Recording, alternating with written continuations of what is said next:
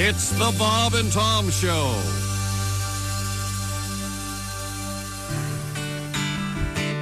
Getting a sponge bath from one of the cute staff. All of us covered in lanacane. Plugged in my CPAP. Taking the long nap. Check my leg, there's a new spider vein. Wasting away again in Margaritaville. Searching for my lost Epsom salt. Some people claim that it's my memory to blame, but I don't know. What was I talking about? I'm taking meds often to harden and soften. Waiting all day for a big number 2. My nurse is a beauty, a Cubano cutie. How I got here, I haven't a clue. Sure. Wasting away again in Margaritaville. Searching for my lost Epsom salt. Salt, salt, salt. Some people claim that it's my memory to blame. Some people claim that it's my memory Just said that. to blame. I don't know. It's my memory. What was I talking about? Blew out my walker. My roommate's a talker. Broke my hip, now I'm here all alone. But there's pills in the grinder. And my nurse, I'll remind her, for that numbing concoction that helps me hang on. Everybody! Wasting away again in Margaritaville. For the aged. Searching for my lost Epsom salt. Salt, salt. Some people claim that it's my memory to blame. I don't know. What was I talking about?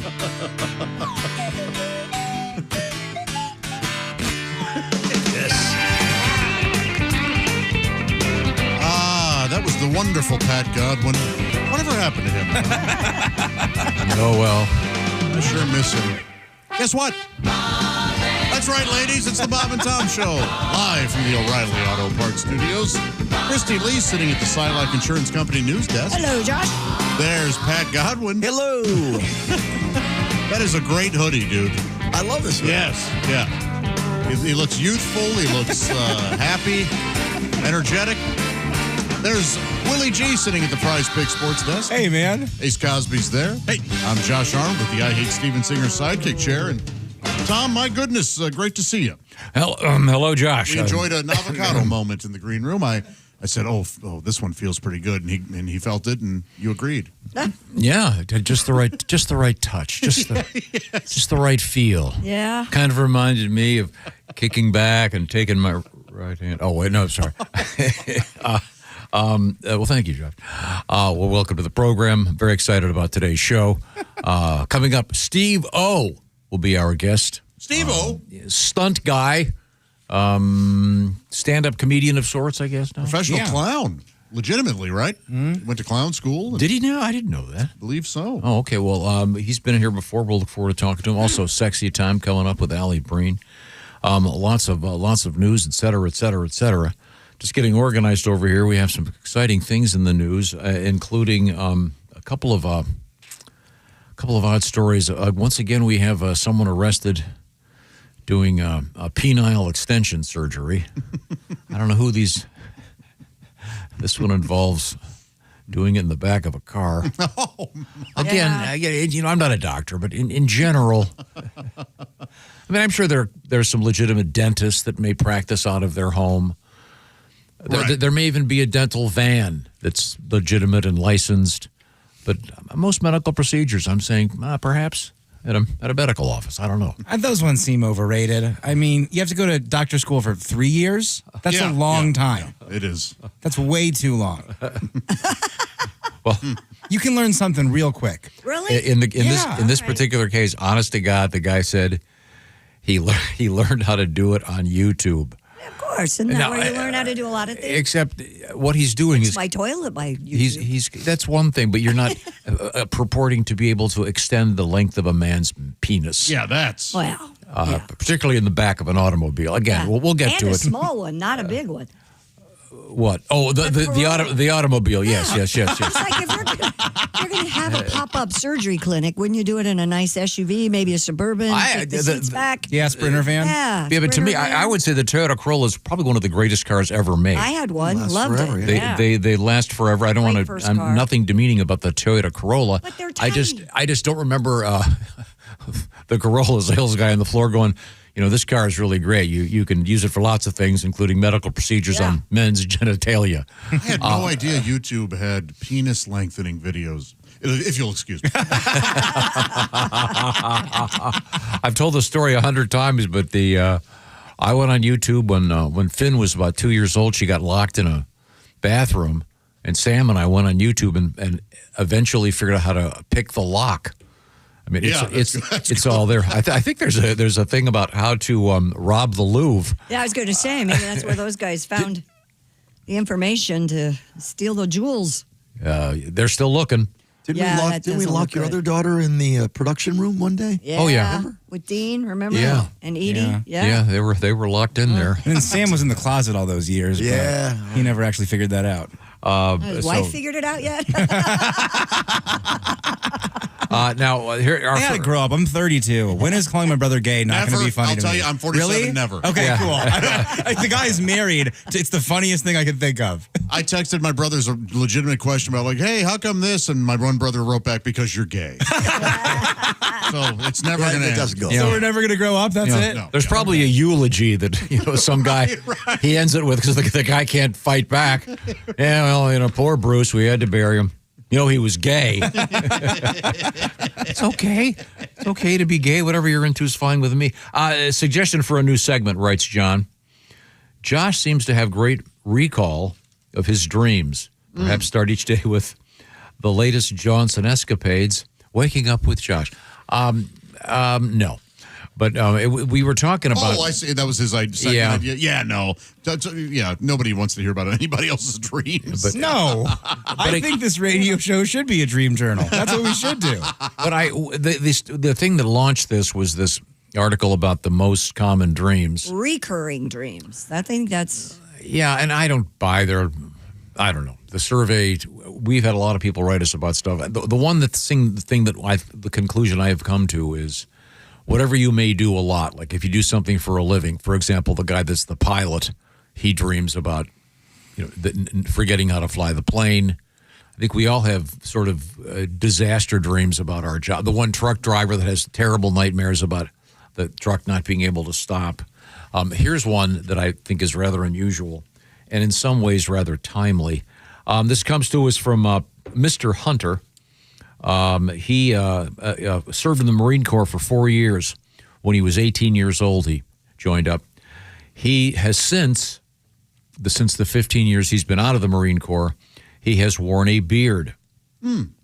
He goes, now at age 37, I dream 4 or 5 times a year that I'm back in the Corps, but I still have the beard and my hair is long. In the dream, I'm always fearful my old sergeant major will see me in such a state and give me, quote, an ass chewing. I bet you he wakes up like, oh my gosh, I have to shave. I hate it when it's that impressionable. You wake up and for 5 minutes, you're like, oh no, I'm not that person at all. I'm in real life. It takes me a while to wake up today in particular. Yeah, I noticed. Oh, I'm sitting in my you office. couldn't get him out of bed? That's very funny. No, the yawning that was going on in here. Oh. Well, I Yeah. was sitting in my office, and there's a big wall in between the two He sounds of like a us. young whale breaching. Yeah. It was pretty incredible. Yeah, I don't know what it is. This our Marine Corps veteran says, I wake up panicking, out of breath, my heart racing. He goes, I've listened to you guys my entire life, including when I was deployed in Iraq. Oh, yeah. Well, thank you for your service, sir. Thank you, Mr. Hunter. We certainly appreciate your letters. You got a letter over there, I Christy? do. This is from Greg. He says, I'm a little bit late to the party, but I have a recurring dream. It happened in junior and senior high school. He played on the OD line for his football team, and he was also the kicker, okay, for the Hackett High School. Nice. He said, home of the Hornets.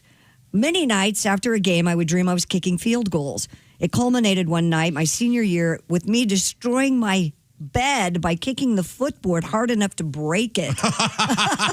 Wow. Love the show. Yeah, that's a different thing where you start doing the activity. That's in your dream. Kind of like I guess the wet dream would be the most extreme version of that.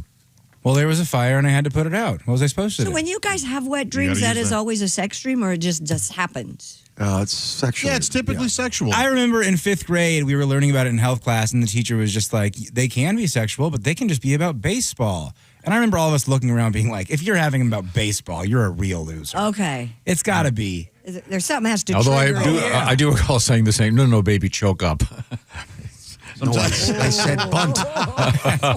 sometimes, Christy, my wet dreams are about sex with women, and sometimes they aren't. They can be something random like hugging a man. I mean, so, Yeah, there's no. My brother has those dreams. right. Well, sometimes they're not sexual at all. Got it. Naked, of course. Michael writes in. He says, I have a recurring dream that I have the body of a muffler. I wake up exhausted. God, that's a fun one. That's such a fun one. I love the classics. I don't love you? everything. He thought of that. He goes, should I email that in? He goes, yes, I should. He typed it out. That's awesome. I loved every part of that. He even titled it Dreams. So we I have one. It's a one-liner. I have a recurring dream where Tom makes current references, but as I awake, I realize it was just a dream. Boy, taking a shot at the big guy. This Have a morning, slam, I went down. Mr. Boyd.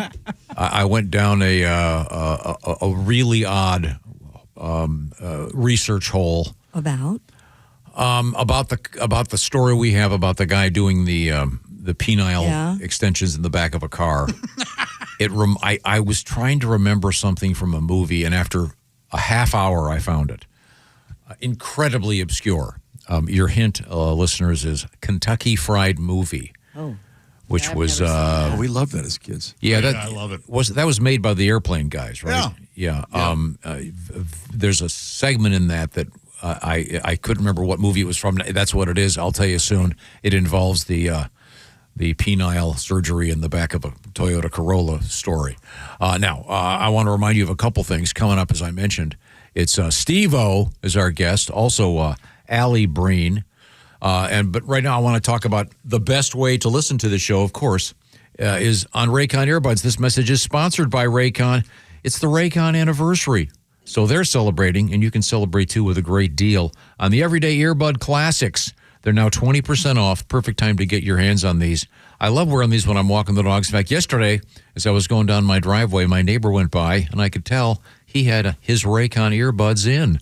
And by the way, it's nice and safe because they do have a special setting where you can still hear what's going on around you, the so-called awareness mode. So if you're out there doing your thing, you can also hear the cars coming, et cetera, et cetera. Raycon, over 3 million customers already love Raycons.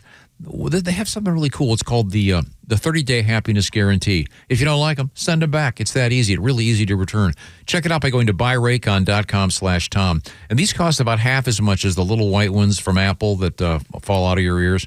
The Raycon everyday earbuds sound great, and they also have adjustable things so that they'll stay in your ears all the time. They're not going to fall out. You can make your phone calls, et cetera, et cetera. Once again, 20% off, celebrating the Raycon anniversary with things like active noise cancellation, multi-point connectivity, et cetera, et cetera. Find out what it all means. They even have a bunch of different colors if you're a fashionista like young Christy Lee over there. Yeah. Once again, it's buyraycon.com/Tom. 20% off the Everyday Classic earbuds. Buyraycon.com/Tom. A quick point here. Willie G with the great Greg Hahn starting tomorrow night in Blue Ash, Ohio. The Go Bananas, Greater Cincinnati. Do not miss this show. Once again, it's Thursday through Sunday. Yeah, it'll be fun. I got a ticket link up in my Instagram bio. You guys check it out. Oh, and then Pat Godwin. Just one show this weekend. It's going to be Patty G. He'll be in Mason City, Illinois at Mason City Limits Comedy Club Saturday night only. Is that right, Pat? That's correct. Okay, be sure to check that out. We are going to check in with you when we return from the O'Reilly Auto Parts Studios. This is the Bob and Tom Show.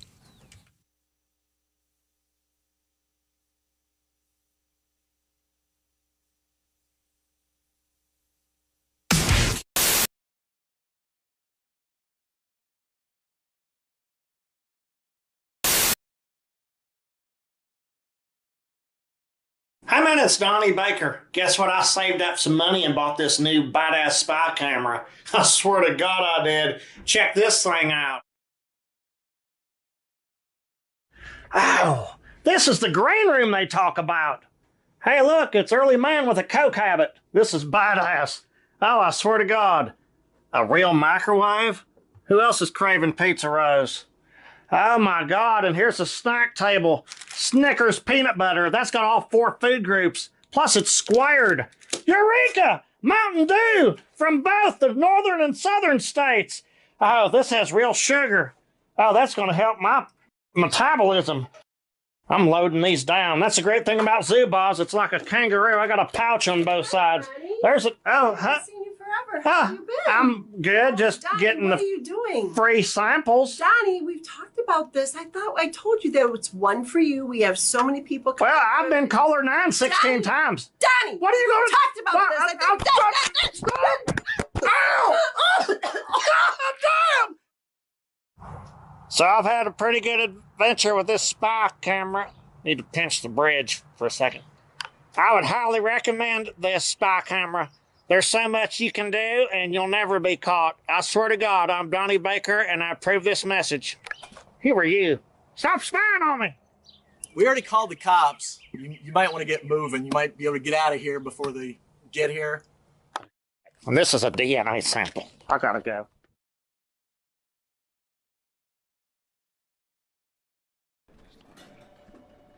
Hey, chick, what are you doing? Working on radio stuff. Oh, well, you missed the meeting. Oh yeah, what'd I miss? Actually, some pretty cool stuff about Silac. Get this. All right, If people have a 401k from a former job, right. they may be able to roll it over into a Silac annuity and get a 20% bonus bump. Nah, Yeah, huh? let me run some numbers. So I've got a $100,000 401k, and I switch it over. $100,000 becomes $120,000, Yes. and $200,000 becomes a $240,000 Silac annuity. That's right, but chick, you know you have a calculator on your phone, right? Oh, I prefer this one because I like big buttons, and I cannot lie. Get your butt over to SilacINS.com for more info on the 20% Silac annuity bonus.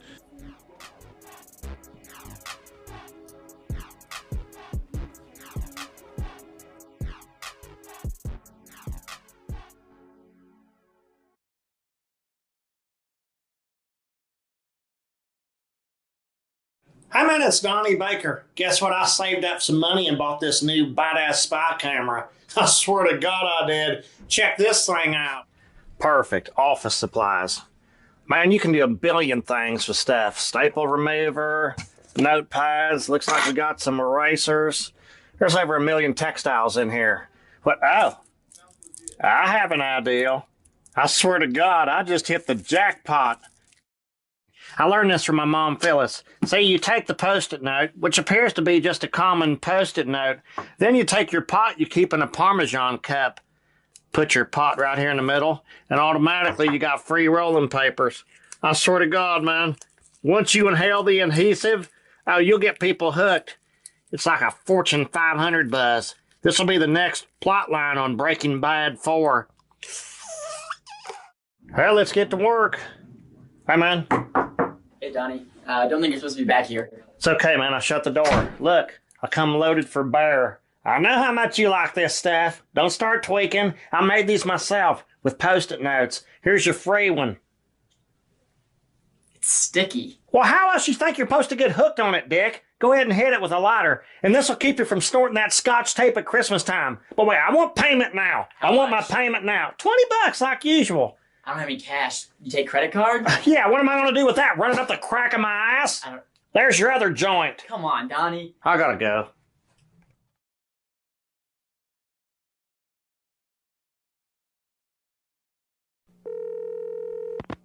Hello?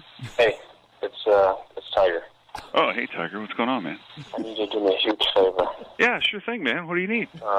Can you please take your name off your phone. My wife went through my phone and maybe called her. What? Oh. So if you can, please take your name off that. Are you me? She knows about us? Oh, man, this is bad. This is really bad. Just have it as a number. Oh, boy. She hasn't seen the photos yet, has she? Tiger. You still love me, right? Okay, you gotta do this for me. Please tell me you still love me. Tiger? Tiger? Hello? Hello?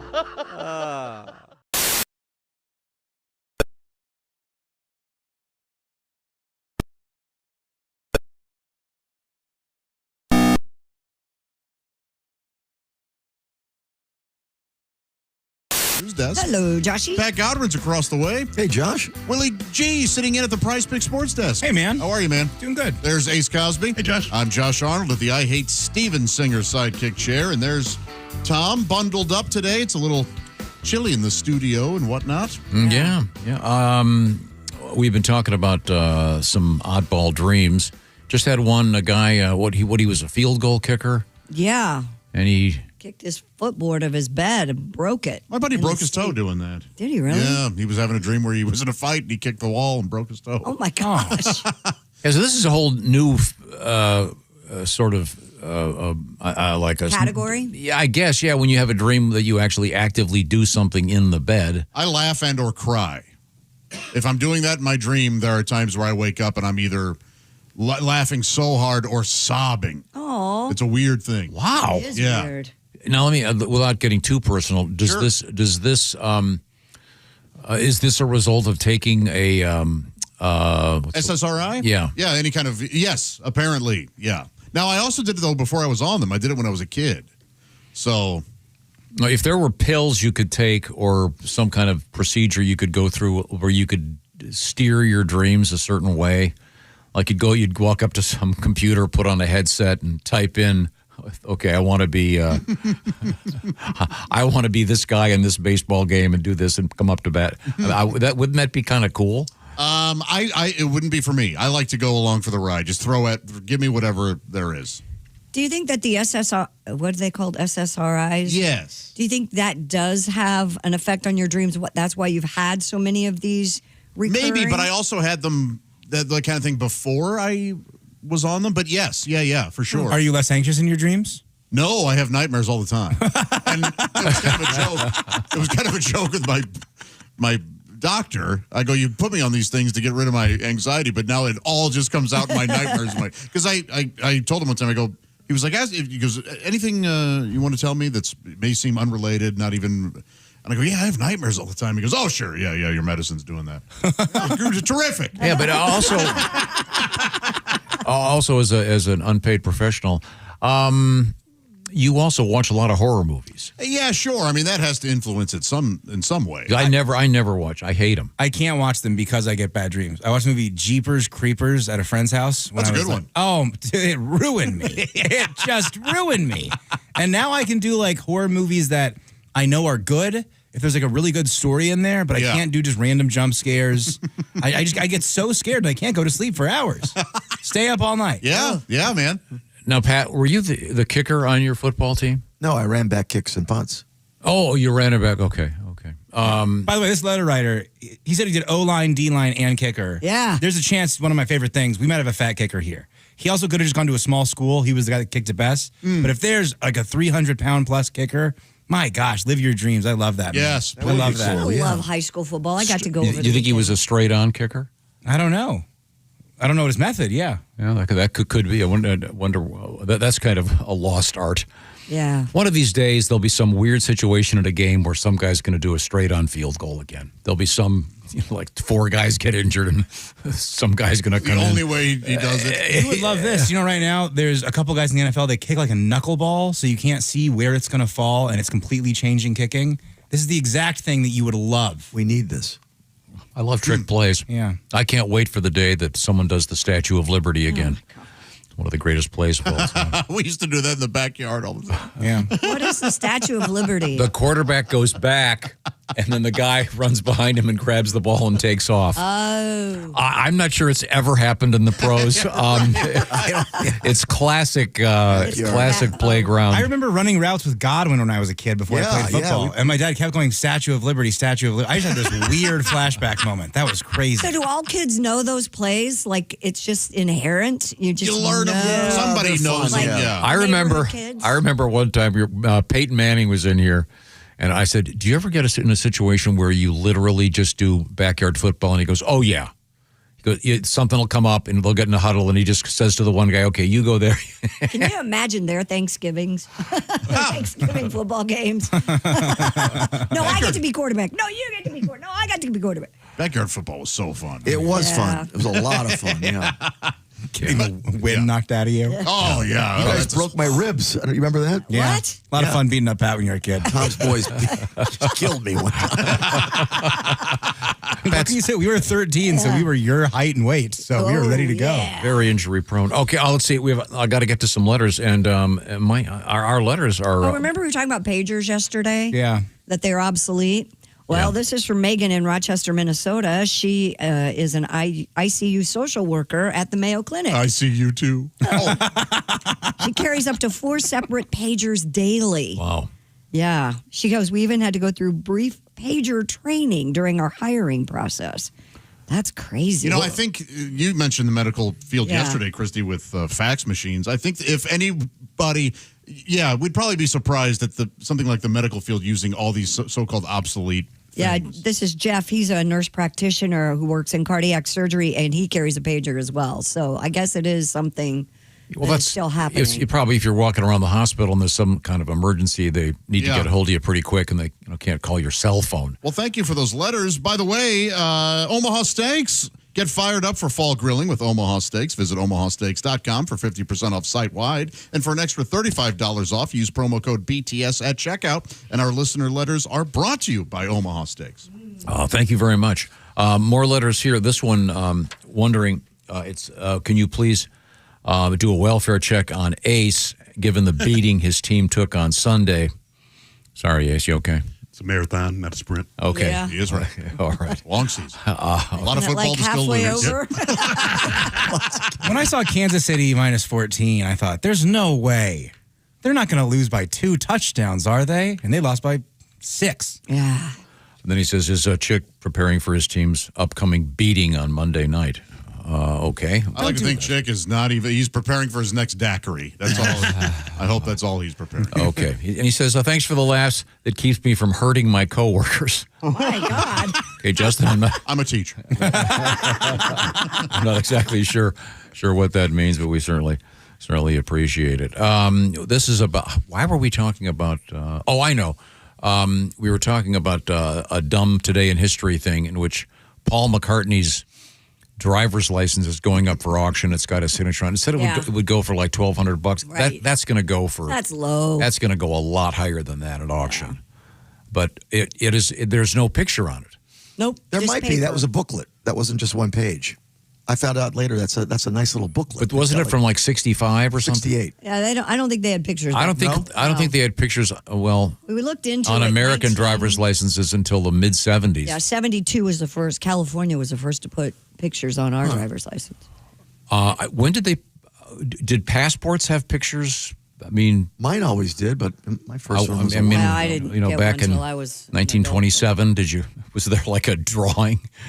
I don't know. I think it's a fair question. Did they have descriptions of people? A drawing like they used to have in newspapers? You know, like of the person who wrote the article? You used to have a mustache, you just erase it off when you travel. The reason I bring it up is Keith, kind enough to write the Bob and Tom Show, when he goes, I got my driver's license on December 10th, 1976. If I remember correctly, it was blue. I took a graphic arts class in high school. The first thing we learned how to do was forge driver's licenses and hall passes. I made a fortune. What a rad teacher. Yeah, did you go to the school and Dazed and Confused? That's crazy. Yeah. This is pretty much my life. Mm-hmm. I did a deep dive into this, and that's about when the pictures became more widespread, was the late 70s. And I just made it the cusp, like like the very next month, Nice. they started putting pictures on driver's license. I was like, yeah. Yeah. Now, I've always said this, that I think that, of course, every state could use a little more money, and who couldn't? A great way to raise money for states would be to allow the equivalent of glamour shots for driver's license I'd love photos. to have mine redone. There'd be a little booth. You walk in, and for an extra $200, they'd have a makeup artist make you look really good. I know someone who pretended to lose her driver's license in order to get a better picture. I'm thinking about that. Really? It's terrible. I need to do it too. Well, I had to get a new passport. My old passport, I told you the story before. I was coming back from the Bahamas, and the American agent said, "This is the worst passport photo I've ever seen." And I for whatever reason, I think the fixer on the chemical, whatever, I was blacker than Ace in the photograph. And just as handsome, by the way, Ace. Thank you. But I saved that passport just so I can show people. But Yeah, now you can just download a picture. You take a picture and send it off. I love having a terrible ID photo. Why? My eyes are bloodshot. Yes. I look. My face is slack. So that way when I'm pulled over drunk, they go, "Oh, he just looks like that." I'm holding a beer in my. Yeah, go ahead. Yeah, that's just how he is. that would be great if they would allow you to hold a drink. Like Jim on Taxi. Although I assume between with all of the computerized stuff that we have now in digital technology, I would imagine, is it easier to make a fake ID now or harder? I don't know. Oh, it's got to be harder, right? But kids are doing it. I know my nieces are doing it. Well, I was at a meeting of the day, and one of the guys was an attorney, Yeah, I said that. and he said that they'd been warned about QR codes because now QR codes are getting hacked. Oh, they are? Yeah. Because now your driver's license, if you go to a bar, they can just scan the back of it. Oh, yeah? Yeah, so that's got to be hard to fake, I would think. It must be. The barcode? They on can the do back? it. They can do it. Yeah, they do it. It costs people a couple $100, but they're doing it. Can we do that thing where I tell you things that I did that were really bad when I was a kid that you don't know about until right now? Statute of limitations? When I had a fake ID when I was 17, me and my friends all got it together, and my dad was sick, and he needed me to get Sudafed. And I walked into CVS, and I was like, I want to test if my fake ID works with the scan thing. And I probably won't get in trouble if it's Sudafed. If I'm not buying booze, so I get it, and they scan it, and it worked. And then I walked out, and I gave it to my dad. And he was like, hey, don't they have to scan this, see if you're 21 for it? I was like, yeah, I don't know. The guy was just cool today. Well, there's my story about that is my buddy Mark. I had told a story about what Mark had done when he was early in high school. He and another friend of ours who was a semi-well-known musician would take his dad's car, pop it into neutral late in a Friday night, back it out of the driveway, start it up, and cruise around town. Nice. None of them had driver's licenses. I was telling a semi-disguised version of that story on the air, and as I happen to often do, I must have given just enough information. His dad heard it, and his father, who then was in his 70s, 40 years after the fact, was furious. Really? That his that his son had done that. So it's okay, Will. You can tell these old stories. And Yeah. I'll be all right, I think. That was the fake ID that I got. The city of it was misspelled. It was Brookfield, Wisconsin. It was spelled Brookfield, Wisconsin. And nobody caught it? I didn't catch it for years. I didn't even notice because you just read words. You Right. don't look letter by letter necessarily. Was it your name? Yeah, it was my name. It was my address, different city. I thought that was the smartest thing to do. And then I got caught. They found me immediately. And I used to take classes at college. But I loved. Remember Pat McAfee's story? He got the fake ID, and he went to great lengths to memorize all the information on it. And I forget whether they were going to some big shindig, and he gets there, presents the ID, and the guy at the door goes, "Okay, what's your astrological sign?" And of course, he didn't know because it wasn't his real birthday. Whoops! So the doorman, the bouncer guy, had a really good system. That's a great way to find out what's happening. If you want to get a hold of us, we'd love to hear from you. Bob and Tom at bobandtom.com. And contemporary technology email while it still exists. And we were talking about a lot of technologies that have gone away. So there's still a fax machine thing going on? Yeah, especially in the medical fields. Yes. Yeah. I wonder why. I don't know. I mean, maybe... is it something about digitizing? Could be.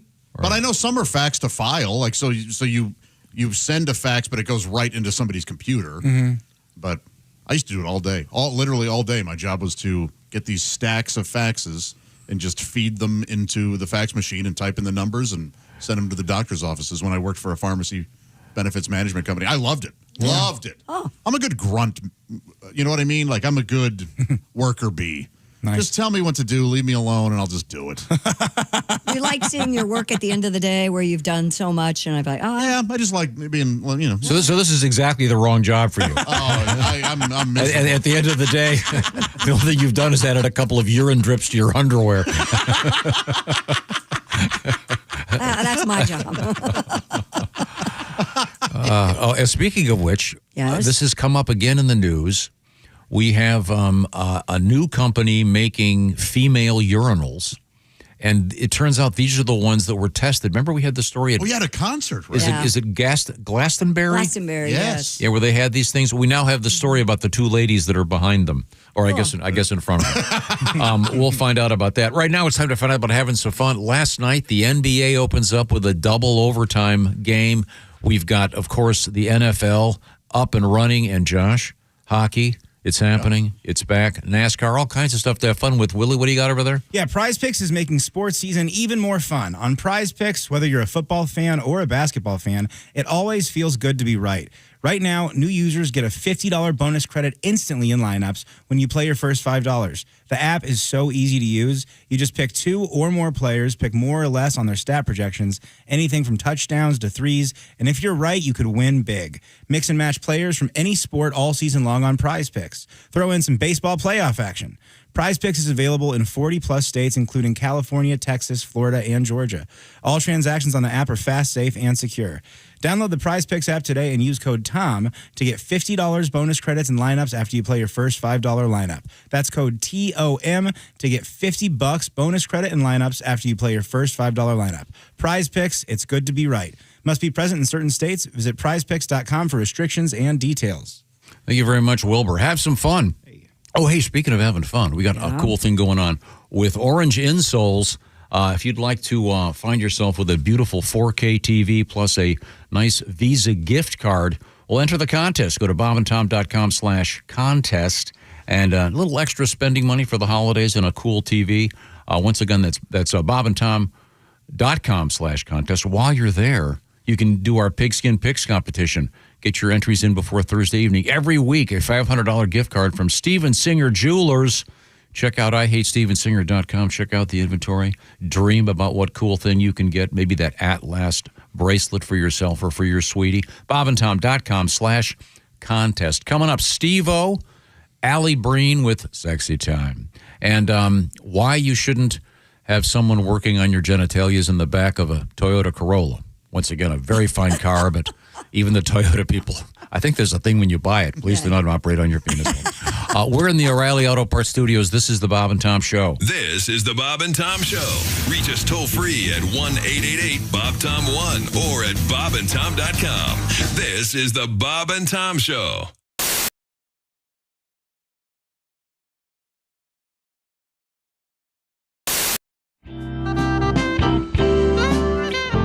I get in a lot of awkward situations, I feel like.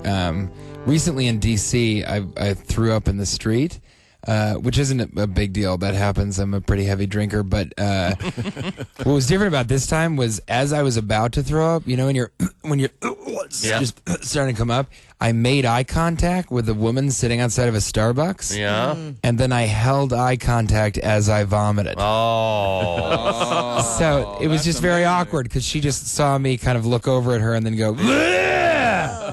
And I mean, what's going on in her reality? You know, she wants to watch that. Did you get her number? I did not get her number. No I'm afraid. digits. What if she go home and say, I was so ugly today I made a man vomit? I don't want her to think that, you know? So I had to go over and tell her it wasn't the case. That's a bad hair day. Yeah, if a man looks at you and vomits, It is a bad day. you need to visit your hairdresser ASAP. Wow.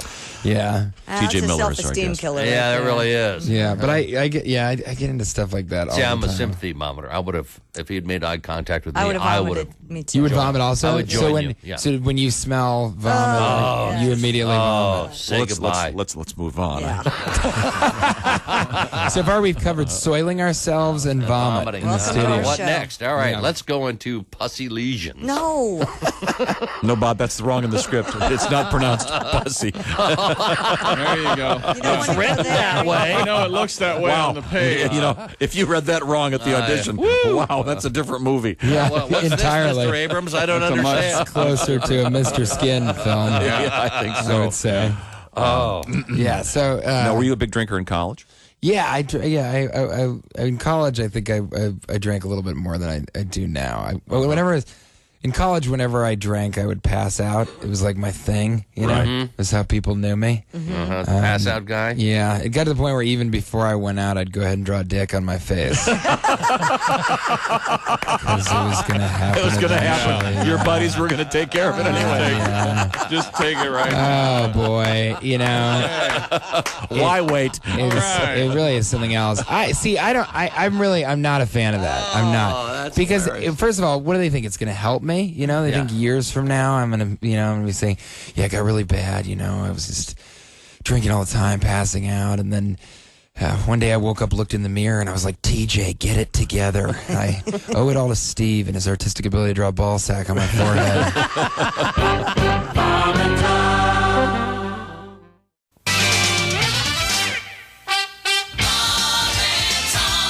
Hi, he's Bob. I'm Bob. And he's Tom. And I'm Tom. What is it, Tom? San Francisco's gay Jewish congregation, Shah Ar-Zahav, has dedicated its new synagogue. This is true, with 2 members engaging in the ceremonial blowing of the ram's horn. KIZZFM. Kiz. Lucky that doesn't start with a J. Stop it!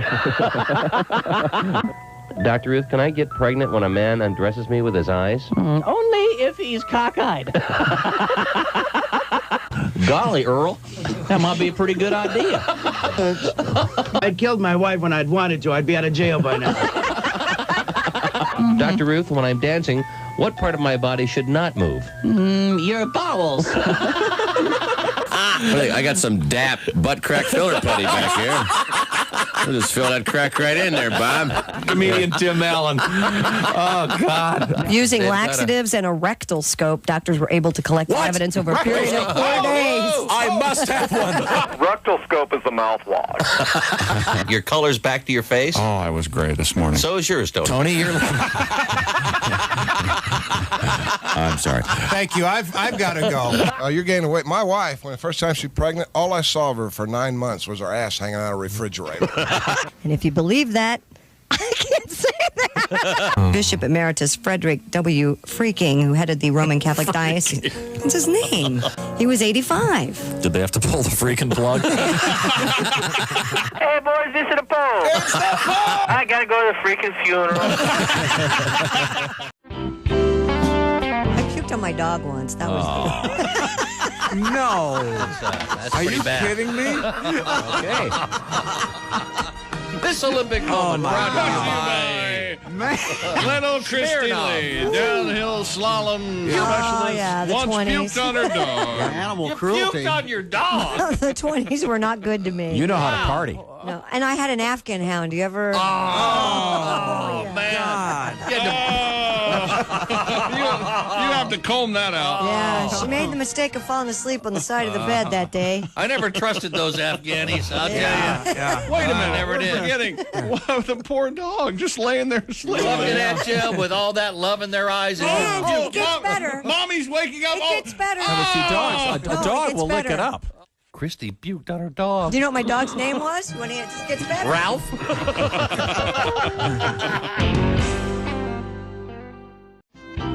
I had a moment where my girlfriend thought she was pregnant. Mm-hmm. And by the way, if ladies, if you suspect that you're pregnant, tell the guy during the day. Don't wait until you're about to go to sleep. Oh. You know, because that's what she did. She's like, I have a cramp. I might be pregnant. Good night. I'm like, no. Good night. I don't think so. I go, well, let's find out. Well, what are you going to do? So I, hauled butt to Walmart. Yep. And got a test. Got myself a little test. Doctor in a box. Yeah, I know. 2 o'clock in the morning. And of all the times to get recognized, I walk into Walmart in the night shift. Hey, Fluffy. I'm like, oh, great. What do you need? A miracle. All right, here's some tickets to a Grateful Dead concert. Right. So I found the aisle where they sell the pregnancy test, and I realized something. Walmart has figured out the evolution of how life works, and they put it in aisle 4. As soon as you turn the corner, you see condoms. Then you see lubricant. The next to the lubricant, you see pregnancy tests. The next to that, you see Pampers. Next to that, formula. And at the end of the aisle, they sell beer. It's a full circle.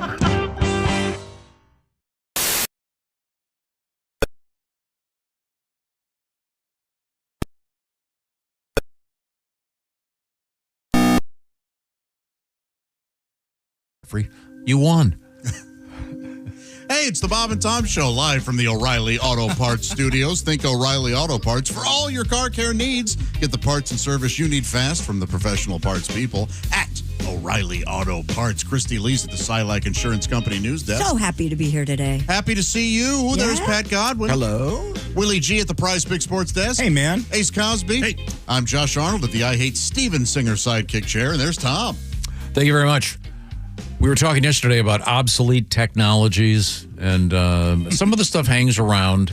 There'll be some, the big one a couple of weeks ago was the what was it? AOL stopped the dial-up service. Yeah, and there were still, I forget how many. There were still tens of thousands of people, but I mean, less than 1% that still need that. We talked about pagers being obsolete, although it turns out they're apparently very useful in the medical field. But the cathode ray tube, which is the big gigantic. You'll see a movie. You can kind of date the movie based on the size of the computers. Yep.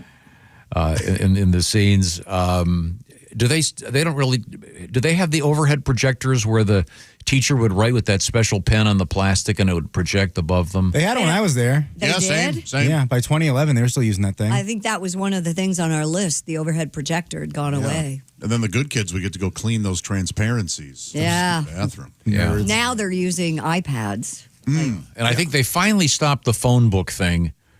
That went on way too long. You'd have 2 giant phone books dangling from your mailbox, and every year, and they went directly into the garbage can. I hate it because I'm such a muscle man, and now I'm pissed. I've got nothing to rip in half at home to show gals how strong I am. I know. So I wish they'd bring that back. You just got to buy copy after copy of Farewell to Arms. Just wasting money. But so when I was doing kind of a deep dive, as they say, on stuff that's gone. But there are things that are making a comeback, and one of them is automobiles that have actual buttons on the dashboard. Wow, that's way back. Oh, boy. And I got rid of a car because it didn't have any buttons. I hated it. I had it for 3 months and said, I'm getting rid of this thing. It didn't have any buttons. What do you mean? It was all on a screen. Oh, you're not talking about push button transmission. You're just talking about buttons. Yeah, like volume. And The things that kind of stick out and you push in to change the radio stations and stuff. Yeah. Remember when you would see that red band shoot? Oh yeah, that was awesome. I loved that thing. But it's not just the radio. But I several years ago, I had a particular car that I really liked, and I'd heard that the next generation was coming out. It would have no buttons on it. So I went to the dealership and I said, "Do you have any of last year's models still?" And I bought that, and the guy, and I said, "This seems stupid." And the manager of the dealership goes, "Oh, I did the same thing. I love the buttons." They're kind of making a comeback. The vehicle I currently drive actually has real buttons, which I love very much. Very rare for a car salesman to say that he did the same thing that you did. Trying to build a relationship with you. Very rare. Bond with you. Yeah. No, I didn't tell it correctly. No, I was. It was never mind. I do get what you're saying, though, because you want it to be in a fixed position. So when you're in the zone, you can just turn the volume down. Now you have to like do a slide up on an iPad, and that just takes your eyes off the road. Like, I don't know that it's better. I think the buttons were safer. And there was a car that I was driving for a while. I told I had to literally pull over to change the radio station. It involved going to 3 separate screens. And I read an article about it, and it was a very high-end vehicle, and the article said this is the worst radio available on any automobile. I think that happens though when you Google "my car worst radio Reddit." It'll pop up. There's always someone online that has your opinion. Okay, well, if you thought the chick wasn't here, you'd be able to get away with that stuff. Okay, well, that was the meanest thing he ever said to me was "okay, well" just now.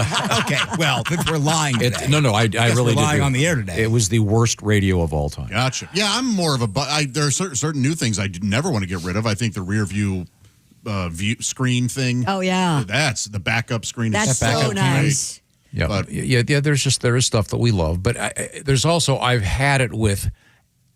I had to get a new password for something. Everything now has to have a password. You really, I've got a paperweight. What's the password? What? I mean, come on. Does everything have to be on Wi-Fi? How do you feel about the one-time login code? They send you 6 digits, you type it in, then you're good to go. I'm a big fan of that as well. It's my favorite thing. I like that. They make it easy. So the reason I'm bringing this up is when I was looking at some of the stuff that's gone away, I landed on odd and obsolete jobs from history. Oh. This is from Mental Floss. Now, see if you can figure out this one. A poison squad. Poison squad? Will eat or drink your exactly. food. Volunteers in the early 1900s would eat food laced with dangerous chemicals so the government could determine which food additives were safe. Holy cow. That's boy, I wonder what it paid. Well, Sergio. This is a mostly lead taco. Let me know how you feel about it. It's not bad. My organs burn. But I like the taste. I can feel it tickling my kidney. Didn't Kings and Queens have that, where they would have somebody? Those were tasters. Yeah, those were food testers to make sure. This is, I guess, to decide what additives they could put in food, so people would, right. Semi-legitimate scientists would go, okay, this one's got this in it. Sodium turns out okay. The asbestos, we may need to. Although I guess that took decades to realize how bad that was. The mercury seasoning, it tastes good, but unfortunately. That asbestos stuff is nasty. How about this one? This was in Victorian England, a pure finder. Pure finder? Virginity checker? That would be more logical. It's actually people who collected dog manure on the streets, and they would sell it to leather tanners who used it to soften hides. Holy cow! I had no idea that was a thing. That's me either. I hope that still isn't a thing. A pure. Because I've got a special bucket at the side of my house where all the dog poop bags go after I walk them.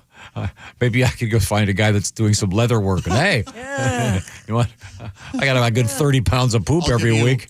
$100 if you walk into a Coach store with a giant bag of dog poop. Holding it. Pure finder, not since veal has a term. There are a lot of companies out there to clear your lawns. Yeah. But in this case, it's not just taking the dog poop off the streets. It's actually selling it, repurposing it for leather tanners. I mean, it has plenty of uses. Leather tanning. You can use it for composting. Like making fertilizer. You can throw it at people. Pranks. A lot of stuff you can do with it. Light on fire. Halloween. Yeah. Okay, sure. The barber surgeon. We've all heard of this. Sure. In the Middle Ages, barbers performed surgeries and dental work and haircuts. Whoa. Wow. Mm-hmm. Yikes. Can you imagine if you walked into a barber shop and the guy at the next stool was having some kind of having a molar removed, and then the guy next to him, there's an IV coming out. Oh God! Here's a job that no longer exists. Apparently, the payphone coin collector. Well, yeah. I mean, I guess there are a handful of payphones still in the world. A leech collector, as you mentioned, they would wade into ponds and gather leeches for medical bloodletting. That's coming back, by the way. Good. Yeah. Good. I'm very pro leech. Are you? Me too. Okay. Yeah. The leeches need jobs too, you guys. They do. When we come back, I'll explain what the groom of the stool is. This is whatever you think it is. it's worse. When we return to the O'Reilly Auto Parts Studios, this is the Bob and Tom Show. Thanks for listening. Portions of the show brought to you by Champion Windows. This is the Bob and Tom Show.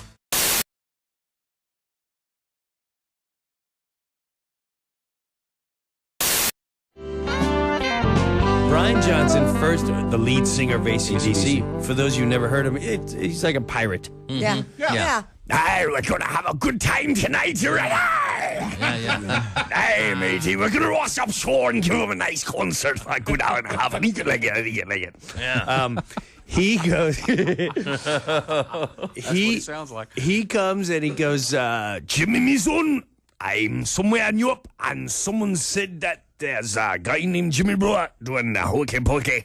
Goes, I challenge you to come up on stage with me at the show I'm doing. Oh my God. Yeah, sounds amazing, right? Sounds amazing. Right. We're at a club and he's doing a benefit, and so some of the guys from AC/DC and Deep Purple and all this just, and Brian Johnson goes up on stage and we rehearse for about an hour. He's like, okay, I'm gonna go out and I'm gonna bring you out, and like, are they gonna like this? Oh, they're gonna love it. They're gonna love it. They're gonna love it. I said, okay.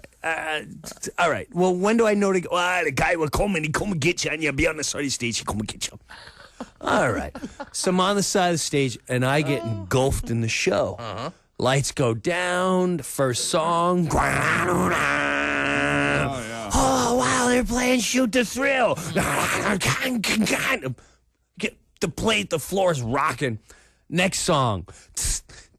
Back in black. Wow. Chicks are now climbing men's shoulders. I want a better view. Third song, it's silent for like an hour, for about 3 minutes, and then the bongs of the bell. Bong, bong, I'm playing house bells. Place is ready to riot, and the guy comes and gets me, and he's like, all right, kid, get on the side of the stage. Hokey pokey right after Hell's Bells. All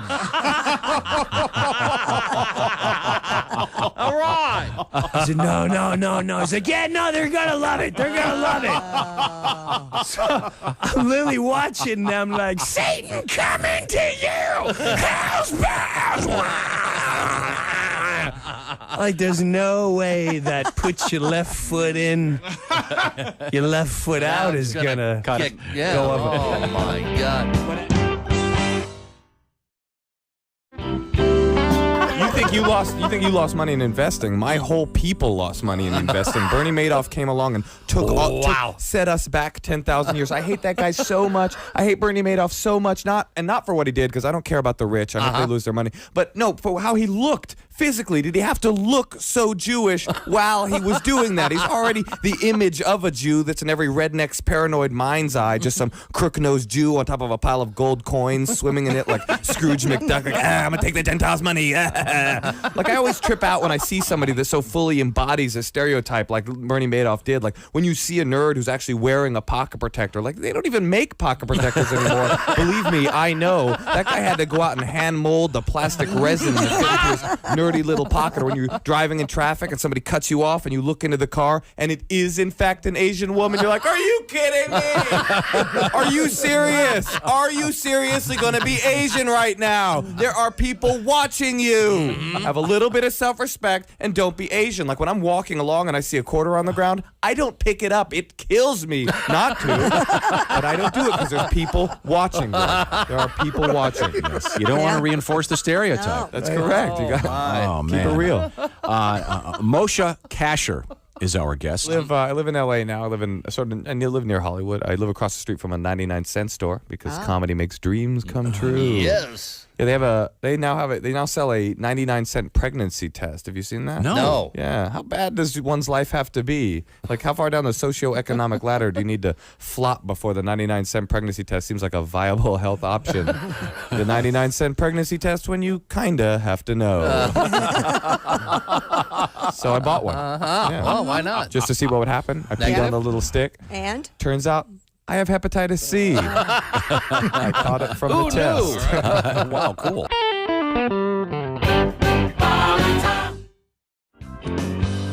I tell you, I am single now. This came up. We'll talk about it more later. I'm sorry. You're not going to be able to stop me. It's come out. But I tell you this much right now. I am trying to talk to girls. Yeah. And I'm young. I can talk to young girls. You ever looked at a young girl? They're great. Yeah. Sure. You ever talk to one? It's like torture. It's like having a conversation with a baby, except babies don't have dumb ideas yet. It's like if my nephew all of a sudden was misinformed about politics and had dumb dog stories. It'd be like I was on a date with him. They don't even know what to say, but I'll get to the naked picture in a second. I was talking to a girl. We were at a place that has pool tables. I go, hey, do you play pool? And she goes, I had sex on a pool table once. Oh. Wow. That's a weird way to say you don't play pool. I don't even know how to respond. Was it a league? What is that? How do I go to that? What? I'm glad I didn't ask if she played ping pong. Yeah. But that pictures thing. Yeah, you got to be careful who you send naked pictures with to. these young chicks, they'll send naked pictures. Yeah. You can do it. You don't even have to. I was just texting back and forth with a girl, and she's like, "Hey, I like you or whatever. Do you want to see some good pictures?" Hey, yeah, semicolon close parenthesis. I do. And then she sends a few of them. And I'm like, hey, these are hot. Yeah. And then she's got short hair in one and long hair in the other. They just keep them on file like W-2s. From now on, send me your boobs and today's newspaper. Yeah. I want to feel see special. them with today's headlines. Yeah. You want to know that they're fresh.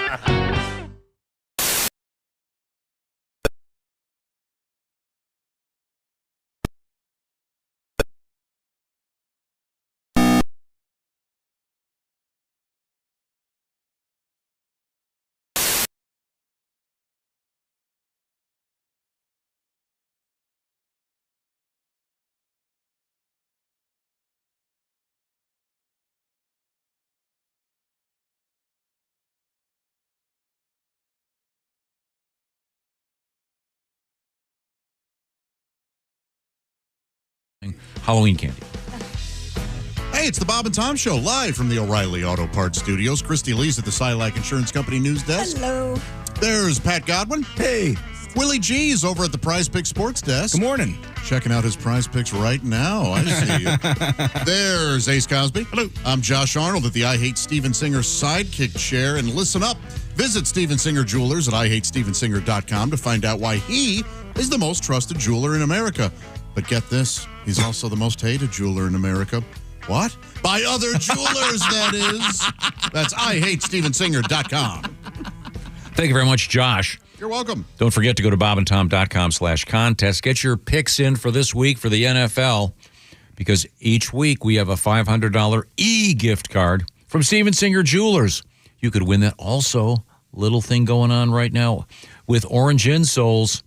It's the new 4K TV you could win, plus a nice Visa gift card. How do you do it? Well, you go to bobandtom.com/contest.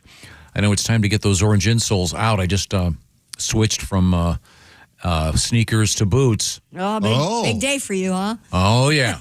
I bought my shoelaces. I finally made the right purchase. Instead of that box I got of 100 random shoelaces in black, I got the red ones, as you can see. Okay. Aren't those nice? Doing some peacocking out. Yeah. Some nice warm boots, Josh. Yeah, very nice. Yeah. Very nice. Like What's going on with those? Why are you wearing those? Because when I walk the dogs and it's wet, if you wear sneakers, they're kind of weird looking, right? Oh, dude, yes, but he showed up last year and got rave reviews all around the building. Yeah, okay. Because it was different. You should know, you've been living in Colorado. These are Rosinals, the ski company. I haven't lived in Colorado for a decade. No, but people there wear boots in the winter, right? I think those things must be $2,000 because They're sometimes expensive. you have, that's what I'm saying. You have stuff that's so dumb that I go, that has to be $3,000. You can't say things like that because I already want to beat him up. But now I have incentive even more. You know, do you want to know the truth? These are a discontinued line, and I spent 9 months trying to find these, and I found them on eBay for $150. Yeah, you did. All right, you got to flip those. All good, yeah. Yeah, new they're a fortune, but I don't know. Why are the shoelaces red? That's how they came. I don't know, but they look cool. They're kind of David Bowie-ish. They are. Yeah. They got the little Rosinal, what's this thing called? A cock? Big cock. What? Right? What? Yeah. Oh, sure, the Rosinal cock on every boot. The rooster, right there. What are you talking about? You see, it's a French flag. It's A what? a French flag. Say that fast. A French flag in the shape of a rooster head, cock head, whatever. Oh, okay. I got you. That's their logo? Yeah, but the thing, these are designed, they're nice and toasty warm. Well, good. So after you go Are skiing. they lined? I don't know. They're just toasty warm. I don't Does know. anybody own, alpaca socks? I do.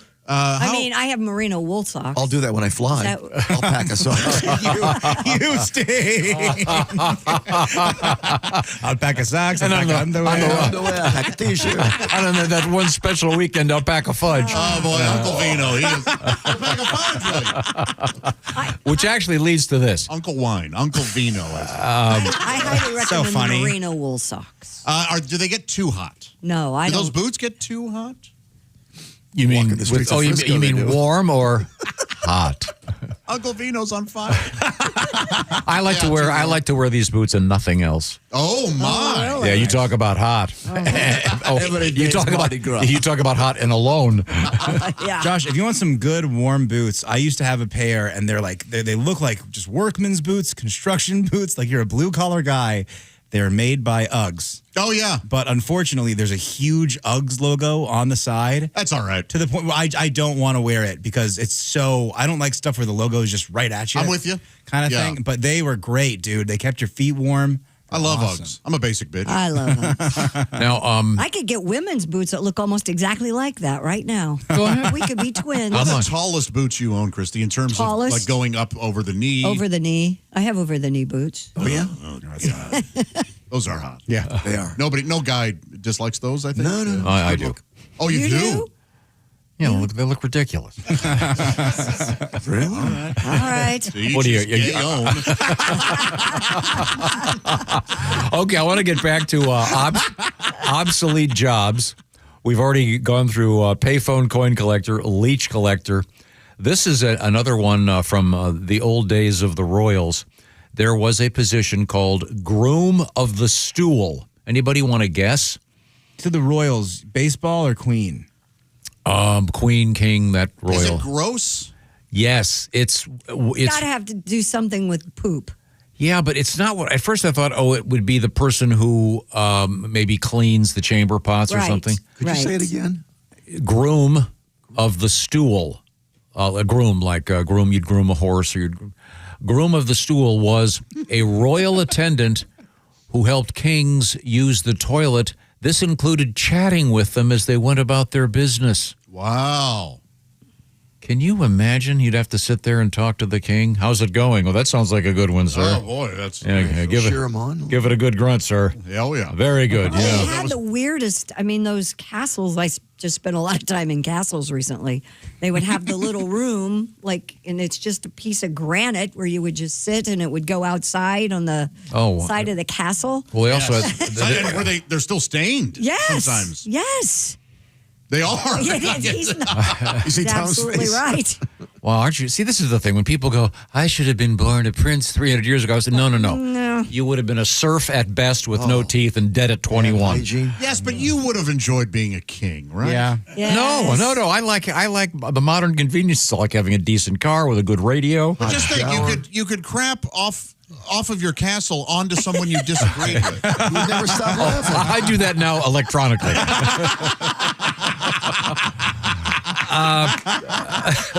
The groom of the stool. Wow. There's a costume for you. Walk around holding toilet paper and yes. You're like a. You'd have to explain that a lot. Oh, what a kingly plop that was. Yes. What is the term? What did they call? Remember Mike Tyson had the guy that was always with him. What's that called? Like a hype man? Yes, a hype man. Very good, Mike. Nice job, Mike. I remember when Kinky Friedman came in here, the singer and the writer. Remember, he had the guy that kept going, "Thank you, Kinky." I can't get enough of that. Very good, Kinky. Chick wants to kill all of our guests, but he really wanted to kill that guy. Okay, here's one for you. Thank you, Kinky. This one, I'll be very surprised when you get this. This is an old job that this may still exist, actually, in a way. A river pig. A river pig. A very dangerous job. Okay. Boy, I don't know. Pig. A moat cleaner? Makes No. the crap out of the moat? No. A river pig. It involves rivers. All right, so maybe they're in the Thames.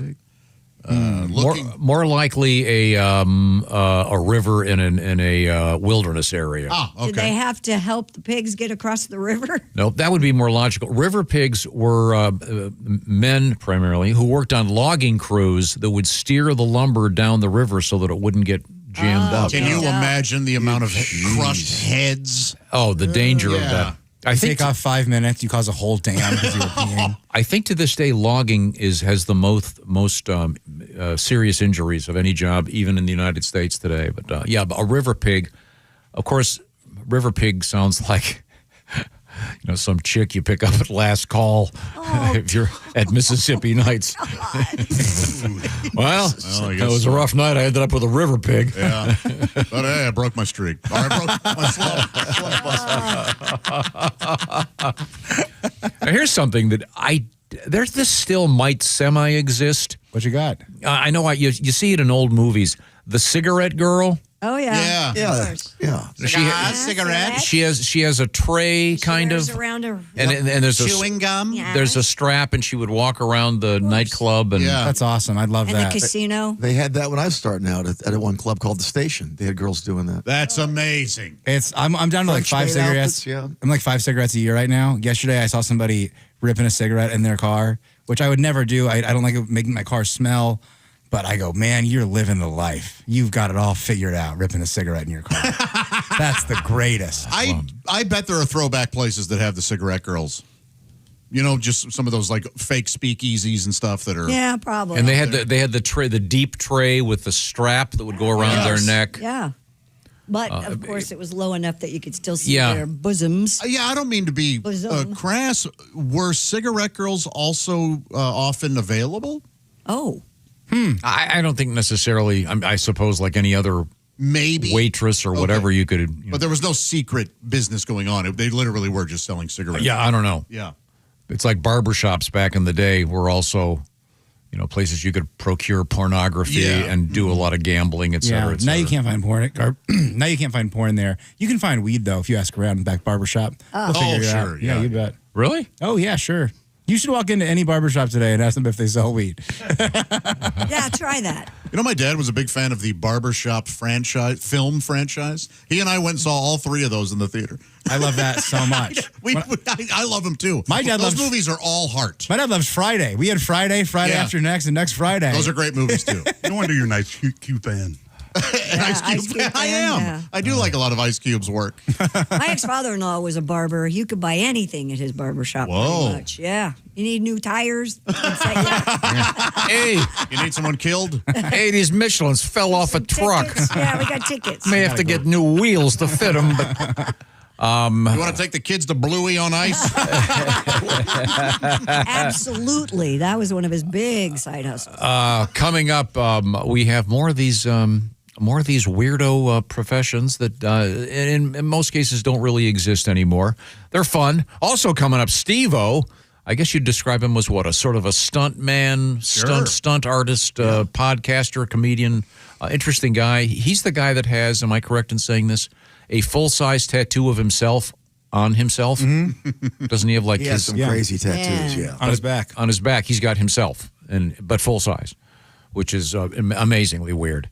And quite clever. Right now we're talking about being outdoors, getting a little cooler depending on where you live. And it's the season to get ready to watch a football game. Maybe it's a high school game, a college game. You want to have a nice cookout before. What do you want to be cooking, Josh? Oh, Omaha Steaks, of course. You're talking fall grilling, my friend. You can enjoy USDA certified tender steaks, juicy burgers, cozy and convenient meals, plus those tailgating favorites. You got your chicken wings, Willie. I know you're a big wing guy. Smash burgers. You took me to a place to get smash burgers. I love a smash burger. And big deli-style Franks. And right now, during their semi-annual sale, you can get 50% off site-wide at omahasteaks.com. Plus, our listeners get an extra $35 off with this promo code BTS. Just plug that in at checkout. You know what's great about smash burgers, especially from Omaha Steaks? They retain the juiciness, but they get those crisp edges. They're just so perfect. Now, I'll be honest, I'm a larger man. I insist on a double smash burger. Sure, because they're very thin. Yeah, they tend to be thin.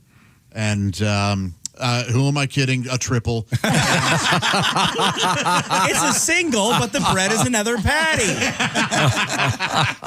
Omaha Steaks offers unrivaled quality and variety and come with their 100% guarantee. It's the perfect time to stock up on the exceptional handcrafted flavor and convenience of Omaha Steaks. Plus, orders placed by 6 p.m. Eastern, those ship same day. So those are going to come to you right away. Bring home the legendary flavor and everyday convenience of Omaha Steaks. Visit omahasteaks.com for 50% off site-wide during their semi-annual sale. And for an extra $35 off, use promo code BTS. Just plug it in at checkout. That's 50% off at omahasteaks.com and an extra $35 off with promo code BTS at checkout. Terms apply. See site for details. I think you're really going to enjoy everything you get. And I always send it to my brothers. It's a great way to send a gift to somebody that lives in a different town. Hey, instead of sending them like a tie or a book that they're going to have to slog through, no. Send them some steaks, send them some burgers, send them some dogs, send them some lasagna from Omaha Steaks.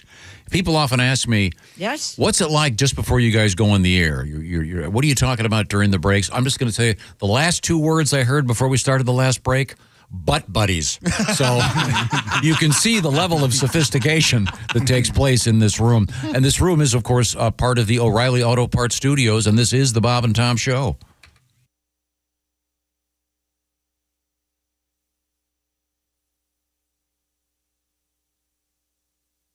Q95.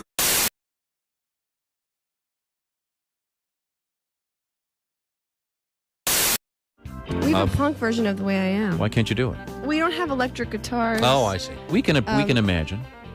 I have to scream, though. Should I back off the mic a little bit? Look at the engineers and ask them. Give it a shot. Yeah, okay. Ask the they boys look like behind they're the bars. positive. So this is going to be an acoustic version of the punk version of The Way I Am. All right. This is All new. right. You scream with me, though, so I don't look like an idiot. All right. Okay.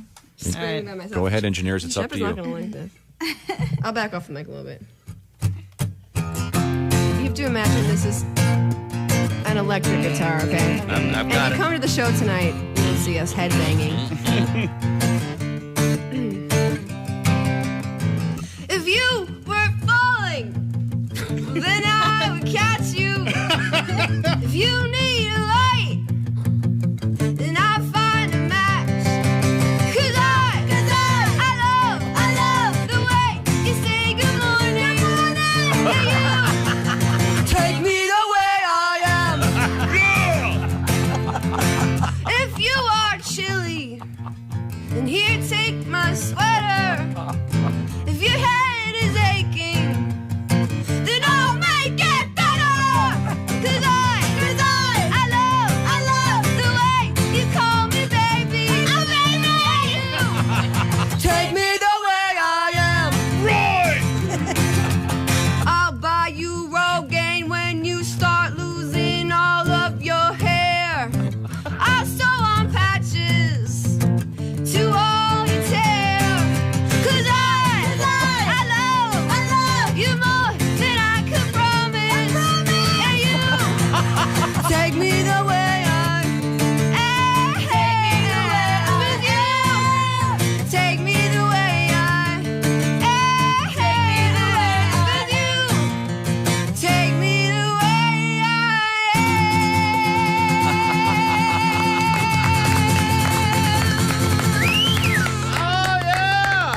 the way I am. Yes. Bravo. This is the Bob and Tom Show. Hey, hi. We're hanging out with comedian Ron Ramey. Chick McGee doing double duty. Chickster, anything else? What's the most dangerous thing about starting a new relationship with a girl, fellas? That's right. What kind of pet does she have? Oh. I was going to say, finding out she's a psycho. And what You does know, it mean you don't know. about her? This Well, is from, maybe depending on the kind of pet, you can tell she's a psycho right away. This is from Yeah. holytaco.com.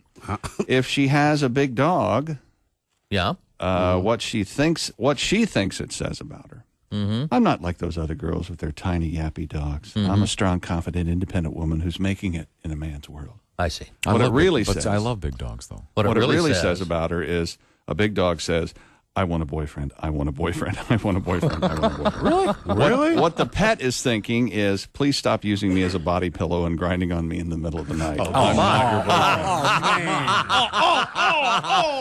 boyfriend.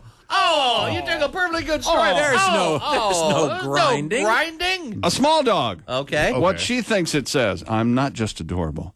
I'm really adorable. I'm so adorable that I have a living accessory.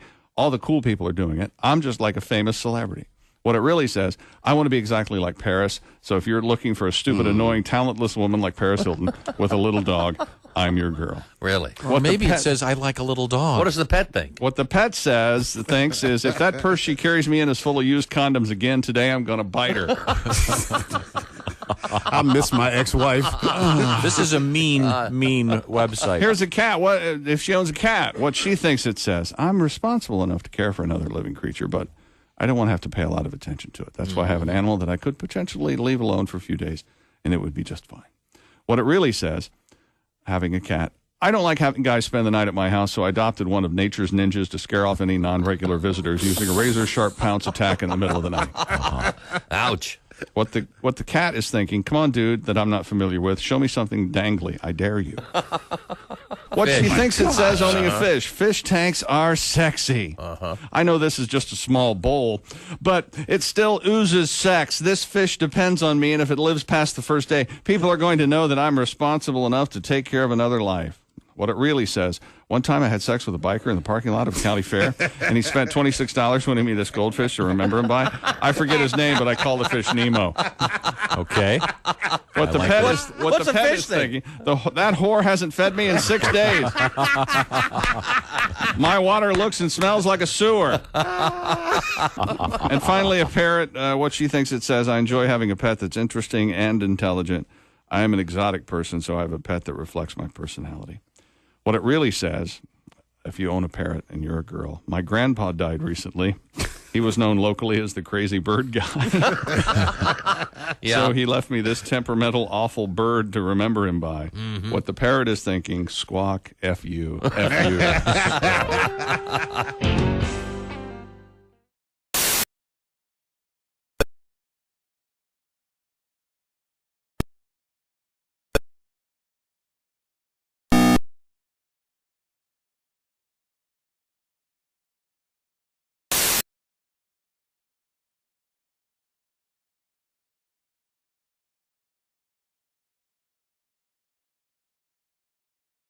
And such, yeah. All right, nice. There's Pat Godwin. Next to Pat Godwin, he's beside himself. He's beside himself with how good. Is it a 2 for Wednesday? This intro is. It's really good. There's Willie G at the Prize Picks Sports Desk. Hey, bud. And there's Willie G. There's Ace Cosby. Hey, I'm Josh Arnold at the I Hate Steven Singer sidekick chair. There's Tom. Thank you very much. Again, people ask, what's it like just before you go on the air? You guys are talking about stuff. I'm over here trying to compare the education of Henry Adams to Ernest Hemingway's In Our Time, and all of a sudden I hear Godwin go, "Do you ever get a pimple on your balls?" Well, I guess that's where we're going next. We were talking acne. Okay. Now, we were talking about jobs that no longer exist, or I hope they don't exist anymore anyway. The surgeon barber. Although we do have a story coming up about an amateur surgeon in the news. The Broadway play about that. Sweeney Todd. Sweeney Todd. The Demon Barber of Fleet Street? Yes. Yeah. Were you in that? I was not in that. I saw it. We had the groom of the stool, which would be a royal attendant who helped kings literally by talking them through their business in the smallest room in the castle, I guess. The cigarette girl carrying around the cigarettes and a tray with other delights. That kind of exists in Vegas. There'll be a girl walking around cigarettes and small cigars and mints and stuff. Yeah, that's kind of around. Okay. This one, the Hokey Pokey Man. Tell us about that. Street vendors who would sell cheap ice cream and frozen treats in working class neighborhoods. What were they called again? The Hokey Pokey Man. Hokey Pokey. So I assume that must be where the Hokey Pokey started? I guess. Put your left foot in. Put your ice cream in? Put your I don't know. And also, am I correct in saying that song by Donovan, the Hurdy-Gurdy Man, isn't that a thing also? Isn't the hurdy-gurdy, is that thing where you stand up and crank it and it makes yes. music? It is, yeah. And didn't the hurdy-gurdy man usually have a monkey with him? Yeah. I thought so, yeah. I looked that up one day. I'd love I mean, if let's just say I was walking into an NFL game. And I always like it because where I go, you have to walk under that bridge. Right. And there's always the guy playing the trumpet or the sax. Yep. Always throw a few bucks in there. That's really cool. I like that very much. If there was a guy with one of those grinders, whatever they're called, and a monkey, I would lose my mind. I might be late to the game. There's probably some dumb law. Okay. Okay. The Hokey Pokey Man. Also, the Ornamental Hermit. Anyone want to guess on this one? Was he a garden gnome? What are you talking Christmas about? balls in his jacket? In a way, wealthy homeowners in the 18th century in England would hire quote-unquote hermits to live on their estates as living garden decorations. He is a garden gnome. That could be my gig. Oh, my God. And then AI started taking away those jobs. Can you imagine? Oh, look out in the garden. There's Riley. He's our hermit. Don't talk to him. He starts talking about socialism. How about this one? This is another medieval oddity. A knocker-upper. Okay. It's not a stud? No. Yeah, somebody who can't get pregnant, Nope. A knocker-upper before alarm clocks. They would walk the streets tapping on bedroom windows with long sticks or use pea shooters to wake up people for their jobs. How about that? You'd get shot if you did that. Sure. Some guy They walked. don't think about that. How did people wake up Yeah. without an alarm clock? And who woke that guy up? Did he just have sleep problems, so that was his job? Yeah. How about this one? A resurrectionist. In 18th and 19th century Britain, medical schools needed cadavers for anatomy study. These were essentially grave robbers who would get them for cash. Kind of sounds like the Frankenstein. Sure, yeah. Yeah, Dr. William Hunter started that, actually. And Burke and Hare. The Those Knife Man, yeah. Two really popular, or not popular, famous grave robbers, Burke and Hare. Ugh. Yeah. God. There was a cemetery in Scotland that I visited where they were known for grave robbing. That's where Dr. Hunter came from. Oh, actually, is it? yeah. Oh, I might have been his. How about a gong farmer? A gong farmer? Not bong. A sanitation Bell worker. peppers. She loves Asian men. She's a real gong.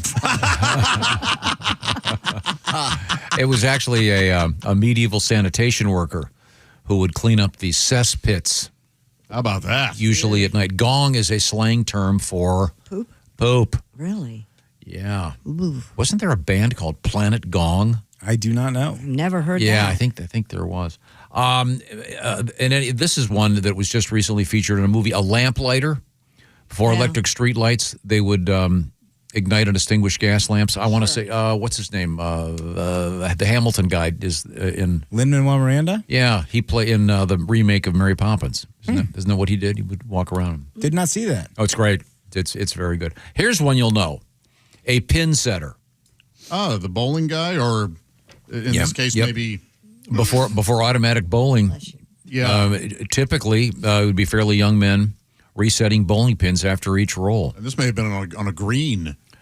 But they even had them at the indoor alleys. You have to wonder if those guys would ever take a little cash occasionally. All right, when so and so gets up there, move that one pin just a little bit. You know that had to happen. Yeah, they won't be able to see it, but that ball's not going to knock them all down. How about this one? This was recently featured in a Disney movie, The Ice Cutter.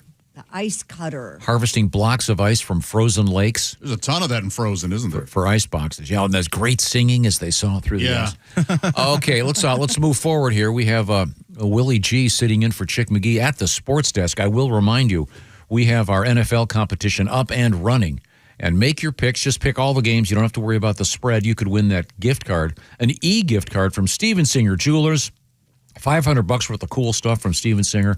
Just go to bobandtom.com/contest. While you're there, we've got the Orange Insoles contest up and running. where you could win a 4K TV. So have some fun with that. Willie, what's happening in the world of sports? Thunder fans had a lot to celebrate on Thursday. The team unveiled a championship banner and won against ex-star Kevin Durant and the Houston Rockets. Shai Gilgeous-Alexander, the reigning MVP, hit 2 free throws with 2.3 seconds left in double overtime, securing a 125-124 victory.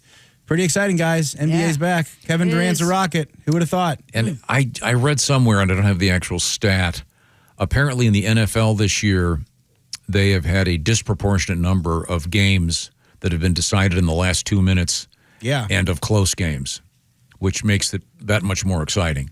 Tons. And then now with the NBA, what a way to open it up, a double overtime. Fun. It was very fun. Now, would you say you watch more basketball than football? Just because there's more maybe games? because it's on weeknights. Yeah, there's more of it. Yeah. Football's really not. But I'll never I'll watch every game on a Sunday, every football game. I'm never staying up on a Thursday watching games from 5 to 10. Actually, no, I do that too. Never mind. As soon as I said that, I was like, no, I'll do that. Are you a red zone watcher? Yeah, I'll put it on a second TV. I'm doing the double TV, you guys. I took the TV out of the bedroom. That's not healthy. And now I have 2 TVs in the living room. Very healthy. Very good. Very good. And you sleep on the couch. I do. Anything else going on over there? Yeah, guys. Michael Jordan's made his debut as a special contributor to NBC Sports, returned to NBA broadcasting. Speaking with Mike Tirico on Tuesday, Jordan said he wants to give back to basketball while prioritizing family time. He emphasized his obligation to share messages of success, and dedication, which pretty cool. Being that successful, you're like, yeah, I'm going to teach about success. I pretty much know what's going on with success in the NBA. Yeah, he did okay. Yeah. I don't think he'll be good. I don't want him to be. No, I want him. He's already a great basketball player. He's a great actor. Won a couple Oscars for Space Jam. Hell of a baseball player. Great baseball player. He can't be good at this as well.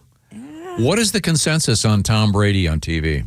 I don't like it because I grew up a Colts fan and I've always hated Tom Brady.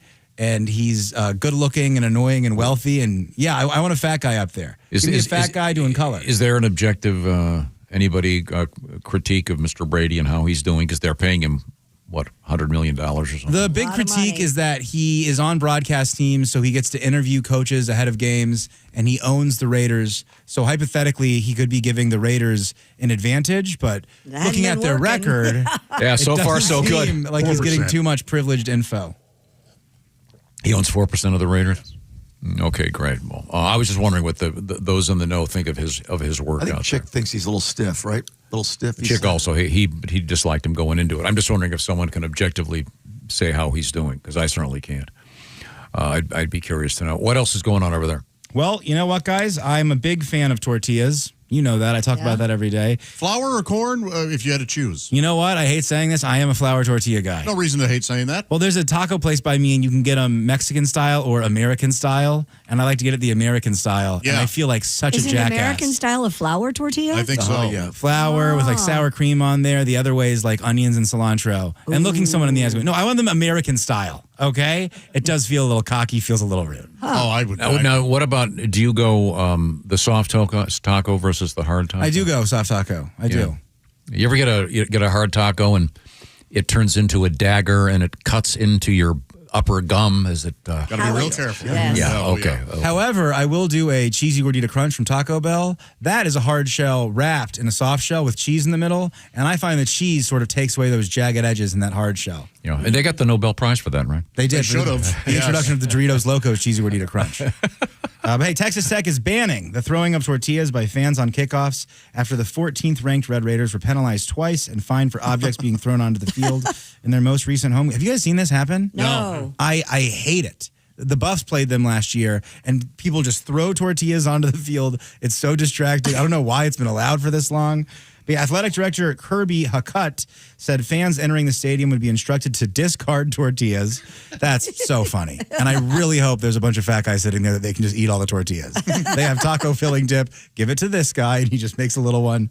That'd be a really good time. There would be reminders before kickoff for anyone who took tortillas in to give them to a stadium worker in order for them to be thrown away. They're throwing them away. Anyone caught throwing tortillas will have their ticket privileges revoked for the rest of the academic year across all sports. Oh. I'd imagine there's going to be some tortilla smugglers in there. Do they throw tortillas at basketball games too, or just football? I don't know, but for some reason that's funnier to me.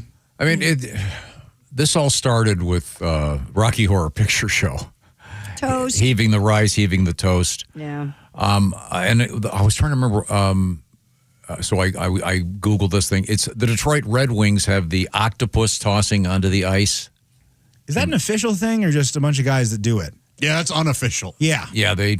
But there's all kinds of stuff. The Nashville Predators, the catfish toss. Yeah. Cheese for the Green Bay Packers. Did you ever see this? Beer and peanut showers at a Cubs game? From the bleachers? Sure. It's done. You dump a beer on a fan who catches the opposing team's homer. Yeah, people throw the balls back at Wrigley.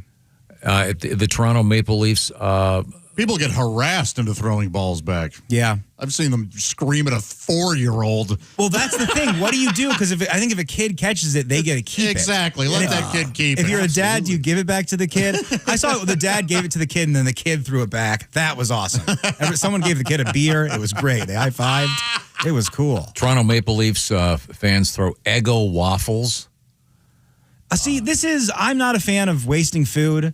I don't like it in pranks. This isn't just a fat guy thing. I just don't think that wasting food is fun. Those tortillas, man, they're probably good, nice flour-pressed tortillas. Put those in a taco, boys. Yeah. Get a burrito going. Yeah, how about just hold it up and then eat it real quick? It's still a celebration. Yeah. That's imagining me at a game pretending to throw the tortilla and I'm just nibbling at it. You know I'm going to Taco Bell now because of you. Thank you. Now, Christy, remember when they started banning purses at games? Yes. And the first few times they did it, you'd walk in and there'd be a pile of purses because people didn't want to walk back to their cars. And now they've got dimensions you're allowed to have, and they can. You have clear plastic bags. I have a clear plastic. I have a bag that's clear. I remember asking you, and some of the fancier purse manufacturers actually make clear bags now. Right, they sure do. And there are people that make aftermarket ones, if you will. I have an aftermarket. So it's a fake. No, well, it's actual. Like, let's say you have a Gucci purse, and you take it apart, and you use parts of that on the clear. So that it looks like it's still got a Gucci look, but it's... Wow, that's pathetic. No, it's making people a lot of money. Yeah, people want to follow the rules and still look rich. And still look fashionable. It is Rich, embarrassing. fashionable. I have one of those. Thanks for That didn't work, did it? Banning the... it's embarrassing that you have it. I think it's yeah, Josh is embarrassed by your vanity in this moment. Whatever. Christy. It didn't work, did it? Like trying to keep the purses from... Women didn't get the hint. We don't want you there. Yes. Now we have to ban skirts. That's why they did it. Yeah. They kept showing up. Coming up, we have my favorite story of the day involving a very fine car, a Toyota Corolla, with a not-so-fine gentleman in the back performing genital surgery on people. He has been arrested, but you'll find out exactly what's going on there. Also, we're going to be joined by Steve-O. We'll do a Zoom call with Steve-O, the stunt artist, podcaster, et cetera, plus Alli Breen with Sexy Time. And also a really odd story. Remember the thing, I want to say it was Monday morning, where the Amazon Web Services caused outages and all kinds of of course. weird Snapchat, stuff happened in the ether. Well, something very odd happened to one brand of smart bed because of that. We hope you're not trapped in your bed still. These are the O'Reilly Auto Parts Studios. This is the Bob and Tom Show. For a complete copy of the Bob and Tom Show contest rules, go to bobandtom.com/contest-rules. Or just scroll down to the bottom of the page and see contest rules. This is the Bob and Tom Show.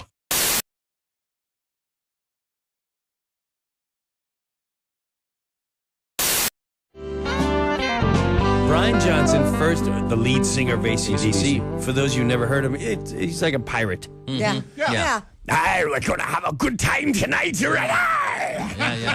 Hey, matey, we're going to roast up shore and give him a nice concert for a good hour and a half. And he can like it.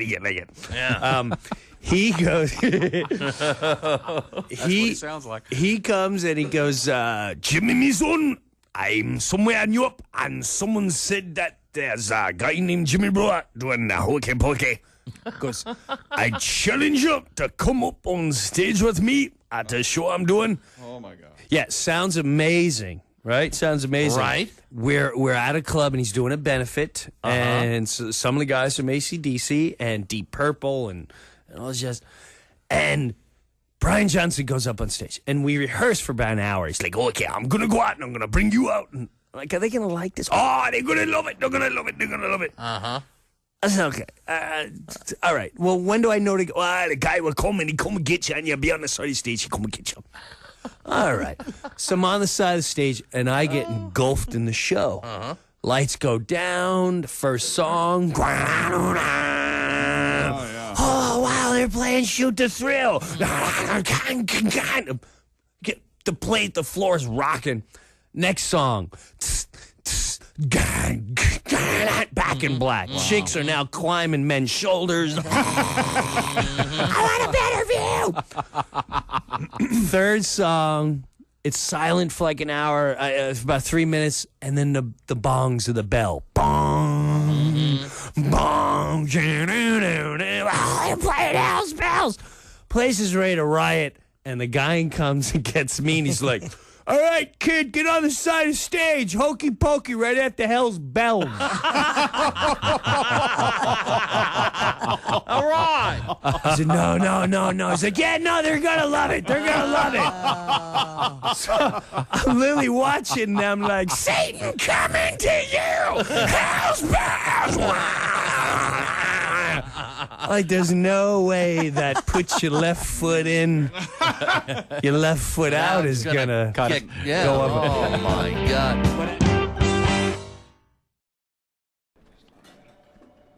Hey, chick, what are you doing? Working on radio stuff. Oh, well, you missed the meeting. Oh yeah, what'd I miss? Actually, some pretty cool stuff about Silac. Get this. All right. If people have a 401k from a former job, right, they may be able to roll it over into a Silac annuity and get a 20% bonus bump. Nuh-uh. Yeah, huh? Let me run some numbers. So I've got a $100,000 401k, and I switch it over. $100,000 becomes $120,000? Yes. And $200,000 becomes a $240,000 Silac annuity? That's right, but chick, you know you have a calculator on your phone, right? Oh, I prefer this one because I like big buttons, and I cannot lie.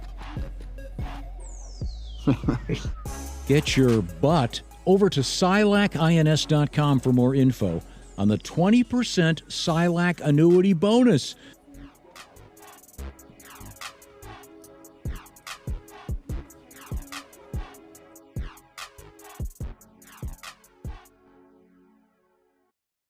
I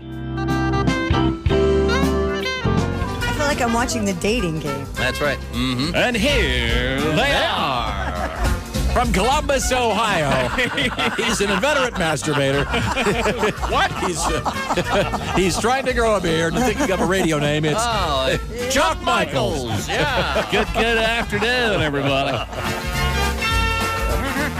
Oh, my Okay. Wasn't this for T-Berry gum or something? Didn't they use that? they the may T-Berry have. Shuffle. Now, right? was that indeed the dating game, or was that the Newlywed Game? The I Lonely, don't know. the Lonely It sounded Bulls? No, like what one was of the them. I dating don't game? know. There. Is this it? Yeah, this is the dating game. And here they are.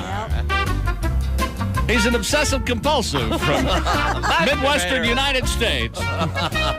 He likes collecting things and telling people what to do. Including Ladies and children gentlemen, and dogs. They love shiny objects. and he's just now. He's a member of the Black Panther Party. I didn't expect that one coming. He didn't. And a confirmed bachelor. All right, now here they He's are. fathered 9 children. Ladies and gentlemen, big round of applause for Tom Griswold. Yeah, that's where you come around the partition. Okay. Now this We is have where you to, go, bachelor number one. Hey, if I I'm was all Bachelorette greasy, number one. If I were a bush, what if I kind of drop some bush food on the would I floor, be? how many seconds before you eat it?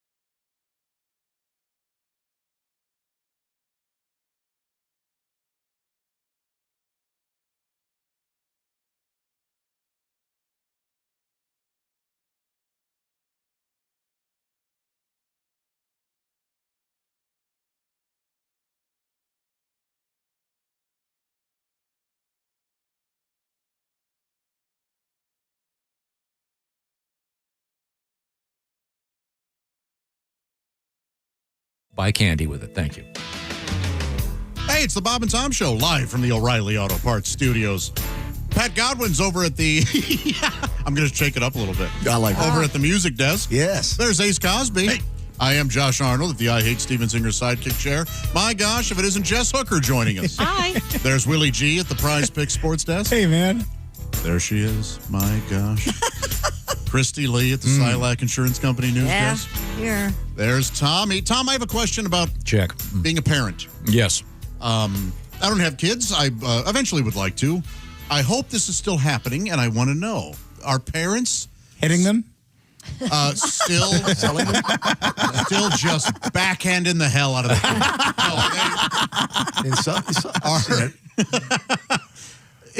never. I'm not going to get into that. But are parents still letting their kids lick the beaters? Oh, yeah. Heck yeah. I always did. Was there...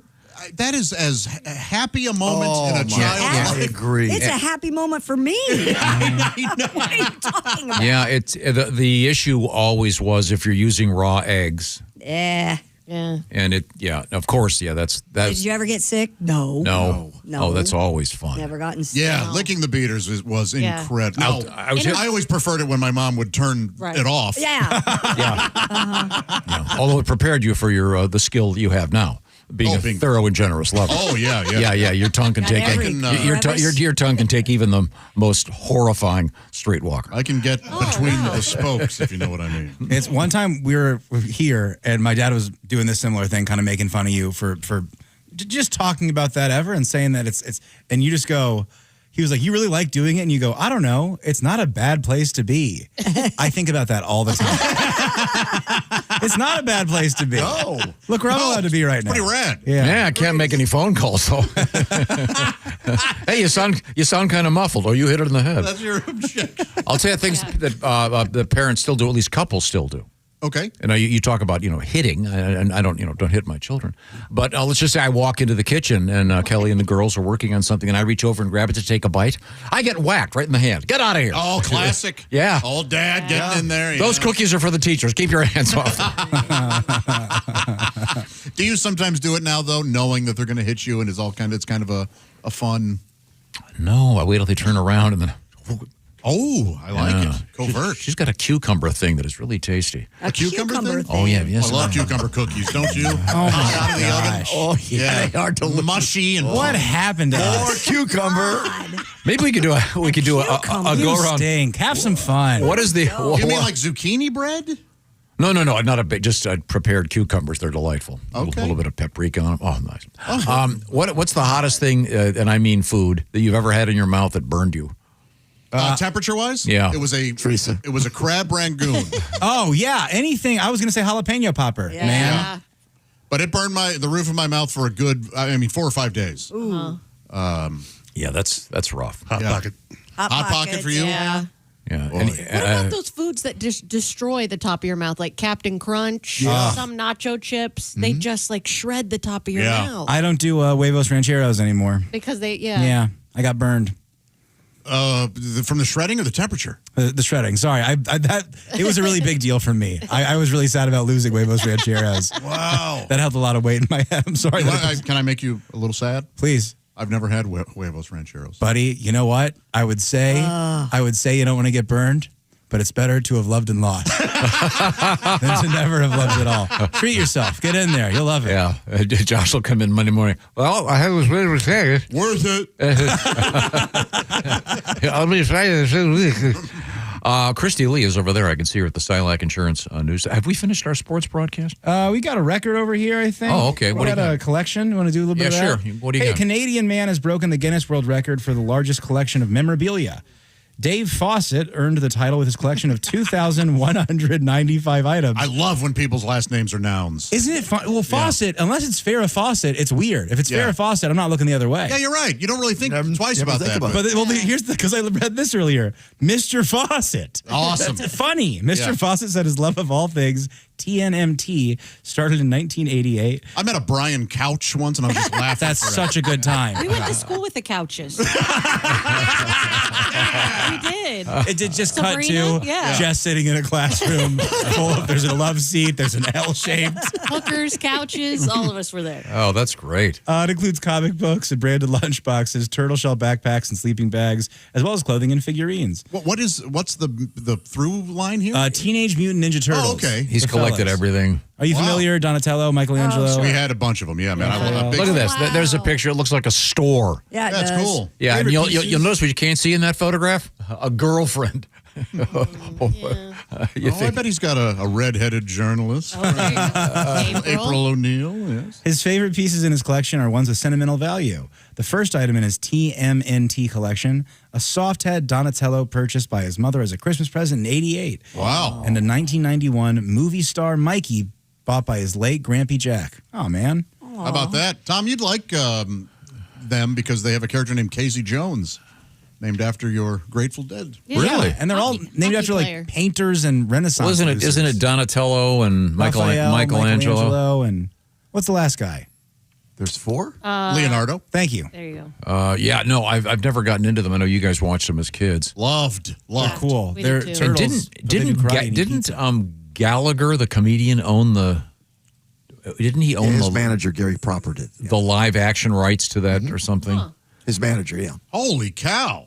Because I remember Gallagher on stage saying one time, "Yeah, I don't really have to do this anymore because I made millions of dollars on the movie." So I don't know if that was true, but I think it is. My brothers and I were there opening day in '88 or whatever the hell. Boy, couldn't get enough. Aw. And then Vanilla Ice is in part 2, Secret of the Ooze. Was that big for you guys? We enjoyed it very Did you much. guys shave little notches in your eyebrows?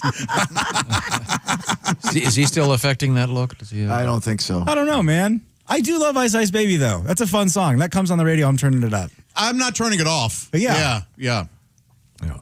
But it's obviously it's a David Bowie. For sure. Oh, yeah. For him to argue otherwise is real silly, but yeah. Yep. Okay. Well, let's switch gears here. Head over that way. We have Christy Lee. He's not done. You don't want to hear there's about one. the pumpkin races? Oh my God, I love these. The annual West Coast Giant Pumpkin Regatta took place in Oregon over the weekend. You do love these when they Oh, this is Hollow out awesome. and they're in there with an oar. Yeah. Oh, these are great. Participants dressed in costumes and climbed into giant hollowed out pumpkins to complete in a series of races that are held each year in Tualatin. The key, not to carve them first. Yes. Yeah. The jack-o'-lantern. Yeah, you the, sing. the jack-o'-lantern pumpkin craft went right to the bottom. Who's Gary? responsible for the rotting pumpkin that's outside on our porch? Me? By the way? You're welcome. God. No, a listener's listener carved a really nice pumpkin, but it's just nature's taken over. Okay, Yeah. it's horrifying. That's the whole idea. They start looking really cool after they. No, this one's green now or something. Okay. Here, if you think it's cool, I'll bring it in and put it on your desk. We all just pass away of botulism. Gary Christensen, who holds the Guinness World Record for longest journey by pumpkin boat, won the first race this year in a 936-pound gourd. Oh, boy. The pumpkins are the reason for the regatta. I'm sorry, the pumpkins for the regatta are grown by Pacific Giant Vegetable Growers Association. So if That's you like where a they big have pumpkin. the giant pumpkin contest too. Isn't Yeah. it? Okay. There we go. Look at the size of those things. Well, that guy's dressed as Shrek. Yeah, he is. That woman is. Does it bother anybody else that they're using regular kayak paddles? I want those to be a little more gourdy, if you will. I see what you're saying. Yeah, they're Like using some sort of hardened vine. Yes. But they're using like the fiberglass. Yeah, they should. They should Even at like least. an apple tree branch. Yeah, it should at least be wood. But God, that's so. Look at the crowd there. What a Yeah, great of event! course. They got a perfect day, great weather. See, gosh, no. I'd be How so many of bored. those? How many of those sink though? Yo, if you You know, if you They're if close to you sinking now. if you lean forward in that thing, Right? you're that thing. Whatever the gunnel of your pumpkin is like 6 inches off. You're going to Yes. go right under. Do you just like this because it's boating? Because you called that TMNT collection guy a loser without a girlfriend immediately. These people are also losers. Yeah. Oh no, loser. this We're is gonna make cool. fun of them. Let's call everybody a loser. This is cool. I'd get one and I'd put a bumper sticker on it. My other pumpkin is a car. A coach. Yeah, this is like this. You could do the reverse Cinderella. They turn into cars and just stay Yeah, immediately. at midnight it turns into a Cadillac. Alexis, yeah. I would watch this, Pat. You wouldn't? No.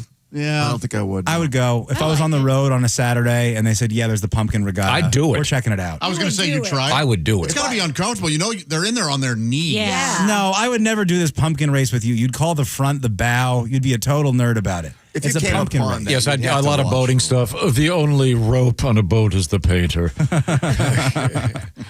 That's a line, not a rope, you tool. That's fun. That's cool. Man. Now, coming up, we have my favorite story. It involves a faux doctor performing surgeries on the genitals of men in the back of a Toyota Corolla. Again, a very fine automobile. But even the sales guy at your favorite Toyota dealership is going to go, we don't really recommend doing penile surgery in the back of this. But it reminded me of something. I want to see if you guys remember this. A classic old pair of commercials for various automobiles that did something very unusual that kind of ties into doing penile surgery in a Toyota. I can't wait to see how tenuous this is. This is so not tenuous. Did you pull muscles? No, there's someone right now screaming at the radio. I know what he's talking about. You're I don't No, believe there are people screaming at the radio. I'll give you that. Be sure to enter the contest right now. Go to bobandtom.com/contest. Get your NFL picks in.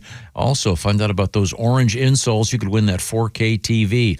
We are in the O'Reilly Auto Parts Studios, and this is the Bob and Tom Show. Hey, thanks for listening this morning. Got something to say? Send us an email. bobandtom@bobandtom.com.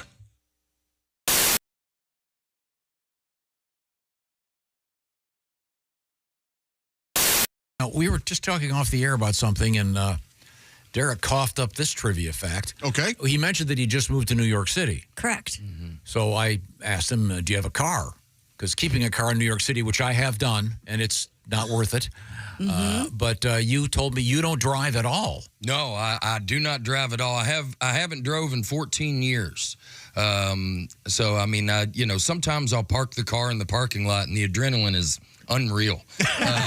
Yeah, like we'll get to Cracker Barrel, and I'll go, let me back it in. Very old time's sake. Let me show you, Big Dog still got it. So you don't like driving? Or? No. 14 years ago, I in what kind of started my comedy career and changed my life, I got 2 DUIs in 6 months. And I say 6 months because it sounds better than 4. I don't drink anymore. Nobody has to worry about me out there. But I gave up driving. I'd never even had a speeding ticket in my life, and I had those two incidents happen, and it just kind of shell shocked me. And I just gave up driving immediately, and I gave up drinking about 4 years ago. But what's funny is, okay, y'all get it. But listen, what's funny about this is I tell this story about a year ago. I'm out on tour with Bert Kreischer, and we're sitting on his bus, and he goes, hey, man, how does somebody from Harvest, Alabama get into comedy? And I tell him this story. I tell him about the DUIs and what type of position it put me in and how it changed my life. And I tell him at the end, I go, and, I haven't drank in 4 years. I haven't drove in 14. And Bert's looking at me, and he puts out his cigar. And if y'all know anything about cigars, that's quite the commitment. And he goes, man, I've heard a lot of DUI stories. And he goes, they never end this way. He goes, they all end the same way. They all end with, hey, Bert, I have not drank in 14 years. He goes, you just looked at me and said you have not drove in 14 years. He goes, Derek, I think you're the first person I've ever met that gave up the vehicle and not the booze. and he's so right, because at the time I can remember thinking, this Jim Beam's not the problem. This Camry's bad luck. I was like, I'm very good at drinking. They just get mad every time. I mean, the Camry's a V6. I don't know what they're mad at. It's a decent vehicle, but Yeah, I used to do James Mason as a stand-up comedian. Really? So this hooker walks into a hardware store, says to the man behind the counter, I need a hinge. And he says, oh, you want a screw for the hinge? And she says, no, but I'll do you for the toaster. That's a good joke. That was the. That's a good one. That was my classic James Mason. Very nice. And Jimmy Stewart as a horse race announcer. That was my first bit. Really? well, the horses, they're down there in the gate, and they're ready to go, and they're off. And he's, well, you see, hey, Mr. Ed wins by a leg. I am amazed at the women who do that. At what? I was with a friend who will go We are, nameless. you know what? Us as guys are also And amazed. he goes, Yeah, I- exactly. So I'm sorry, This that was a guy- tough So lesson. Christy, you're talking with one of your not boyfriends, but just male a guy friend. and he goes, I can get a woman to send me a naked photo within the next 10 minutes. And? I go, no way. 8.5 minutes later, Wow, Monsignor, that is impressive. Okay, that's less than 8 minutes. What happened now? Sent me a video of their Go ahead, show that. ex-girlfriend. No, show it to Tom. Why can't you? I don't want Christy, cover your eyes. oh, I've seen it all before. Wow. Evidently, she's lost her keys. Oh, my Lord, that is... Yeah. Does that look like something out of the movie Dune or what? It really does. Let me word it this way. That puts the C in graphic. We must. I've got to. Wow. I've got to go. Hold on a second. I've got to go. That is a slut. I've got to. That is an ex-girlfriend. That's not someone making a sandwich, even though it looks like it. Wash your hands and make me a cheese sandwich. Mommy, why is that woman massaging two pancakes? Wait a minute. So we're getting back to your hobbies, James. You're a bowler. Yes. You got that going for you. Yes, I Golf, skydiving, scuba diving, I went skydiving. skiing. You I went skydiving? How'd that go? Yes, I did. Well, was it a tandem jump or did you? It was a tandem jump. Yeah, it scared me. I'm big. I was going to say I don't Scared wanna, you. Who were you with? I was going to say the other dude. I was strapped to the guy. What do you weigh in at? Do you mind if I ask? Then I was about 280, I guess. I'm probably 295 now. Oh my! Now is the person when you do the tandem? Is the person He with has the to chute? land on somebody else, Is the I person would with the think. chute in back of you? He's behind you. You don't have to do anything. You're basically like luggage. You're looking Screaming, at, luggage. you're just watching the ground come at you while the guy behind you Has to do has all the the work. chute and does all the work. And you've never been so glad to have a man strapped to your behind. Ever. You will never. And, and you know, they call it a sport, too. Well, sure, the it's whole very time, difficult. They're like, did you like the sport? And I was like, falling is not a sport. You know, if it was, It's my the grandmother would win a medal. The Silver Hip Award goes to. Yes. If you want to make a sport, you should just throw the parachute out of the plane and then make the guy jump and put it on before he hits the ground. Oh, I like that. Now, That's for a sport. competition, Yeah. throw one parachute out, 3 or 4 guys jump. Yeah. Guy Oh, there you puts it go. on, he won. So did you glide in, James? We glided in, and on the tape. Did you fall or did you land standing? At the very last minute, he said, "Stand up," and I was already going down, and there wasn't no. There wasn't no. But my ears did not pop. The Really? thing with the ears. Yeah. So when I hit the ground, immediately I was like. He was like, "How do you like it?" And I was like, "It was good. I enjoyed it very much because I could not hear myself." Couldn't hear a thing. Well, that's And that because see, stayed. if it were me, I would be tightening every orifice in my body to prevent leakage, including my ears. Plus, there's a dude behind you. Yeah. Yeah. And that part stayed. That my ears did not pop until maybe the next day, and I had to sing that night. I was doing a play called "Smoke on the Mountain." You're a singer? I didn't know. Yeah, where you sing gospel music. It's a gospel music play. You know, that night I was- smoke on the mountain, fire in the sky. It's a great play. Yeah. So I'm trying to sing. I'm like, amazing, great that we Well, that's unfortunate. I want to apologize to anyone listeners that might have Well, I don't know if you're speech deaf, you issue. automatically talk that way, even though you can speak. That's and what it speak sounds like clearly, when you're talking. Yeah. I mean, it's nerve wracking. And the more scared, you've already done it, the more scared of it you are, the better you get out, the more you get out of it. You know, it is really like that facing your fear and all that stuff. And when you're standing in the doorway of that plane, it's frightening. every cell in your. Hey, it's the Bob and Tom Show live from the O'Reilly Auto Parts Studios. Boy, you sure look good. You know that? Yes. you. You look great. Thank you. I'm talking to all the listeners out there. Oh. They need to be reminded of how well they look. I remember I asked my niece when she was young if who she thought would win in a or no, I said, who do you think is better looking, your dad or me? And she said, my dad. He always wins staring contests. Better She looking. literally Oh, thought she thought better he looking. was better at looking. That's like an airplane joke. Yeah. That's great. But she was 6 or whatever. and Yeah. Why her uncle was asking who she thought was the hotter man, that's for my therapist to decide. Christy Lee's of the Silak Insurance Company News. As he's dialing up the authorities. There's Pat Godwin. Hello. Jess Hooker's there. Hi. Willie G at the Prize Pick Sports Desk. Hey, man. Ace Cosby over there. I'm Josh Arnold at the I Hate Steven Singer sidekick chair. There's Tom. Speaking of picks, get your NFL picks in. Just go to bobandtom.com/contest. At stake each week, a $500 gift card from Steven Singer Jewelers. And also, we got another thing up and running. It's our Orange Insoles event, a 4K TV at stake, plus a Visa gift card, which means money, money, money, money. Give me that 4K TV. Yeah, have some fun. Check it out once again at bobandtom.com/contest. Coming up, it'll be Steve-O, stunt artiste, podcaster, et cetera, a man who has a tattoo of himself on his back. The tattoo apparently full size. You know, I had a 3K TV. You did? Yeah, it didn't get BET. I thought it was going to be a baseball joke. It was a clan joke. Way more troubling. Yeah. Think about that. Yeah, very good, really. I could see a drunken audience. I took it back, of course. I didn't want it. Yeah, okay. Against that. I want to watch it live in color. Yes. Well, let's see. Now, where were we? Oh, we were going to check in with Christy Lee at the Silac Insurance News Desk. What have we missed? Man has been arrested for allegedly performing penile enlargement procedures in the back of a Toyota Corolla. Sounds like a hero to me. According to the Daily Mail, the 51-year-old offered mobile genital enhancements to men across Bangkok and nearby provinces. Of course, this happened there. Yeah. After receiving complaints, police conducted an investigation, detained the man while he was in the middle of a purling procedure. What's that? In the back of his 1990s era Toyota Corolla. Now, first of all, that tells you something.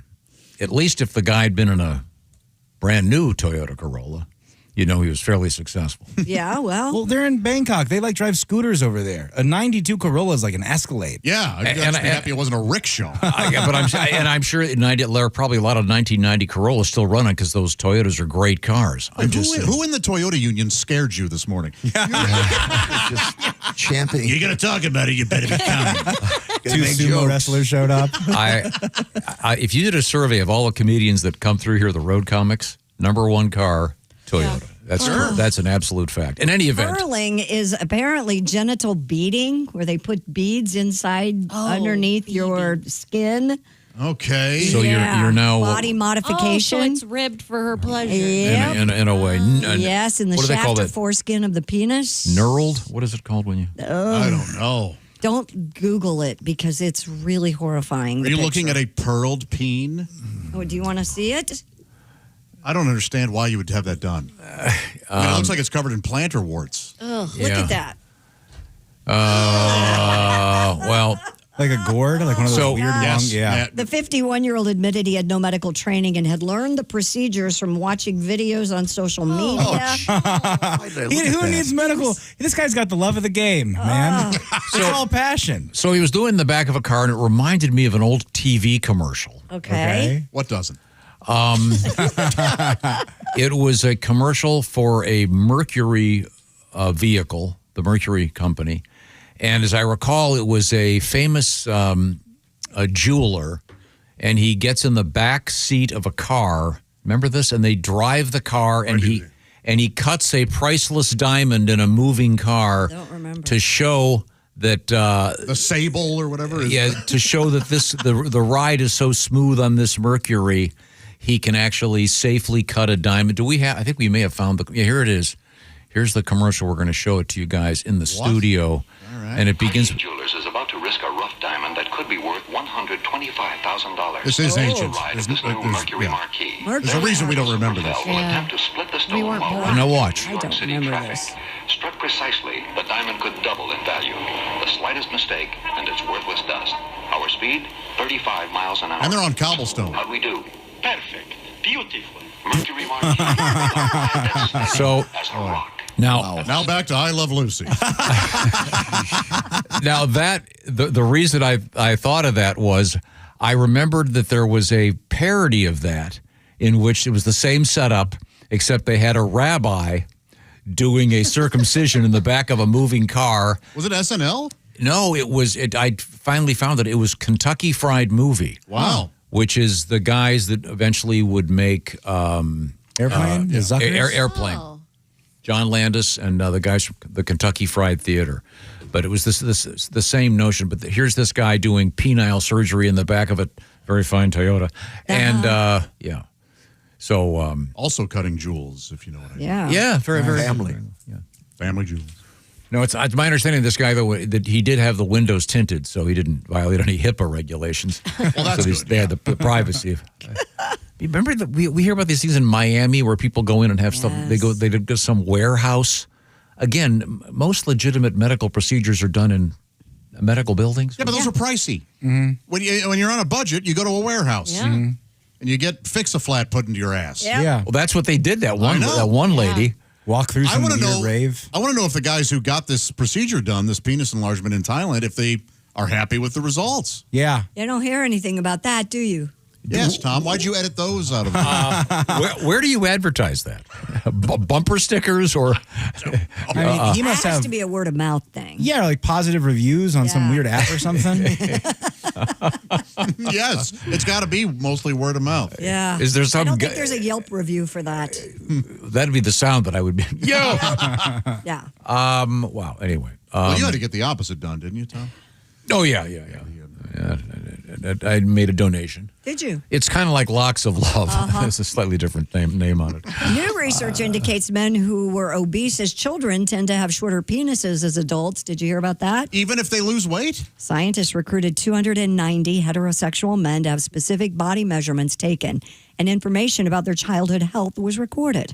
Results showed that, on average, participants' penises had a pubic to tip flaccid length 3.5 inches, and the average diameter was 1.15 inches.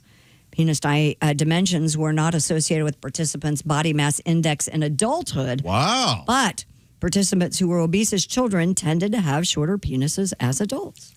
What a bummer. You're a fat kid. You lose a bunch of weight when you're in your 20s and you still have... Yeah. We should figure this. We should call Jerry O'Connell. Call one of those famous guys that kind of grew out of it kind of thing. Right. I bet you O'Connell's fine, dude. I bet you he's hanging he out. landed Romaine, didn't he? Oh, yeah. You know what? This isn't true. And my evidence? Jerry O'Connell. Yes. And Decided. This is based on surveys? Yeah. Well, I guess, you'd have to ask if they were obese as a child. But it said that they did what? Pubic to tip flaccid length measurement. Right. Does an outside person do that? I mean, is there a nurse? I would assume Or it's is a medical. But I would say those measurements aren't in the accurate. Journal of Sexual Medicine. Because so- I think that when you're around someone in a medical facility, it's smaller 9 out of 10 times. You're scared. Sure. Oh, really? Yeah, I don't think that's an accurate measurement. Absolutely. When I had my heart surgery afterward, Yeah. we had to send out a party to find it. And unfortunately, I can vouch for that. I remember you telling me. Is this it, Pop? No, that's my knee. Yeah, that's. Why are they making people feel bad? Why do they release this? Yeah, I mean, so that is a problem with this. They're not giving us any reason, and they're not giving us any solution. Right. Yeah. We have to go to Thailand now and sit in the back of a Corolla. Once again, it's a very fine car. Gosh, I mean, the regret that goes through your head when you are opening that car door. Do I really want to do this? You shut it, you have to push the lock down. Oh. She said if I don't, she's going to start banging my brother. I mean, just the awful scenario that gets you there. It is terrible, but I would die for communication that candid in a relationship. Time now to check in with our friends at Brick House Nutrition. They've developed a product called Lean. This is kind of interesting. I was talking to one of the doctors there, and the idea of this is to lose weight in a slow, proper way. And it's based on some logic that you might not have heard about, a thing I should say called weight cycling. Half of Americans, by the time they hit 60, have gained and lost several hundred pounds. That's called weight cycling. You gain 10 pounds, you drop 15, then you gain 20, back and forth. Not good for you. So it's time to lose some weight, keep it off. That's where Lean comes in. It's designed to help you do that. Lean was developed by physicians at the Brick House Nutrition Place, and they've come up with something. It's not a GLP-1 injectable. The science is quite impressive. This is actually an oral supplement. Lean is designed to maintain healthy blood sugar. Lean is designed to control your appetite and control your food cravings, and it helps burn fat by converting it to energy. Find out all the details by visiting takelean.com. Find out about burning fat and turning it into energy and keeping the weight off. Once again, it's takelean.com, and you can lose meaningful weight at a healthy pace and keep it off. That's your goal. And Take Lean can be added to your exercise and diet lifestyle. 20% off, by the way, if you enter the code TOM at takelean.com. That's the code TOM at takelean.com. Results vary, of course. These statements and products have not been evaluated by the FDA. They're not intended to diagnose, treat, cure, or prevent any disease. And they are not a suitable substitute for your healthcare provider. But if you're interested in finding out the details, takelean.com. The code is TOM for 20% off at takelean.com. Coming up, Steve-O, stunt guy, also Sexy Time with Alli Breen. And do you have a neighbor that smokes a lot of pot and it's starting to get to you? No, my neighbor does. You can find out what happened when it went to court when we come back to the O'Reilly Auto Parts Studios. This is the Bob and Tom Show.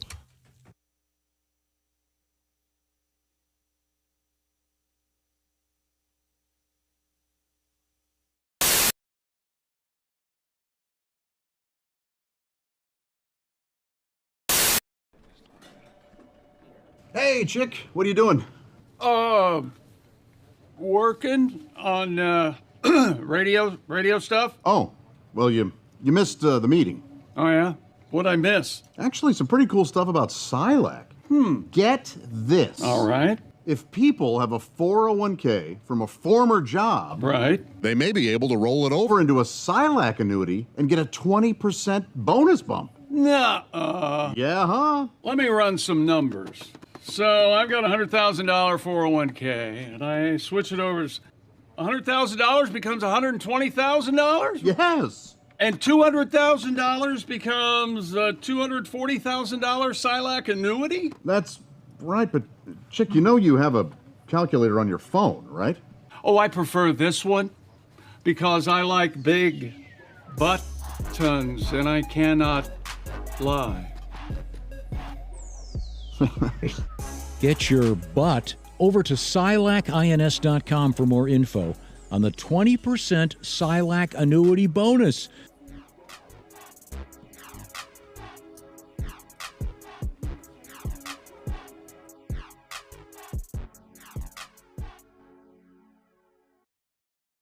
Ready and action. Hey, we should wake up every morning with Bob and Tom. That sounds good to me. No problem here. Sorry, that'd be my fault. The hell was that? Ready and action. Hey, we should wake up every morning with Bob and Tom. Well, that sounds good to me. No problem here.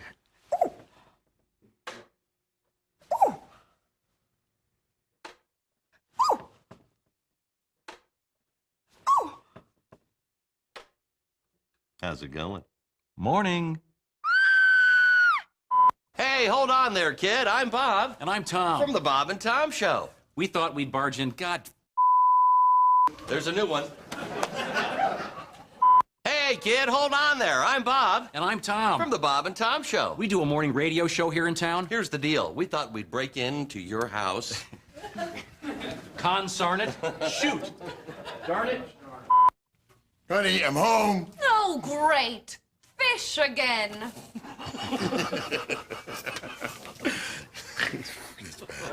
You know, we can vote you off this commercial. You know, Chick wanted Richard Hatch.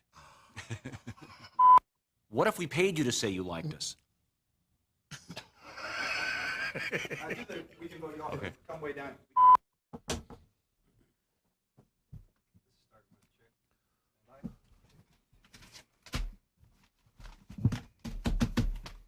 And now the news. Oh. You do sports. And now the sports. That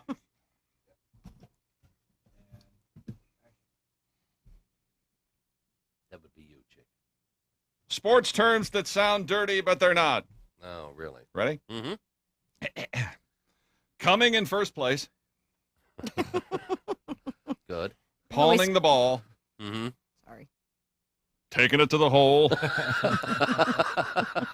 Yeah. Just don't get your holes mixed up. Right. Ooh. Just don't get your holes messed up. Flip the cord over. Flip the cord over. I don't want it in my... I don't know if that's what they're looking for here. Don't Christ. How many times have I Heard heard that. Take two. A London homeowner who discovered 3 men trying to rob his house had no difficulty in describing one of the suspects. He had no legs. Ooh, usually in crime, it's the...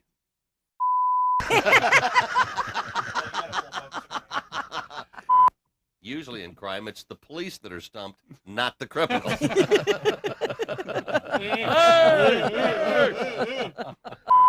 I know you guys probably aren't interested, but guess what I did this weekend? I don't know. I don't know. Did you impeach Bush? No. Buzz the honey hole. No. Flick the minnow? Did you flick the minnow? Flicking the old minnow? Flicking the minnow? Or did you impeach Clinton? Bailing out the gravy boat? Is that what you were doing? Finger the fountain. Sounds like a wonderful time, but no, I didn't do any of those things. Sorry. What a boring weekend. Yeah, Move on. yes. Bounce the bearded clam. Did you attend the clam twiddling jamboree? That's it? That's what I Get did? to that or not. Yeah, I double dribbled. Tom did. I just took his only line.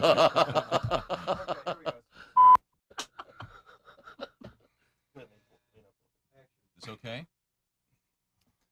I like to think of Bob as the funny. Uh-huh. Yeah. Prop, yeah. It's part of the drinking act. I like to think of Bob as the funny one, and I'm more the philosophical one. Ah. Really? By the way, you left your headlights on. Socrates. What's new? Can you do the other That's line? it? That's it. That was the joke? What was That's the other it? This one right here. I think of Bob as the funny one. I'm more of the philosophical one. Really? Will you shut up and drink your hemlock, please? Insurance company news desk. We call her Frenchie. There's Pat Godwin. Hello. We call him Puck. Puck. Yeah. Mischievous. Yes. Mix it up. Jess, this is all behind the scenes, but these are nicknames we use. Jess, Mushroom Soup Hooker over there. Mushroom Soup Hooker. There's Willie G at the Prize Picks sports desk, or should I say, Bacon Man? Oh, God. My friends call me pork chop, so that does hurt my feelings. They do? Yeah, it's a fat joke. Bacon had nothing to do with food. Because I smell because good? of your love of pigs. Oh, yeah, I do. Yeah. They're cute. River pigs. He does a lot of work with pigs. Now I'm just lost in the callbacks here. Ace Cosby's over there. You can call me Al. We can call him Al. That's much better than what we call you in the hallways. There's. I'm Josh. Good luck. I think you can get out of this. I'm committed. You're deep. Yeah. You're committed to the bit. I'm Josh. What's my nickname?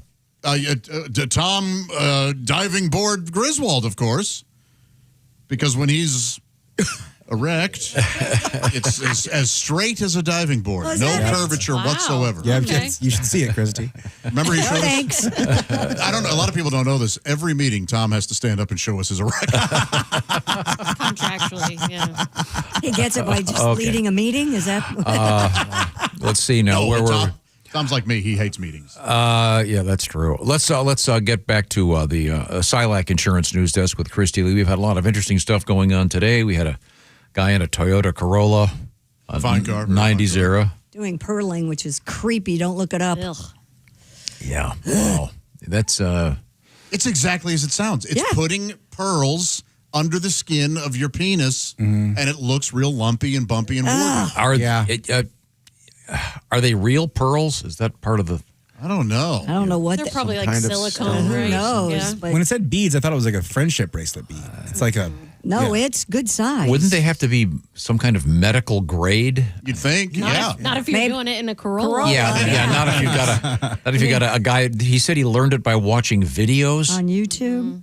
Wow. They're probably just old French fries from under. We need to have. I'm sorry, but I believe in freedom. But we need to have some kind of filter on stuff like this. Someone needs to be going. Hey, look, don't let people see I'm this. a big fan of survival of the fittest. You think This is so? how- yeah. If you're stupid enough to. This is how you want to operate. Oh God. I think right before we walked out of here during the break, you were talking about screen time and short videos. Was it you? Yeah. Here's a new poll out there that reveals how much screen time older adults are getting. A survey of 2,000 Americans aged 50 and over found the average person spends 22 hours per week in front of a screen.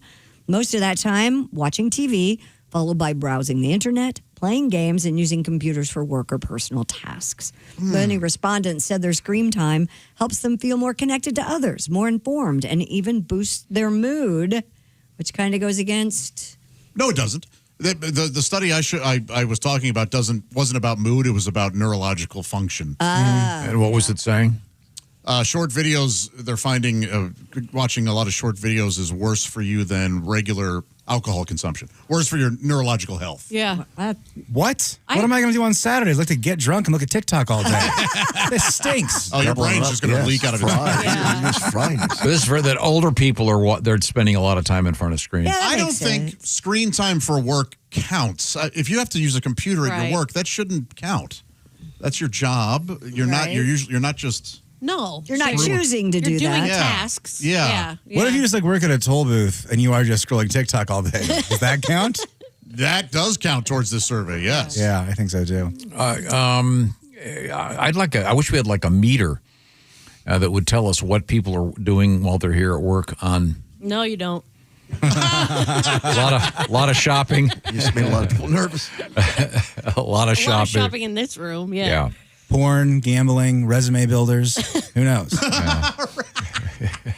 In my case, WebMD. I think that since I got a dumb phone, my memory has improved. It must have. I'm like 5 weeks in, and that's exactly what they're saying is like hit Yeah. focus, memory.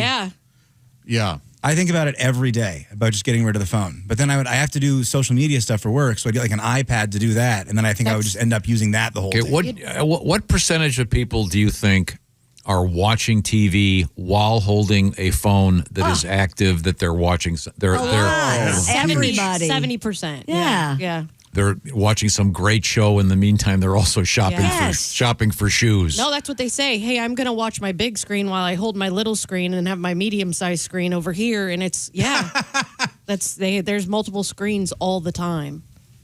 Can't be good. No. Can't be good. No, it isn't. It isn't. I mean, everything in moderation. Okay, unless it's this show, and we insist that you leave it on at all times. Well, sure. This is active. Yes, this is good for you. What was this neurological thing saying? It makes you smarter, it said, funnier, you'll live longer. Top show absolutely makes you smarter. It gives men larger penises. That's exactly. We'll and women cut back on excessive sexual flatulence. Sexual flatulence. Sexual flatulence. I suffer from the worst sexual flatulence. Please. 2 women in England have raised nearly $1.3 million for their startup company with the goal of producing a female urinal. Amber Probin and Hazel McShane founded Pequel with the aim of reducing women's bathroom lines at events and music festivals. They developed a urinal which the user squats over while holding onto handles designed to minimize splashback. The urinals are purportedly 3 times quicker to use than portable toilets. The BBC reports women have now secured the funding to manufacture the next generation urinals, and they hope to send them to events in Europe, the United States, and Australia. Christy and Jess, you probably don't understand what's happening here. So women have to sit down typically. Now, I don't understand the difference between squatting forward or squatting backward. You still have to put your pants down, and you still have to go, and you still have to wipe. So how is this quicker? Remember they had these, we talked about this before, they had them at Glastonbury this year. And that's Glastonbury is also the place. I'm just going from memory here. They had the almost like a tower. The loo, if you will, was like 15 feet off the ground or something, and it would automatically deposit everything and would immediately be recycled somehow. And they were collecting all the urine to be recycled, and all the poop was being. Wow. Yeah, it's a big. Okay. The latest design allows the urinals to be flat packed and stacked. But I still don't understand how it's going to be quicker. I like that. First of all, flat packed and stacked sounds like something at the, with the gravy. What is it? The Waffle House, hash browns, What is it? What do they call it? How do they call it? Scattered, smothered, covered. Yeah. Smothered and covered. So if I'm visualizing this, it's sort of like you're on a bicycle, right? you're facing the wall, Right. and you're holding onto handles and squatting over Right. It's like you're peeing in a Tron movie. a protruding. Oh, okay, there it is. There's a drawing. Oh, that's not what I pictured at all. Oh, those are just toilets. Yeah, that's what I'm saying. I don't understand how it's faster. You're right, Christy. I don't get it either. There's, And you would know way more than I mean. yeah, I mean, as a woman, you Yeah. have to I pull feel your like pants yeah, down. it's going to be more awkward. Now, Yeah. I feel like, though, the reviews from Glastonbury were positive. Glastonbury. Is this the right thing? Okay. I don't know if they could. I don't see the handles. We already do this. We already hover. Yes. Yeah.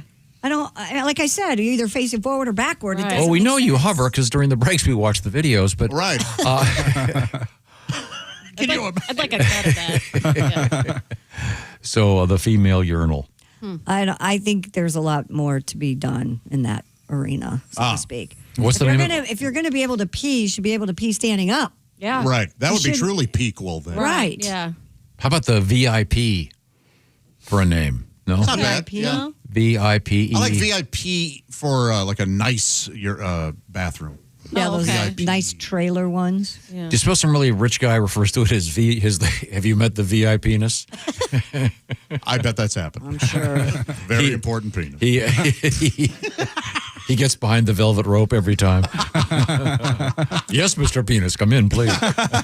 So Jess and Christy both skeptical on this. Very. All right. Well, maybe we'll get one in here that you guys can try. I thought It'll just be a guy on his knees. I promise you, we have fans. Ick. Go ahead, give me all you got. Do you remember the funnel? There was Yeah. a girl funnel for a while, and that Yeah. seemed like that made the most sense. Yeah, but then you've got to clean it before you. You I can't thought it was disposable. It Yeah. was paper. It was called Le Fennel. There was another one that was a paper Yeah, thing. like a snow cone paper. Yes. Yeah. Not sturdy enough to. Yes. Right. Yeah, handy if you want to just get some Dippin' Dots. Put them in here. I love Dippin' Dots. I'll say that. Big A fan of the Dippin' Victorian Dots. era public toilet has been turned into a boutique hotel. According to the BBC, the newly opened hotel called the Nettie is located down a flight of stairs in the middle of a busy road in Oxford, England. You know what they call the bathroom there? The neti pot. Built in 1895, Thank you. it once served as a gentleman's toilet before closing in 2008 over safety concerns. Yeah, there were snakes in the toilets. After being closed for 17 years, it was renovated and converted into a one-of-a-kind two-suite hotel. Oh, odd. The Nettie retains some original features, including the bathroom floor tiles, and it is named after the old term for the outhouse, the Nettie. Nettie is the old term for the outhouse. Oh, okay. Air P&P. You rent the thing? That's cute. I like that. Big fan. Have you guys used an outhouse? Yeah, Sure. many yeah. times. Yeah, they're creepy. Yeah. Yeah. I didn't mind it. I there was something I liked about it. My uncle had one at his lake property that was one-sided mirrors, so you could see out while you were sitting, but no one could see in. Weird. Isn't that weird? That is weird. Yeah. How much time was he spending there? This guy needs more fiber. Yeah. He may have been hiding from people. I don't know. The last time I used an outhouse, I left the door open so that I could look at the lake that was there. Did you really? Yeah, it was one of the best dumps I've ever had. It was really nice. Thank you. Were the people at the family picnic appreciative? Yeah. Real mad. People You're on, ruining our family people reunion. on boats just waving. According to another new survey out there, 1 in 10 children in America rarely ever play outside. 1 in 10. That's not too bad. I thought it'd be more. Results from the University of Michigan national poll on children's health reveals 10% of preschoolers and toddlers go outside to play once a week or less. That seems. Parental anxiety may be a barrier, as 4 in 10 parents admitted they feel nervous when their child strays too far or climbs too high. Do you parents feel like parental anxiety can be really harmful to kids? Yes. Yes. Absolutely. Yes. I once saw, I'll never forget this. I was an usher at a movie theater, and this little child was running around her mom. Like the mom was talking to another adult, and the little child was just running around the legs of the mom. And she kept going, please stop that. You're going to hurt yourself. Please stop. You're going to hurt yourself. And finally, she lowered her hand, clotheslined the kid who fell to the ground and started crying. And and the mom said, I told you you would hurt yourself. Oh, psycho. And I wanted to walk over and go, you! That kid never would have gotten hurt. Yeah. Gaslighting in action. Wow. Crazy. Yikes. I remember when I was a kid, we had the safety patrol at school, and we would cross kids. We had these giant bamboo sticks with flags on the end, like stop signs, and we would raise, lower, and we were traffic control, and we would help the kids get across the street. I'm sure not in the hallways. Just No, okay. outside. Oh, Now that outside. seems like proper. Yeah, that makes sense. But they eventually got rid of that because they hired adults to come do it. Oh, that's probably okay. Yeah, Because they were afraid kids would get hit by a car or something? We never Could you lo- imagine Tom doing that? I was captain. He was. Gosh, you love a rule. A little bit of power takes you so far. Andy was he was a safety patrol guy too. And we had a like a Yep. belt with a sash on it. White sash. Oh, absolutely. Yeah. I think if we went to school at the same time, I would have bullied you, if that makes sense. He was bullied. That's why he's like he is now. Exactly. I'm getting back every day. I'm getting back. But yeah, they probably wouldn't let him do that now because they're Oh God, no. they're probably insurance stuff. But Well, that was one of the big takeaways I took from England. All the kids riding the tube to school every day. Yeah. And they're kids. Yeah. That would never happen in the United States. By themselves on the tube. it does. It happens in New York. on the subway. Yeah. But I don't know what the age cutoff is, but Yeah, it's. I just think parents, and again, I'm speaking as a non-parent, but you can be too cautious. Yes. You got to let your kid fall off the bike every now and again. this article is essentially saying, this is from U.S. News and World Report, 1 in 10 kids pretty much never plays outside. And if it's due to parental worry, that's They're probably inside teaching the old guys how to use their phone. Right. Hey, They're on the screen. Bobby, how do I can't get this to work? I'm grateful I live in a neighborhood where kids are outside playing a lot. Yeah. Now, sometimes it's annoying. I have walked into my backyard and seen 2 kids with shovels digging large holes in my backyard. What are they doing? What are they searching for? They're going to bury him after they kill him. It was like casino. They have to have the hole ready. No, I go, what are you guys up to? Oh, the dragon lives over there, and so we have to make this moat here. Oh, and then the that's queen. so And I went, all right. You little psychos. I go, just don't dig too deep. I mow back here, and I don't want to twist my ankle. They're okay. It's either using their imagination. I wasn't going to curb it. Yeah. And the 1 in 10 kid that won't go outside. Why won't you go outside, Bobby? The Wi-Fi sucks out here. I'm going to play my games. It's impossible to be a kid with that stuff. Now, a couple things coming up. We're going to talk with Steve-O. Steve-O, of course, famed stunt artiste, if you will, and podcaster, et cetera, et cetera. He's got some stuff going on, a little tour, the Crash and Burn Tour. Also, Alli Breen with Sexy Time is on the way. But right now, it's time to check in with Prize Picks, Willie G. Yeah, Prize Picks is making sports season even more fun. On Prize Picks, whether you're a football fan or a basketball fan, it always feels good to be right. Right now, new users get a $50 bonus credit instantly in lineups when you play your first $5. The app is so easy to use. You just pick 2 or more players, pick more or less on their stat projections, anything from touchdowns to threes, and if you're right, you could win big. Mix and match players from any sport all season long on Prize Picks. Throw in some baseball playoff action.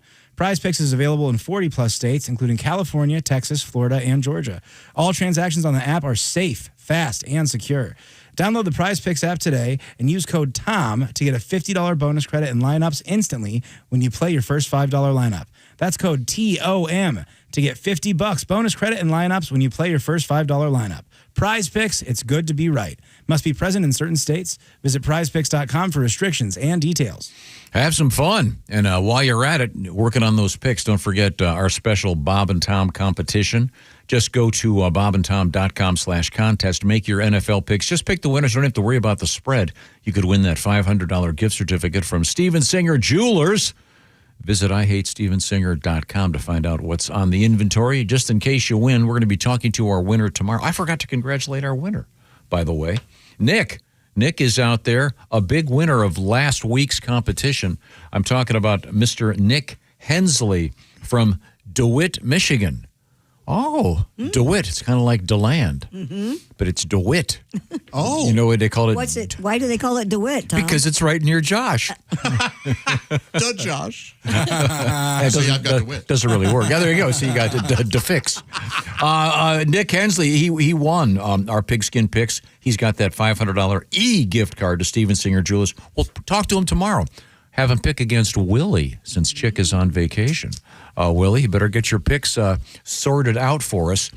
Coming up, once again, we've got a guest will be Steve-O. We have history coming up. And a really cool bear in the news.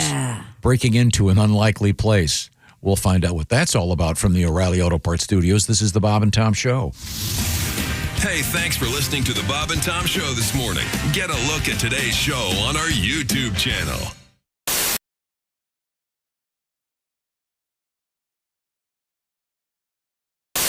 Like every other comedian ever, I too have recently broken up with my girlfriend. So you had to let her go from the van. I unchained her from the radiator. Well, I guess that's over. I broke up my last girlfriend. I broke up via voicemail. Is that really? tacky? That is kind of tacky. Well, hear me out. All right. I didn't leave a message on her voicemail. Oh. I left it on the outgoing message on my voicemail. All right. Hi, this is Brendan.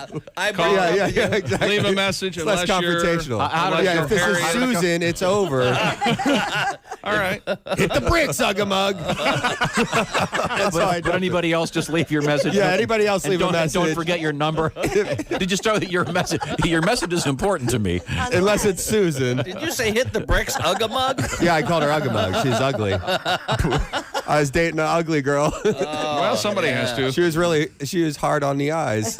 Wow. Ugga-Mug. Ugga-Mug. I think I'm going to start calling you that. That'll be my little pet name for you, Christy. Ugga-Mug. Oh, well, that's not appropriate. No, certainly not. I just think it's cute. Ugga-Mug. Well, you could be mean to ugly girls because they don't have feelings. I saw that on the Discovery Channel. That's what you were told, right? Well, there you go. I discovered that.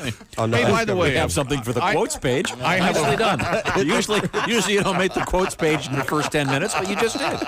She bought rocks one time from Pier 1 Imports. She bought a basket of rocks. No kidding. To decorate her coffee table with.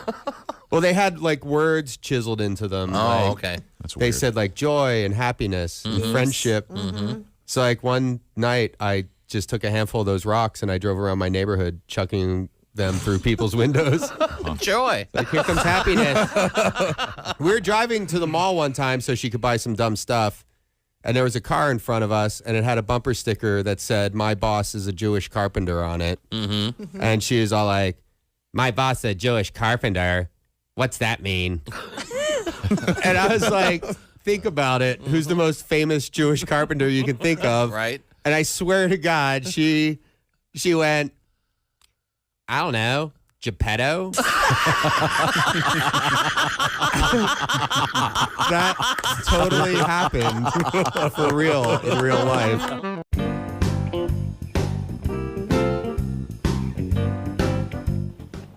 Wouldn't you like to know what Chick McGee does while commercials are playing? I sure during the would. Bob and Tom Show? Walk this way. Okay. Ba-bum-bum-ba-da. Here you go. You're going into the restroom. Well, no, this happens sometimes. Sometimes you have to do quick decision making. It's locked. Right? Normally, everyone who works here knows that they shouldn't be in the bathroom when we're in commercials. Of course. Because I might have to use the bathroom. Number and one. I can't use the bathroom any other time than when we're in commercials. Number one or number two? I'd rather not say. Oh. Well. Hello. Hang on. Your name, please? Chris. You're fired. You taught him his lesson. Oh, yeah! Woo! Ah, refreshing. Wait a minute. Did I fire him? Yeah. Why aren't you gone? Get your Because he has no real power here.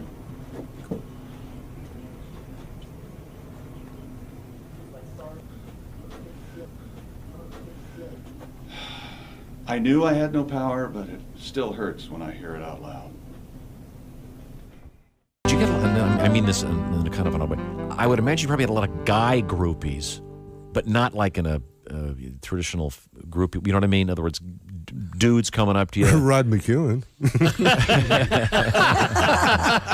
Guys who want to party with them? Yeah, there's a reason why they call him Rod. Rod waited for us in Hawaii. We were on our way to Australia, and Rod heard we were coming to, stopping in Hawaii. He waited. At the airport? He missed. Yeah, at the airport, he missed his flight to meet us because he thought we were one of them. Wow, that's interesting. Because of the bits we did. What I meant was, as Christy, in other words, you guys are like, clean it up now. I want to clean. I want to party with these guys. Party with these guys. I mean, I imagine that'd kind of be a buzz. kind of be a burden though after a while. Oh no, it was, we just like, I don't think so, man. We got a lot of bits from these parties. We went to one party very early in our career. I think it was in Rochester. Yeah. And this one guy brought he was a blues collector, and he brought his famous never heard before Lightning Hopkins disc. And he had it on the turntable. And very carefully put the needle on there. And he sat down with his eyes closed, and some party guy ripped it out. Threw it on, put another record on. So we was cool. That one. Remember that one? That's where we got Earache My Eye from. Hey, that's my record, man. I did a show at this dance club. I don't know if you can tell by looking at me. I don't like to dance. The lady running the show, she was like, why don't you shake what your mama gave you? I was like, I don't know how I'm supposed to shake scoliosis and a low self-esteem, but there were black lights everywhere in that venue, on stage and backstage where I'm standing. And I was just doing the normal pre-show check, and I had a stain on my pants right here. I know, I felt the same way. What had happened was, when you put your pants in the washer and you dump the soap in, it all landed right here, and that shows up under a black light. I didn't know that, and neither did anybody else. Because I was on stage and everybody was like, oh man, that is a lot. It was a capful, it was a lot. That's 2 loads, so. If you think that's a dirty joke, it's because you're a dirty person. It's a laundry joke, it's a clean joke, so.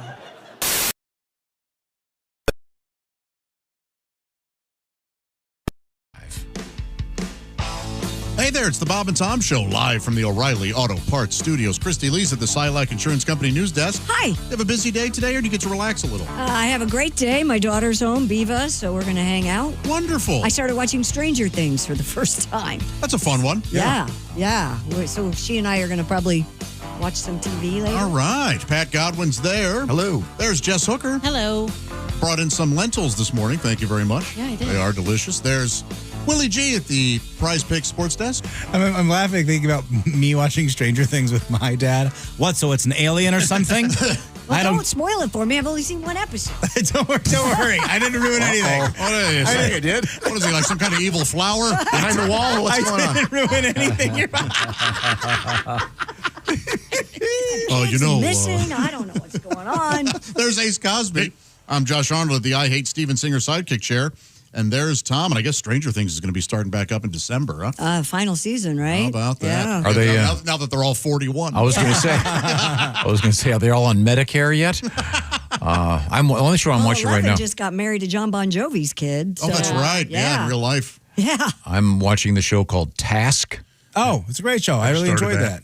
Yeah. What's that about? Season finale was Sunday. It's the Mayor of Easttown, folks. The TV show, the detective kind of thing. It's cool. Yeah. It's like Delco, kind of Philly accents talk like this. Is it dark? Yeah. It is dark. It's great.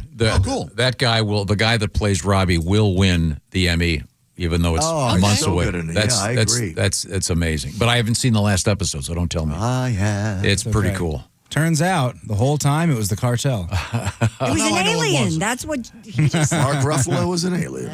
Yeah, one of the shows I watched last year did that to me. Oh, was an alien, it turned out? Oh, it was Alf, and we told you from the beginning. It was Close Encounters of the Third Kind. Well, apparently this family has some sort of hairy dwarf. Pissed me off. Time now to check out our little history lesson. All right. Do we have the proper music? Dum, da, da, da, da. There we go. For our history lesson, there's the proper music. Okay, what is today? August 22nd. Oh, cool. We got some good stuff going on here. October 22nd. That's what I meant. October 22nd. Wait a minute. I went to August 22nd. That's not going to help me. Oh, here we go. 1797. What did Monsieur André Jacques Gonorrhea do? Anyone? What? No. Gonorrhea? He did something based on something that Leonardo da Vinci came up with. Any guesses? Helicopter? Close. He made the first, I should say, parachute jump. How about that? Okay. And successful? Yes. Okay, yeah, the first successful I was going to say, Yeah. probably a lot of people tried before. Yeah, a lot of innovators. Pierre Lesplat. He would die years later, not during a parachute jump. He was constructing a balloon for another stunt, and a beam fell on his head and killed him. Yikes. But, wow, that would just take, that would take such balls to be the first guy to do it. Sure. And it says, by the way, the first jump was not smooth. The parachute oscillated violently. But he landed safely, astonishing the crowd. He jumped from a hydrogen balloon 3,200 feet above Paris. Whoa. Jeez. Did you try that off your garage when you were a kid? Never did. I was just getting ready to say taking that. a sheet. Did, yeah. Oh, I of course tried. Sheet. Bed sheet, everybody. Yeah, taking a sheet off the bed. And kids don't do that. No. Use an umbrella. Works for Mary Poppins. This is interesting. 1897, the world's first car dealer opened in London. Oh, no kidding. What's it going to? First thing is, what's it going to take to get me into this? To get you into this horseless carriage. Yes. Let me go talk to my manager. Yes. Let's see. Ringling Brothers' greatest show on earth bought the Barnum and Bailey Circus. Then that's where you had that kind of cumbersome name, the Ringling Brothers Barnum and Bailey Circus. Mm-hmm. Created a circus monopoly. Yeah. Terrible stuff. Did. Wow. Did you always think it was like Barnum Ringling and Bailey Ringling? I didn't. But I don't remember really giving it much thought. Yeah. I just remember going once. Once? Yeah, only once. Oh, gosh. Yeah. And they're bringing it back now, right, without the animals? Isn't that what's happening? And is it still the Ringling Brothers? I don't know. I hope that they're still doing the tricks that the animals would have done, but with men. Make the men do it, yeah. So it's just one man holding a chair to another man whipping. That would make some people very, very hot. Yes. Yeah. And I never. My problem with the circus, I've mentioned this before, the 3-ring thing. Mm-hmm. I can't focus in any way in normal life. But now there's 3 things going on at the same time. I never got that either. You've got some incredible thing happening over here on the left, but you got to take your eyes away from that because there's some lady hanging from her ponytail over here spinning around, and the guy might drop her. No, it's too much. Can't stand it. Let's see now. The first televised football game, the Brooklyn Dodgers, a football team, played the Philadelphia Eagles in 1939. Wow. How about this one? Paul McCartney denies rumors of his death in this state in 1969. You can deny it all you want, Dave. This is important. 1966, the Beach Boys, Good Vibrations debuts on the charts. A masterpiece. Oh, my God. It's the best. It's now, great. I used to take umbrage with the phrase, she's giving me excitations. Mm-hmm. Yeah. I will allow that. But I will allow that. I have let it slide, yes. You've ruined a few songs for me. Don't know much about Science Book. What a wonderful world, but that one lyric, you made a joke about it one time. They gave up. I hate it. I just hate it. Does he say book or books? Book. Book. It says science Don't book. know much science book in the French I Don't took. know much about science book. No, that's not all you don't know much about science. Don't know much about English book. I would say I will let it pass. There's also a Kesha lyric. Poetic license. What's the Kesha? Zip your lip like a padlock. Padlocks don't zip. No. Yeah. Kesha. Oh, right. So Of course they don't. So it's a mixed metaphor? Yes, but I let it slide because I would like to have sex with it. I see. And then you feel the same way about that terrible lyric in that song by America. I would like to sleep with all of America. Okay, all of and I don't mean the band. Just the two live guys. Okay. Just the country. Okay, good. On a reverse note of quality, ABBA's song Waterloo in 2005 voted the best song in the Eurovision, in the history of Eurovision. Ooh. Wow. Whoa. It is my favorite song about a Napoleonic battle. Yeah. You guys Got a have lot any- of them out there. Happy birthday, Christopher Lloyd, who is now... Which one? He's the Back to the Future. Jim from the guy from Back to the Future. Yeah. He now is the age that he looked in all of his movies. He's terrific. He is wonderful. Great. Yeah. So great. Born way back in 1938. Really? 38. God. Born in 52, Jeff Goldblum. Another great. Yeah. Is he in the new Wicked? Is that the... Yeah, He he's is the- in Wicked. the wizard, right? Oh, he plays Oz the Great and Powerful? Yeah. Oh, neat. Dr. Oz. Oh, and do you know who this is? I'll ask you this, Miss Hooker. Okay. Born in 1990, Jonathan Lipnicki. Oh, yeah. He's the kid from Tom Cruise's movie. The human head weighs 6 pounds. Jerry Maguire. Yeah. Yeah. Very good. He's 35 now. Yeah, that's Wow. crazy. 35. Yeah. Lipnicki also stands for what happens, ladies, when you get a little careless down there while shaving. Come on. Oh, that's Nick Lippy.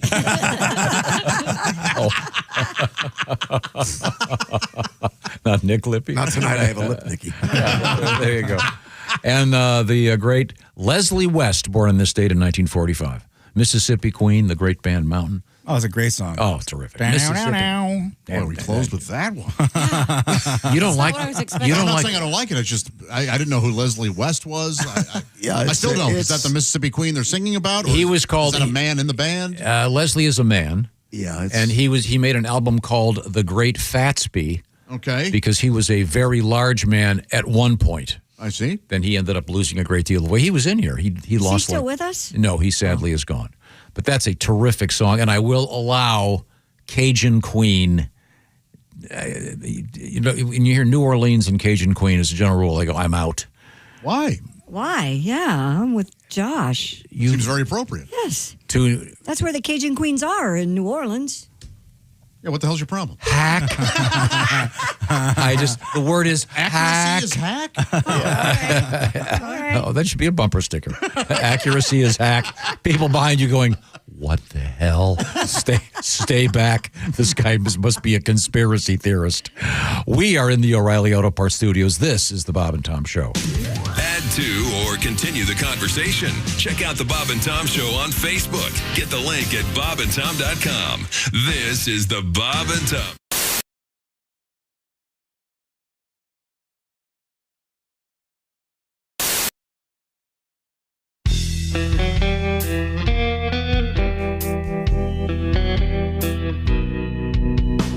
Who's that knocking on my front door? I'm watching the game, it's 3:45. There's a tiny Spider-Man saying trick or treat. I'm in my boxer shorts, all out of sweets. The scariest thing you've ever seen is a divorced guy with no idea it's Halloween.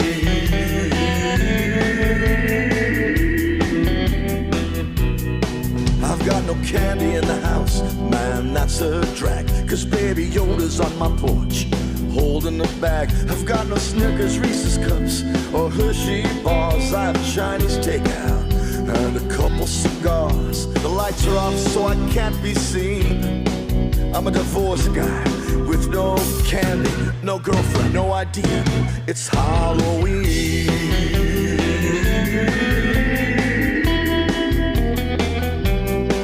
I've got toothpaste, vitamins, and pizza crust.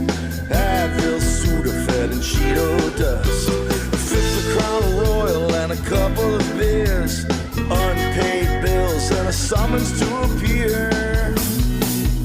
The scariest thing you've ever seen is a divorced guy with no candy, no girlfriend, no job, no idea it's Halloween.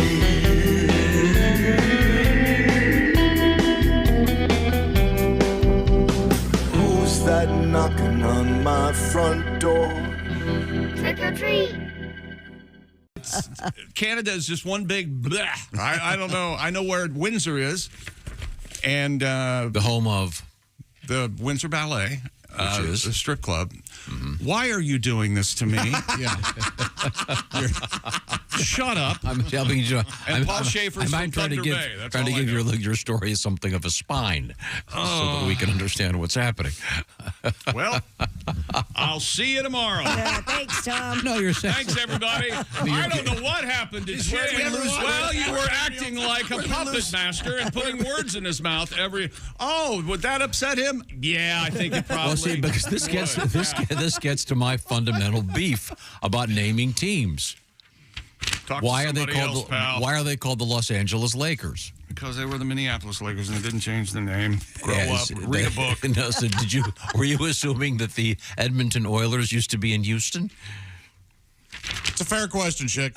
We don't know. I'm sorry, I missed your question. You were asking why they were called the Edmonton Oilers. Was there oil there? American students are woefully undertaught about Canada. Yeah. We should know a little bit more about it. Certainly are. It should be one big country. Why can't we annex Canada? It's real close, I hear. Northern. It's real close, yeah. Northern America. Yeah, you hear all about Mexico almost daily. Nothing about Canada. You know the weird thing about Canada? Michigan touches Canada. Yeah. What? Also Wisconsin.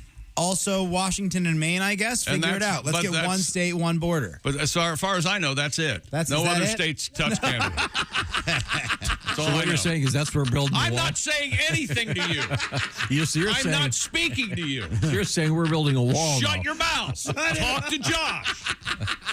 Get off my ass. Not today. Get off his ass. Not today. Take your pick. Where we lose Chick, 601. Oh, fake anger? Oh, no. Oh, no. Fake today. Coming up. This is real as the heart attack I'm planning. And then you did what? To who? And what was his name? Hey, was look, he left-handed? Yes. I have a I'm just question. trying to give your story some spine. Can I have your little car? Why don't you shut up? You still have payments on that, or can I just take it outright? That's a valid question. Do I have to take over the payments on the little one? No, you can't get me back. You can't get me back. It's over. I don't want your back. I want your car. It's over. You can't get. Why would I give you my car if I hate you? Why? I think there are a lot. Why? A lot of people who've gotten divorced that have given away some really nice cars. Fired up already, didn't you? Oh God, I got the papers. After I bent over backwards to put you on the poster. Oh no! Oh my God! Let me tell you something. This is a radio show. Every now and then we're on YouTube, or all the time we're on YouTube. I don't know how it works. Something's about zeros and ones. I don't know. Sure. If you spent 1/10 of the time, this is serious. If you spent 1/10 of the time you do making posters, we would be on whatever. Everybody would have to listen to us. It would be a government mandate. That's the kind of this is North Korea? crap we have to put up with because of your stupid effing posters. No, I can have it redone without you. He's very. I would love to see that. I can get that done. Please. That's one click. I bet you can't without hearing the history of the trumpet. I bet you can't do that. But you go ahead. Our art director plays the trumpet. It's a very nice poster, and you'll be able to see it if you're joining us in Iowa coming up. Yes, it's a poster. Osceola, Iowa. Oh, you're going to do the radio show or anything? You're going to have fun? You're going to laugh? Well, yeah. But there's a poster. He slaves over them. There's a poster. We'll be signing it Pat, there's a poster. I know, for it's our perfect, fans. too. I'll stand over Chick's shoulder when he signs it's it. like CHICK. It's like a playing card. Can we make them any smaller? I don't know. Wow. I got this poster. We'll move an actual poster. Oh, there it is behind it. Okay. The larger ones are being printed today. Sure they are. Sure they are. Chick, well done. Unborn panda pelts? Is that what you're making them out of, right? What is wrong with you? Nothing. I'm doing just fine. Yes. Staying out. Don't look at me. You're not in the poster, Christy, because you're not going to be there. I can't be there, sadly. Where are we going to be? We're going to be at Osceola, Iowa, coming up Friday morning. Don't forget your poster. Oh, now Tom's going to get really mad. No, that's never happened before in my life. I have time to. I really get. I do have time to remove Chick from the poster. Well, please, please. Then you wouldn't have to sit there and sign them for the next 2 hours. Oh yeah, there's probably going to be 10,000 posters. Action, Josh. You want to take it? Hey, it's the Bob and Tom Show, live from the O'Reilly Auto Parts Studios. Christy Lee's at the Silac Insurance Company news desk. Heck yeah. There's Pat Godwin. Hello. Jessica Alsman joins us. Hello. Willie G is at the Prize Picks Sports Desk. Hey. There's Ace Cosby. Hey. I'm Josh Arnold at the I Hate Steven Singer Jewelers sidekick chair. And Tom, I believe we're joined by a very special guest on the Zoom. We're going to try to hook up. There we go. It's famed stunt artiste, podcaster, tattoo victim. It's Steve-O. Good morning, sir. Yeah, dude. How are you? Good morning, everybody. I'm good. It's good to see you. Are you, I can't tell where you are. Are you at your house? Well, yeah, I moved to Tennessee. I live on a ranch sort of a deal. All and I right. got an animal sanctuary here. Oh, cool. It's really cool. What kind of animals do you have? So far, we got goats and pigs and dogs and cats, but soon to be cows and donkeys and chickens and all kinds of stuff. Do you name all of them? Sure do. Oh, cool. Now, how many dogs do you have? At the moment, I've got 4. Oh, that's great. Yeah, I've only got 2. At one point, I had 6. Then other heads prevailed. Yeah. What are the names of your dogs? I've got Wendy from the streets of Peru. I've got Moon Pie and Frank and Leela. Oh, that's sweet. That's sweet. We're talking with Steve-O, who I would describe as a stunt artiste, a comedian, a podcaster, and many things. Steve-O can be, you can find everything you need to know about Steve-O on the farm or at steve-o.com. And you've got the Crash and Burn Tour up and running. Tell me exactly what's happening. Well, it's a multimedia comedy show. It's kind of like a Jackass movie meets a stand-up show. And what's special about that is that when I film on my own, I don't have to worry about laws or insurance or anything like that. So I get to go a little extra crazy. And yeah, it's a lot of fun. It's I got it. My tour is kicking off in November and December, and I'm super excited to bring it everywhere, man. It's extra filthy and genuinely hilarious. And it's you live in person. And correct, yeah, it's a multimedia show. So all like the really big, heavy stuff, the Jackass type stunt stuff, has been filmed exclusively for the show over the last couple of years. And yeah, it's like I said, it's a Jackass movie meets a stand-up show type situation. Without violating any HIPAA regulations, what artificial parts of your body are like? Do you have like fake bones, fake teeth? Your eyes, are they real? What's happening? Oh, wait a minute. You're reaching into his mouth. Aha! Proves it right there. Missing teeth. Oh, nice. Pulls out a partial. Do you have any, how many bones have you broken in the course of your artistic stunt work? Well, when I get that question, I have to clarify if we're counting teeth as bones, because that ups the number a lot. If we're counting teeth, I'm well into the 20s. If we're not counting teeth, then I'm sitting around a dozen, I think. Okay. Now, you're famous for your tattoo. You've got a tattoo of yourself on your back. When you were in the studio with us, you showed it to us, and it's full size. But what was your oh, you're going to show us? Oh, cool. Wait a minute. Ladies and gentlemen, Steve-O takes off his shirt. Wow. Wow. Amazing. It is wow. awesome. Yeah, that was you when you were younger and more handsome. Okay. Nice. Oh, I'm not going to be nice to him. Come on. This is steve-o.com for all the information about the tour. Steve-O, does your show have audience participation? Yeah. No, audience participation isn't really part of the deal, no. Okay, so you don't have anybody come up and swallow a hook? No, the bar for what can happen on the stage, the bar is just really high, man. Now, you have obviously the famous tattoo. I was leading into what was your first tattoo? Do you remember? Sure. I got a little flower on my hip. Oh, there you go. Wow.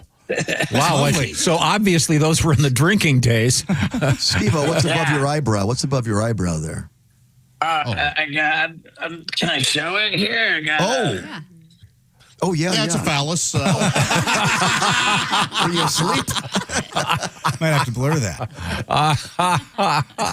Have you? Let me now, Steve-O. Have you ever had any of the tattoos removed? I have. I had profanity on my knuckles. I had the S word and the F word. Two of the classics. I skated through life for over a decade with those tattoos on my knuckles, and I was very proud.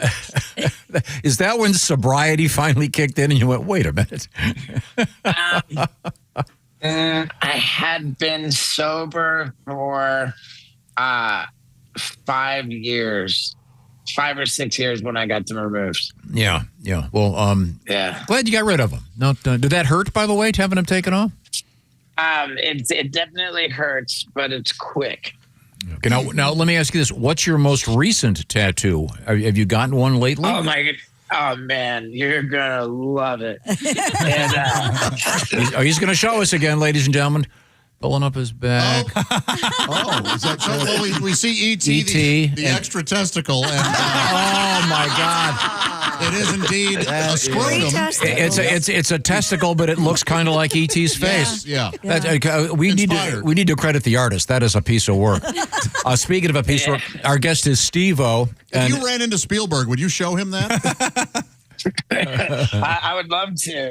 Yeah, I asked ChatGPT if I could make T-shirts of that, and it said that would be a copyright violation, which is a little bit upsetting. I don't know. I think if it's a satiric intent, might get you pretty far with that. Our guest is Steve-O.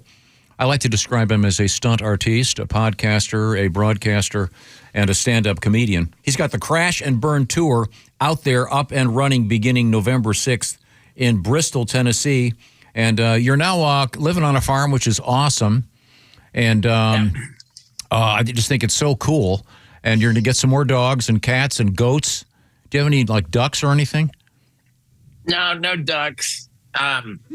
But we've got pigs and goats at the moment, and a lot of new fencing going up to create new enclosures for cows and donkeys.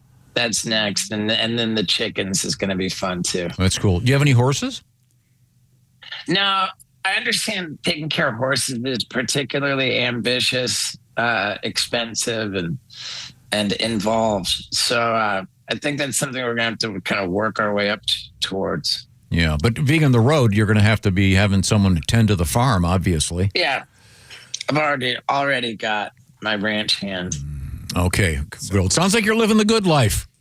I'm so happy. I'm so happy for you. Glad you're doing well. Yes, congratulations. Now, but before we let you go, can you describe one of the new stunts without giving away something? Or there's a theme of the show, which is me being a human crash test dummy.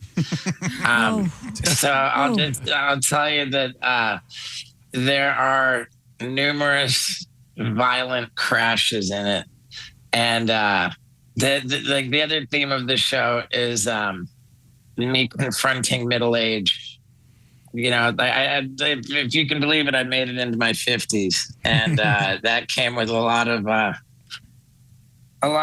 anxiety and gratitude and just kind of confusion, trying to figure out what being 50 looks like, and to determined to be badass and raise the bar one more time. It was a war, but it's a worthy show. I'm glad you survived, and thanks for talking to us. We appreciate it. Once again, all the information's at steveo.com. Previews of the tour and some of the jackass-esque stunts done by stunt artist, etc. Mr. Steve-O. Thanks, Steve. It's always a pleasure. You're looking good. Likewise, man. Thank you. You're looking good. Take care. Thank you. Mm-hmm. Very nice guy. We've had him in the studio, and yes, you're saying to yourself he's insane. Of course, but it appears that the concussions haven't taken away any of his soulness. He's an animal guy, so you gotta love him. Yeah, I loved those movies growing up. They're so fun. yeah. Don't try this at home, kids. That's the key to those things. Now, coming up, we're going to switch gears and go from the ranch to the bedroom with Alli Breen and Sexy Time. But first, it is quiz time. Okay. And Christy Lee is right over there. And what we're going to do is find out about annuities. We've been talking about them a lot. I didn't even know what it was all about. Annuities are about when you retire, having a steady income and a guaranteed income. And well, to find out what they mean, you have to go to the SILAC people. So we have some questions for Christy Lee stepping in for Chick McGee I'm today. ready. Okay, here we go. You've been learning about annuities. Yep. We've talked about the SILAC Insurance Company. Here's the Christy Lee three questions. Dear Christy, I want to browse and read about all the SILAC annuity options. What is the SILAC website address? That's easy. SILAC.com. That's SILACINS.com. Very good, very good. Question number 2 for Christy Lee. This is amazing. A 20% bonus by going from a 401k to a SILAC annuity. Where can I learn more about this? Oh, that's super easy. Go to SILACINS.com and just click on the Bob and Tom logo to request more information. Okay, very good, very good. Last question. Dear Christy Lee, would it be too much to ask with your mellifluous voice, could you read the SILAC disclaimer? Happy to. Premium bonus may vary by annuity product. Premium band and surrender charge period selected and may be subject to a premium bonus recapture. Some products with bonuses may offer lower growth rates or caps. Consult your financial advisor. Terms and conditions apply. See SILACINS.com/disclosures. Thank you very much. Coming up, it's Alli Breen with Sexy Time. These are the O'Reilly Auto Parts Studios. This is the Bob and Tom Show.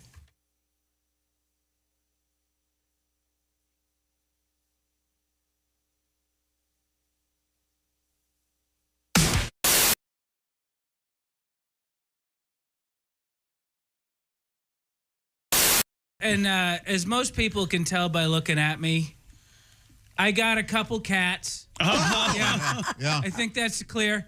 And so here's what happened. There's 2 cats in the Smith household.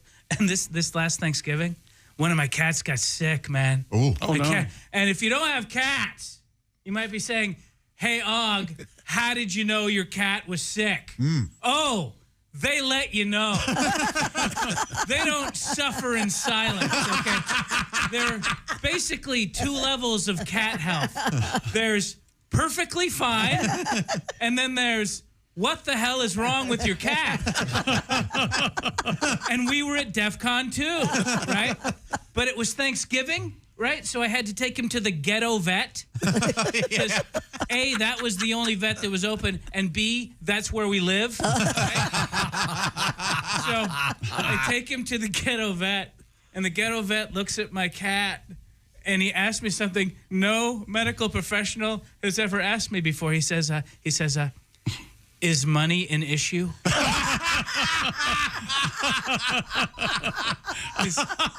Is money an issue? Well, let's see here, Doc. I'm parked illegally at the Smart and Final across the street because your only 2 parking spaces are currently filled with broken refrigerators. So, yeah, I'm going to go ahead and say money is probably an issue today.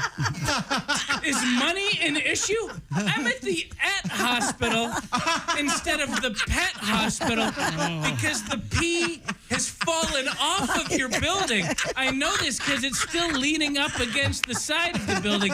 A building that, by the way, was clearly a Taco Bell within the last 6 years.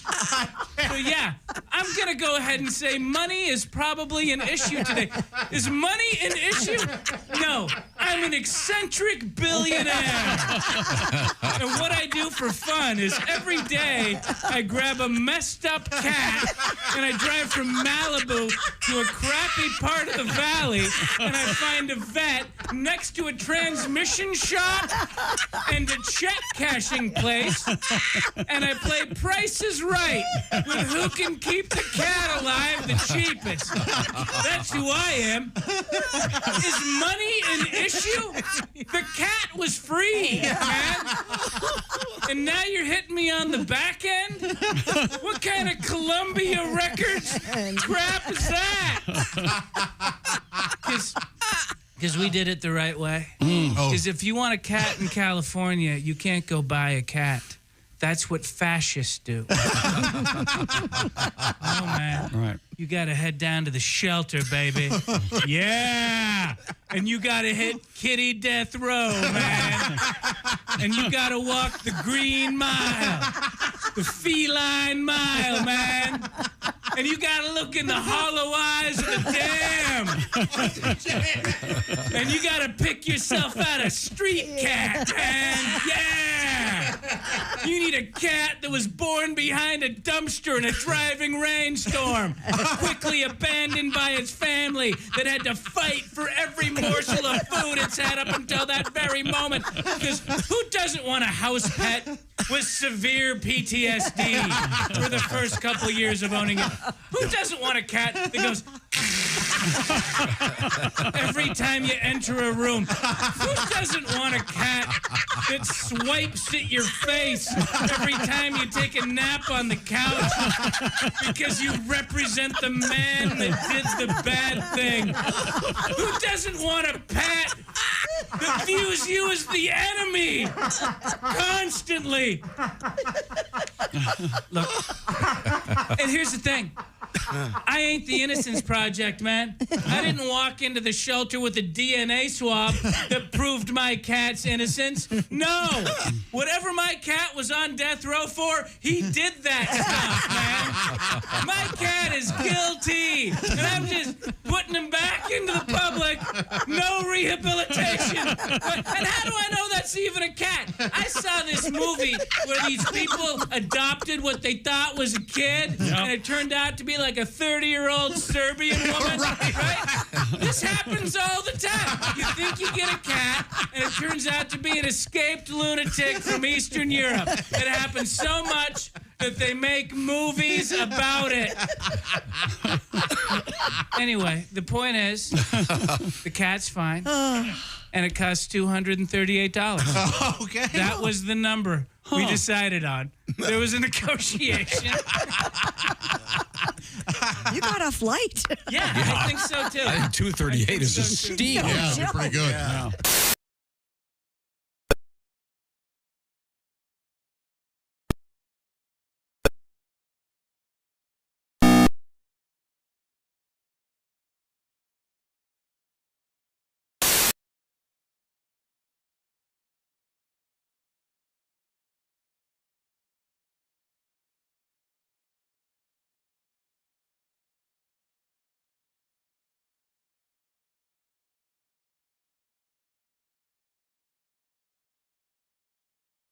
Jessica Alsman's joined us. Hi.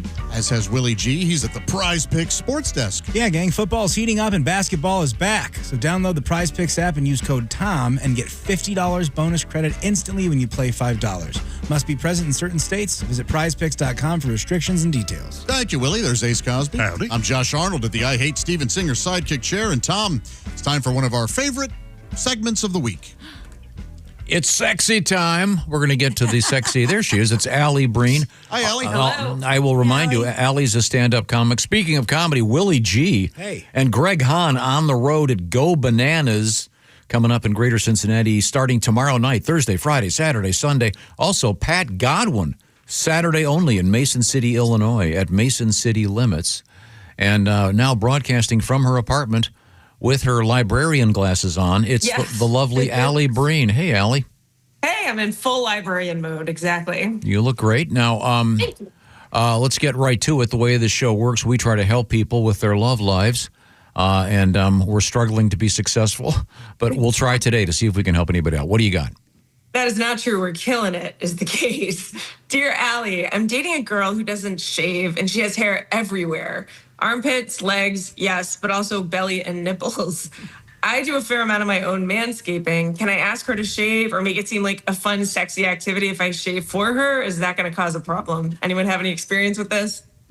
Oh, I've never came across that. Well, I've just vomited a little in my mouth.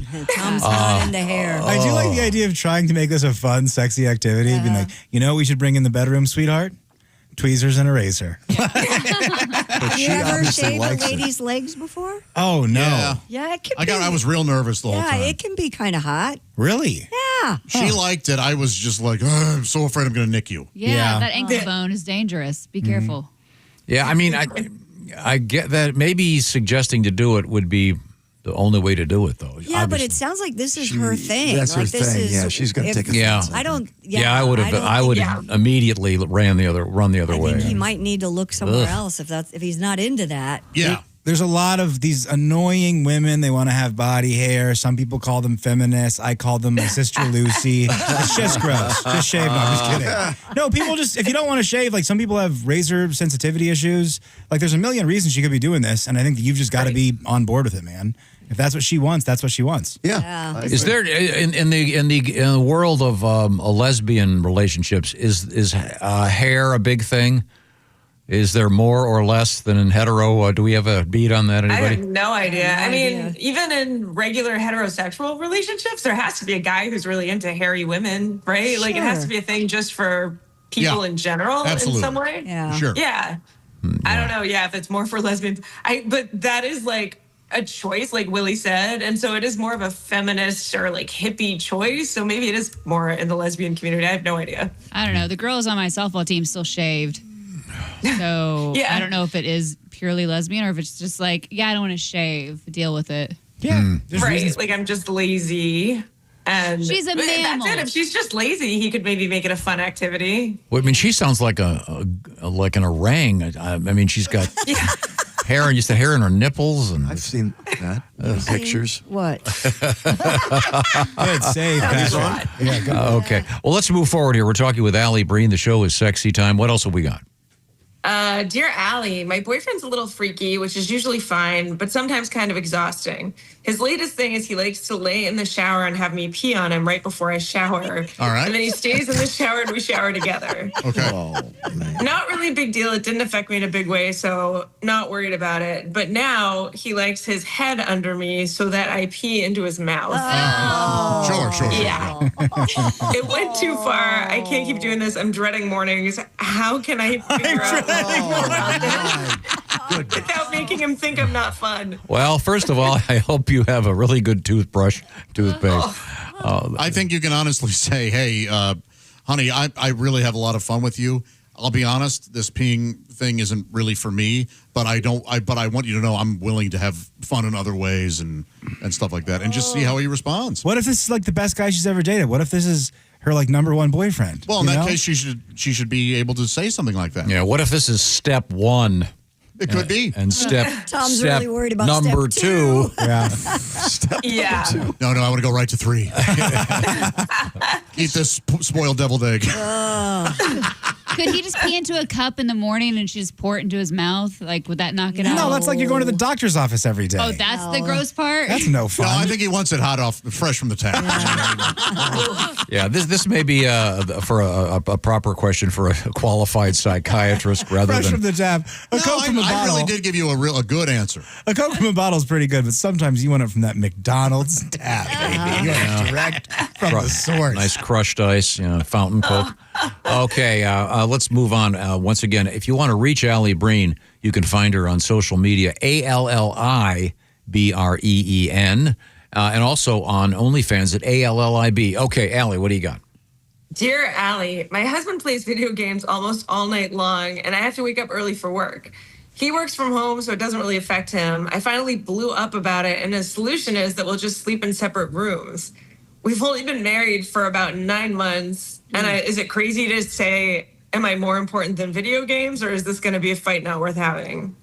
If you're sleeping, what's the difference? He's not playing video games in bed, right? Sounds like that would it. be bad. Sounds like he's playing video games in the bedroom, right? Or why would they have to have separate bedrooms? He's just not coming. I think it's just because he gets to bed so late, maybe. You know what I mean? Like, right.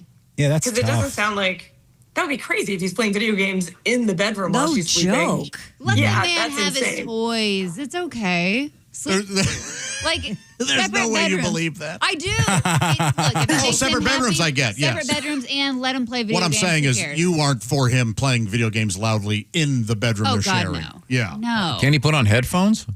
Oh, I guess Still. he's talking to people, though, right, Willie? Well, I don't Potentially. Typically. You have lights. The light of the TV would bother me. Yeah. I couldn't have that in my room. I don't think the separate bedrooms is going to kill your marriage.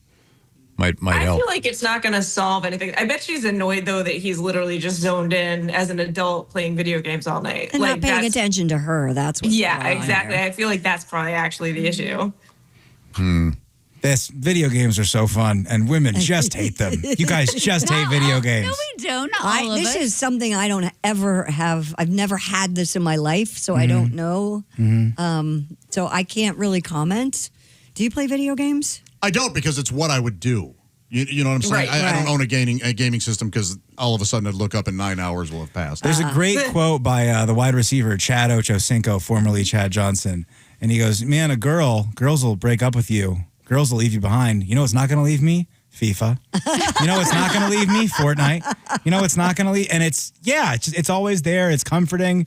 But yeah, I mean, make sure you and your guy should be, if he was working out constantly and that was bothering you, that'd be an issue. If he was don't look at video games as the hobby as the issue. Just see how you guys can get more hangout time together, because that does seem to be the issue, that you're just in bed alone and you feel like he's ignoring you or something. Yeah, why don't you go Wait, cheer would a him guy on? be happy or annoyed if she was all of a sudden like starting to play video games? If she's like, I'll just play with you. That's the most annoying thing I've ever heard. Yeah.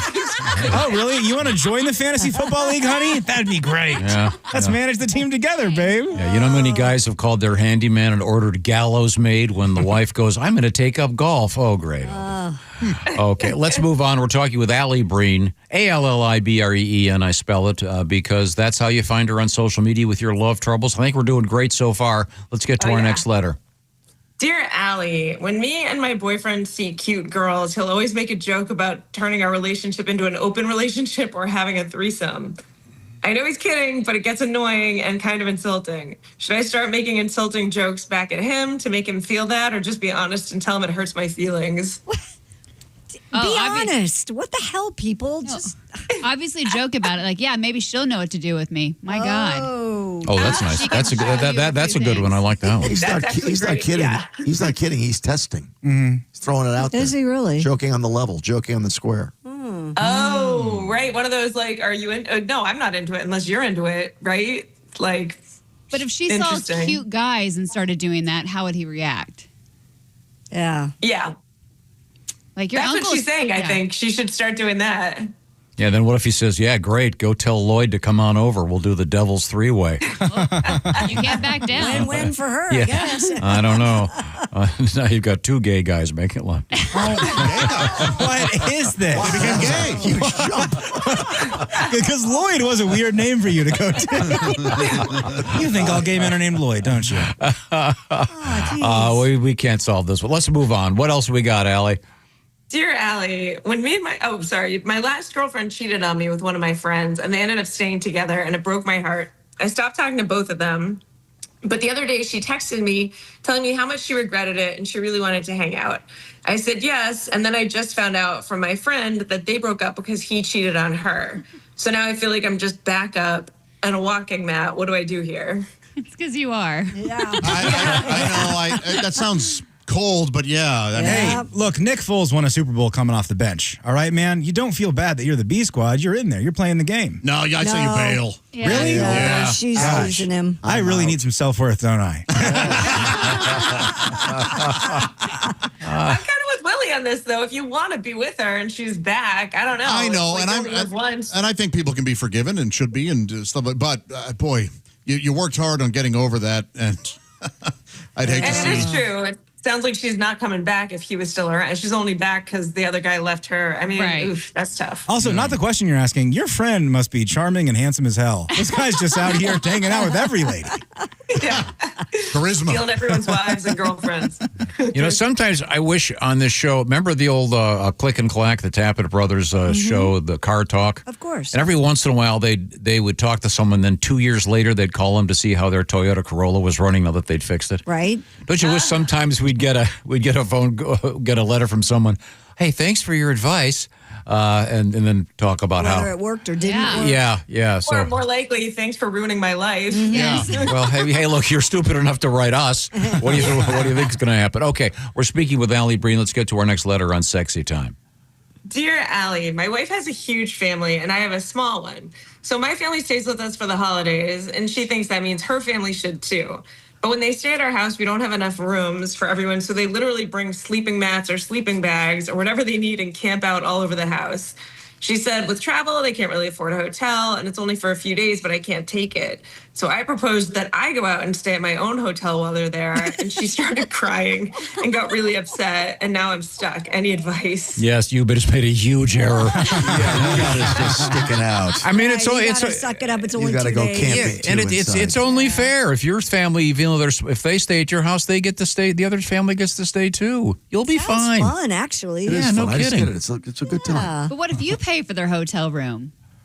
That way, It sounds like it's a lot of hotel rooms, though, if they're Yeah. bringing like sleeping bags and. No, it's going to suck, dude. You just got to suck. It's got to suck for a couple days. Right. But that's Get being, through it. from what I understand, it's being married. A lot of it sucks. Yeah, compromise sucks. Means the same thing. Yeah, it does. I just love the idea of this guy being like, oh, I could be surrounded by my in-laws, or I could be in a hotel bed. I have 2 beds. One has pizza on it. I'm sleeping in the other one. No, dude, I'm watching Mythbusters on TV, baby. He's got video games and watching hairy women and porno. It ties it all together. We have time for one more letter, Alli Breen. Dear Allie, my boyfriend of 6 years doesn't want to get married because he's been married twice before. Once was a green card marriage and once was a real marriage that he has 1 child from, but he said he'll never get married again. I'm mad at him because why should I pay for the mistakes he made? And it's not about marriage itself. It should be about the person, right? Like the first 2 were wrong, but I should be the right one.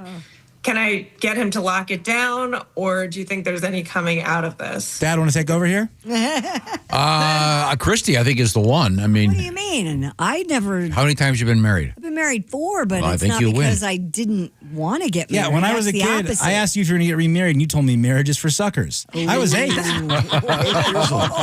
And did you learn anything from that? Yeah, that marriage is for suckers. I'm 32 and I'm single, so I think so. Pretty darn good advice. I mean, I don't want to throw Jessica under the bus. no, I grew up listening to the show, and I thought marriage was for suckers. Basically. Yeah. I'm good. How did I end up over here? Well, She's going to have to he's not gonna do it. sell him on the good points of it. That's all I can think of. One thing that won't work is nagging him about it. Or the And I'm not ultimatum. saying that you are. Yeah, Yes. yeah. But Save the nagging until you're married. What if he just gets her a ring, but they never get married? Oh, that's So the it old- seems You could be like a they're partnership. That happens too. Do you think that's what she Yeah. wants, though? Does she want to get, like, eloped, or does she want to get married? I think she probably wants to get That's the married. whole wants thing. to get married. Yeah. You're right. Dress, We don't walk know, down the yeah. aisle. Yeah. Well, she Right, even the if she fairy tale. elopes, she just wants to have that security. Just be like, dude, don't you want all your friends to come over and get an open bar for the day? It'll be a wedding. It'll be great. Yeah, it's a party. I think it's a security issue for most. She could offer to sign a prenup then. There you go. What scares you? I'm legitimately having like a panic attack. I never realized how detrimental this segment was to my own. Just start Wait, thinking about. Josh, have you ever had anyone try to pressure you into getting married, or have people just know up front? I have not had anybody try to pressure me into getting married. And look, I've been in serious relationships, and you know, I joke that I'm a commitment phobe, but I can't commit. I just, it is hard. You just have panic attacks. Yeah. Well, if you want to reach Alli, it's ALLIBREEN, Alli Breen. Are you on the road this weekend? Are you in New York? What's going on? I'm in New York. Yeah, I'm down. My friend PJ, who used to have a club when I started this club, the Comedy Village in Midtown. And Bill Burr went down there a bunch and helped him advertise it. It's gotten really good. So I've been down there a lot on the weekends. It's nice. All right. Nice. Okay, very good, very good. Thanks very much, Alli. It's always a great pleasure. Bye, Allie. Yeah, always fun. You know, it also was a great pleasure eating some delightful steaks from Omaha Steaks. You got that right. And what a great time of year to be enjoying Omaha Steaks. Fall grilling. The leaves are falling. The air is crisp. And you got that smell of sizzling Omaha steaks on the grill. You can enjoy USDA certified tender steaks, juicy burgers, cozy and convenient meals, plus those tailgating favorites.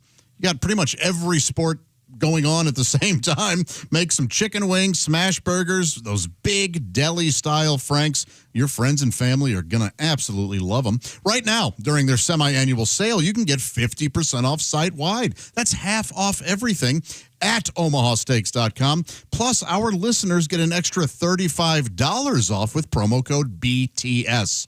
Just when you get to checkout, put that in. Omaha Steaks offers unrivaled quality and variety, and they come with their 100% guarantee. It's the perfect time to stock up on all the exceptional handcrafted flavor and convenience. That's right, shows up right at your door of Omaha Steaks. Plus, orders placed by 6 p.m. Eastern, they'll ship the same days. You're not going to have to wait too long at all for all that deliciousness to show up at your porch. Right now, it's apple season, and their caramel apple tartlets are so fantastic. They're the perfect capper to any great meal. I say brown them up in the oven and throw on a little ice cream or whipped cream. My gosh, you can't go wrong. Bring home the legendary flavor and everyday convenience of Omaha Steaks. Visit omahasteaks.com for 50% off site-wide during their semi-annual sale. And for an extra $35 off, use promo code BTS at checkout. That's 50% off at omahasteaks.com and an extra $35 off with promo code BTS at checkout. Terms apply. See site for details. Oh, thank you very much. Makes a great Thanksgiving gift. I'd like steak or turkey. Well, let me see. I'll take the steak. Okay. We are in the O'Reilly Auto Parts studios. This is the Bob and Tom Show. Just got to get a hold of us? Call, text, or email. Get all the contact information you need at bobandtom.com. This is the Bob and Tom Show.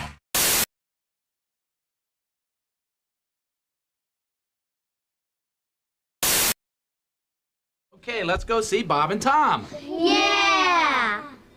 You can't say it on the air. Trust me. Not the way you want to do it. I've been over this 100 times. If you say that, we're going to get a fine. We're not going to get a fine. The average idiot's going to perceive it as the noun. No. We can't do that. You can't say that on the air. It has no meaning as a verb, whereas my term can be taken two ways. That's why the joke has a joke. No, you can't do that. Kids, let me just ask you this. Am I right? The only way to make this joke funny, you've got to use the word cornhole.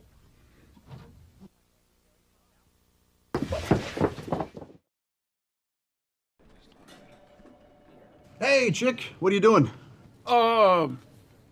Working on radio stuff. Oh, well, you missed the meeting. Oh yeah, what'd I miss? Actually, some pretty cool stuff about Silac.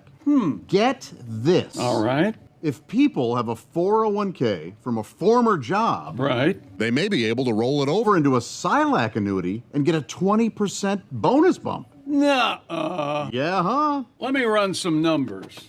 So I've got a $100,000 401k, and I switch it over. $100,000 becomes $120,000? Yes. And $200,000 becomes a $240,000 Silac annuity? That's right, but chick, you know you have a calculator on your phone, right?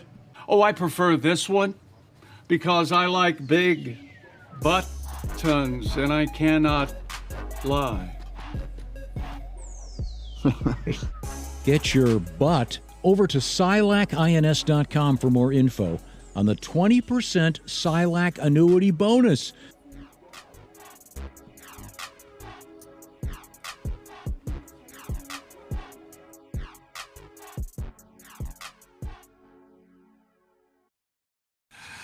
Dear Allie, my boyfriend is into crazy things like putting me in dog collars and leashes and having me walk on all fours. Then he'll give me champagne out of a doggy bowl. Yes. I actually have a lot of fun with it. But now he likes to take me in the backyard to pee. That's still okay. Look at Tom. If you're not watching Tom, you're not watching the greatest show on the planet.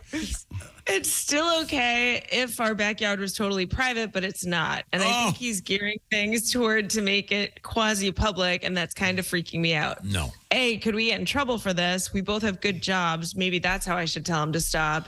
And B, am I being lame by not wanting him to go public? Yes, you are. You're a filthy mutt, and you need to, the sooner you learn that. Tom, what's your problem with this whole thing? You really do look. This is really wild. It's going to get worse. This guy's champagne in a dog bowl, and the fact that it's champagne is really something. Yeah, but she's into all of it except for it being public. I'm not sure she's That's her. into it. Well, she's acting like she is. She said it. Yeah, she Yeah. said she's okay with all of it except. Okay. If it's for kinks, keep it in the bedroom or Yeah. take a dump on his side of the bed, and then maybe he will figure it out. Like the dog is not Well, I happy. guess we're done with this one. Have you considered that? ma'am? Just, Way too into it. Yeah, and then what if he rubs your face and he goes, oh, no? no, never mind. You're right. Anyway, you're Bad dog. a dirty little Bowser, aren't you? Yeah. That's very, as Chick McGee once said, this sort of thing, a lot of specificity. That is wild. That is. He's into, that's, Oh, yeah. Obviously, the answer is whatever, when it gets to the point where you're not comfortable, don't do it at all. Say it, Yes, yeah. do not do it. I mean, I just think you'd have to talk to a professional on this one.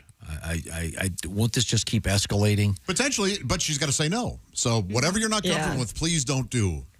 But if you're fine with being leashed around the yard that has maybe a tall fence, that's right. Oh, Yeah. good for you. You guys, Maybe you just found tell them each to put other. up a fence. Exactly. Yeah.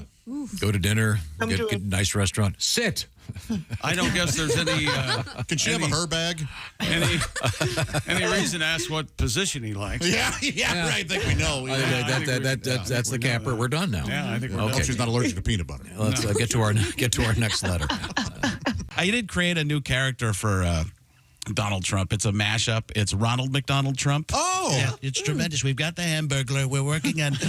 He's rubbling, and he's a bad guy. He's a bad guy. So we've got some help. We've got Mayor McCheese doing a tremendous job. Mayor McCheese is working with me, and Officer Big Mac, and also Elon McMuffin. The three of us, the four of us, we're doing a great job. Now, is it true, Mr. President, that you fired half of the Fry guys? We did. We had to. Elon came in and he said, "You're not doing what you need to do, and it's costing too much." And we're going to build a wall between the restaurant and the play area, and then we're going to build a ball pit. It's going to be the best ball pit, and it's like a spherical moat. It's going to be tremendous, and we're going to make Playland great again. It's going to be the number one. The number one. It's not any better. You can't get any better. J.D. Value Mill. He's a great guy. That's Frank Caliendo. Oh, that's so funny. Let's get back to the chinchilla. We sent members of our staff plus Donnie Baker to your garage. She is My mistake. so traumatized right now. She has not come out of her little house in No the doubt. whole The day. chinchilla. Oh, well, yeah. that's because she met Donnie Baker. Yes. True. Her ears are as big as Frisbees. They are Yeah. very big. I know. I can't get over how They're horribly... native of South America, and they use those to, and they're nocturnal, so they Must be a lot of listening going on they in do South a lot of America. listening at The night size of those because you ears. can't see very well. And they respond, of course, with their brain by going, duh. Duh, I'm a chinchilla. Oh, wow, it's that great Wow. big thing right there. That looks like a really nice fur coat that lady's got on. I wonder what that's made of. Duh. Well, I'm gonna rest for a while so I can poop again. Duh. I can tell you. I'm not like a dog. I can't play frisbee or catch. I just sit here going, duh. I'm kind of like something in a frame, like a picture, except I just go, duh, and then I poop. Except you have to feed me and I poop. I'm like a picture you have to feed. Duh.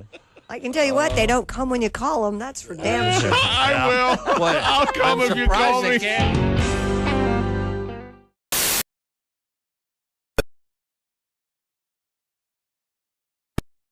Searching the internet. This is the Bob and Tom Show, live from the O'Reilly Auto Parts Studios. Think O'Reilly Auto Parts for all your car care needs.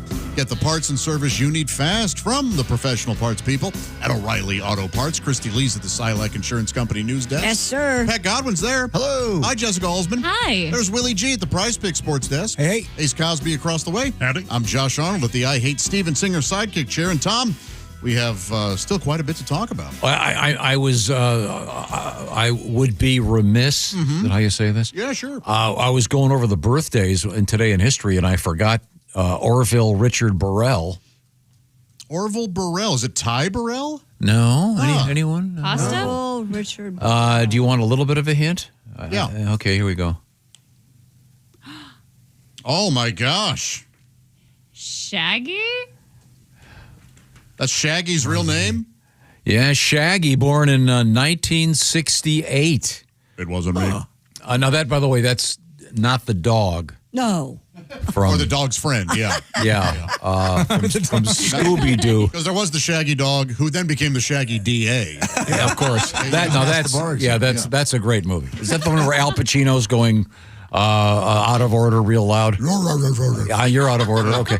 No, it's not Scooby-Doo, and it's not Shaggy. It's the singer Shaggy. Sure. Yeah, we love him. Was that his biggest hit?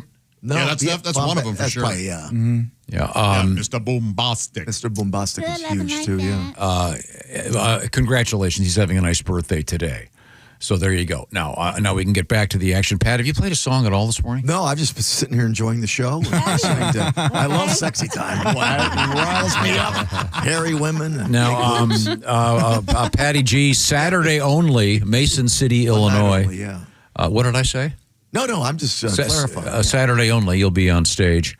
Willie G at Go Bananas with Greg Hahn. Yeah, I got some tickets on my Instagram at willie.griswold. Check it out, gang. Going to be fun. Thursday, Friday, Saturday, and Sunday. Yeah. Going to eat Skyline. Going to eat Gold Star, another regional chili spot. I might do chili every day. Get a little crazy. Good for you. All right. Fall is chili season. Sure it is. Okay. Absolutely. Very much so.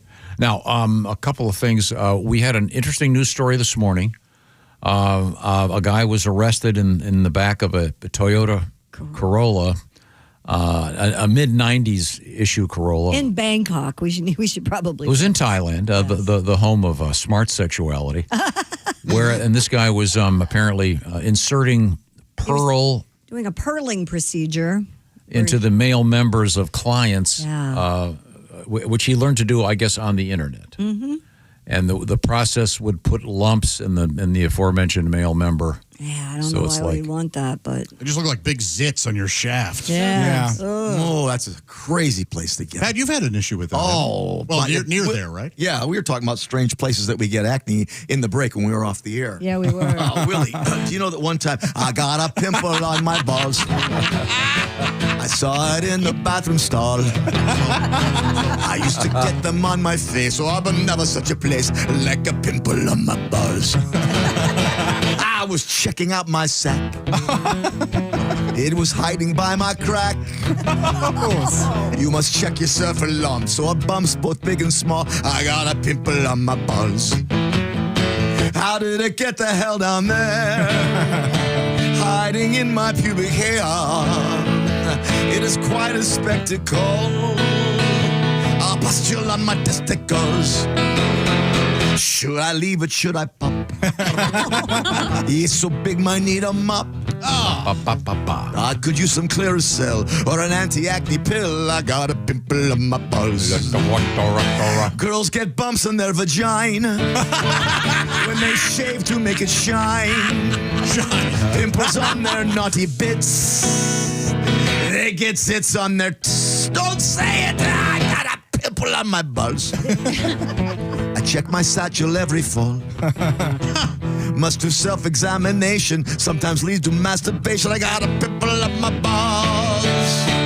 Pop, pop, pop. And what was We're done. That should be applause. And yes. Yeah. Was that jubilation? Wasn't that the song that they removed from Coco? Very nice, very nice. Moan on my balls. What ethnicity was our singer there? I Just don't ask. It's if you ask, then it's bad. But no, we don't know. It's just silly. Okay, fun. just something vaguely European. He's Okay, fun. okay, fine.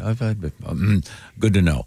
Well, but before we exit here, what else is happening, Christy? We missed anything? Oh boy, we have to get to our bear story. Probably that could do that one real quick because we're running out of time. Officials at California's Sequoia Park Zoo say a wild bear broke into the zoo and mingled with the bears through a fence. Hey, what you guys doing here? The zoo said staff discovered the interloping black bear was Hey, I heard you guys have a buffet. when they were conducting a daily inspection. I already performed a Johnny Cash song and then just left. Eureka police officers were called to the scene to keep park goers safe, while a California Department of Fish and Wildlife warden worked with zoo staff to coax the black bear into the wilds of Sequoia Park. The zoo said the bear did not break into any animal enclosures, nor did it come into contact with any human visitors. It merely stayed on the zoo's boardwalk path, but was going nose to nose with other bears through the fencing of their habitats. Well, sure, he sees a bunch of his buddies. Hey. Yeah. Somebody need a conjugal? You guys are getting 3 squares a day? That looks like a nice deal. Yeah, no kidding. Wait a second. I'm out here hunting my ass off. You guys are just sitting there showing off, flashing to little kids for hey, I'm a bear. Okay, look. I don't want to scare you. I'm going to go take a break. There's a lion right down there. Everybody, take it easy. They're little bears. They hang from trees and eat bananas. They're not nice. There's some little blonde girl robbing my house. I hope you guys are okay. Oh, well, thank you very much, Christy. And once again, thank you. We are in the O'Reilly Auto Parts Studios. This is the Bob and Tom Show. Thanks for listening to the Bob and Tom Show this morning. Even though we're not too much to look at, you can also watch the show on our YouTube channel. Remember when they used to ask,